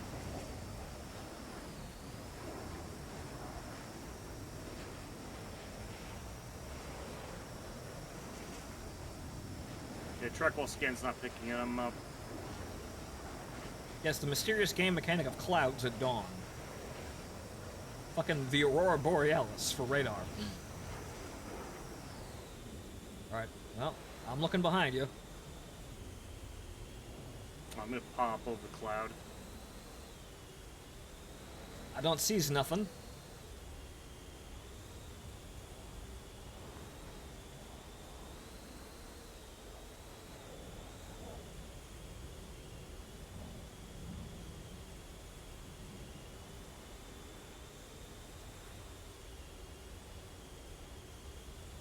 I'm seeing nothing on radar. Nothing, Naturally. nothing behind you either. No dots, no missile launches. Nothing.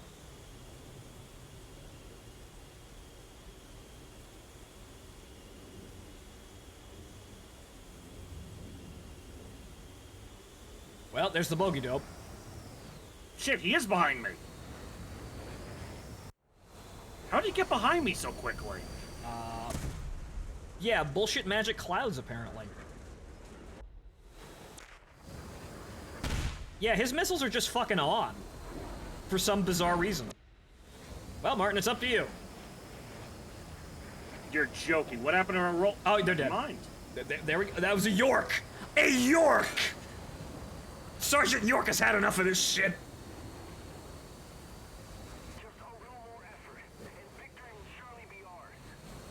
That guy's missiles were just working. Because Lord knows I don't get the, well, I do get those kinds of kills, but they're fucking freak accidents.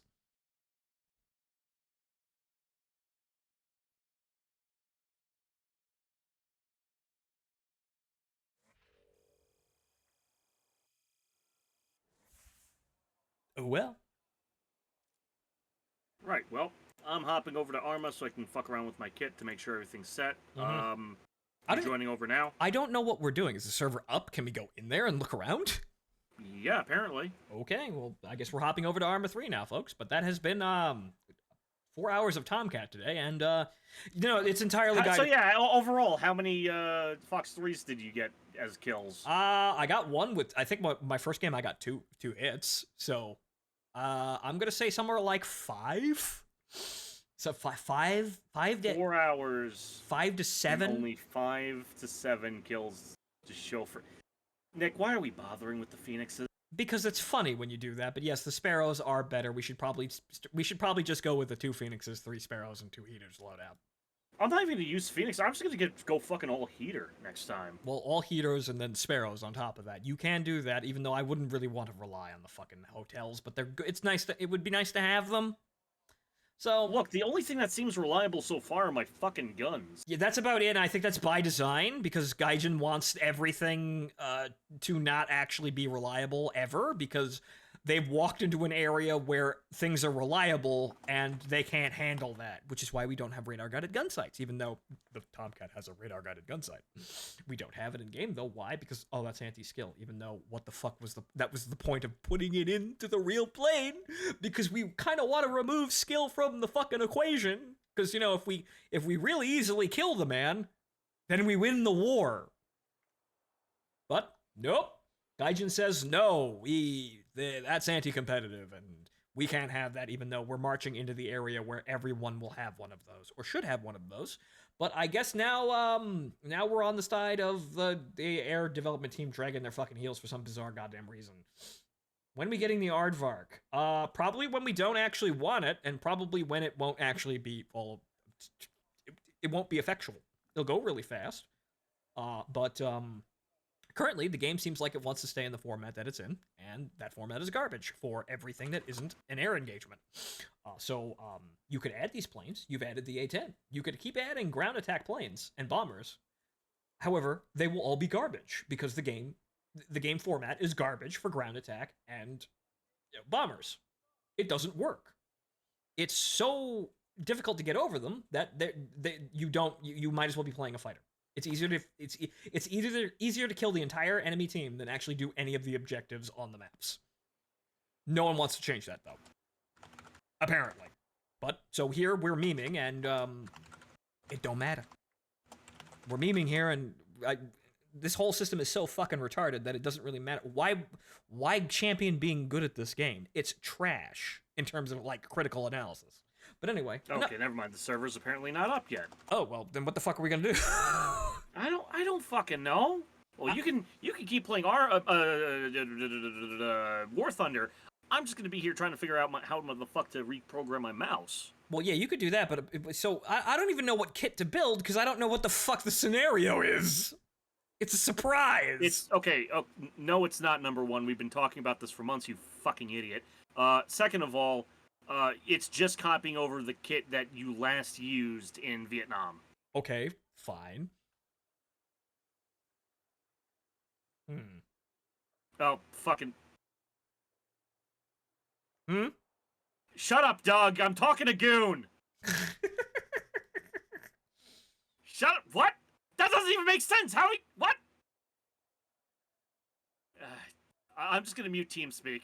The wonderful people in wonderful people in my Discord that play Arma. Arma's nice, however, these people sometimes. I swear.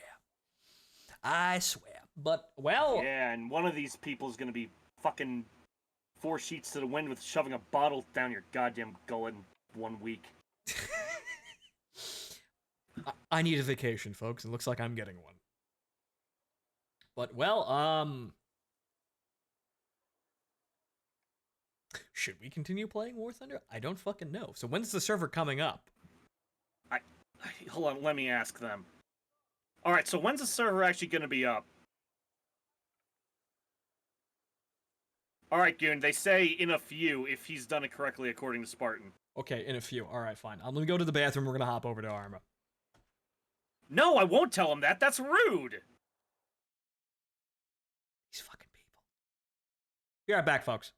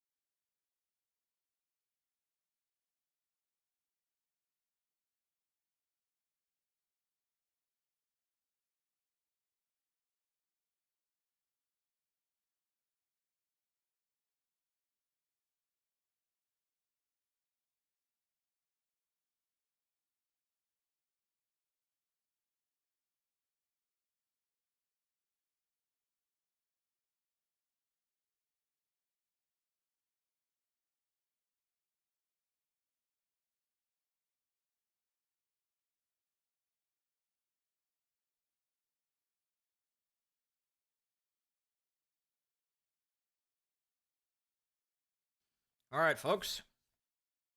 I've got coffee and a wrap, and we're gonna be swapping over to Arma 3 now. Give us just a sec.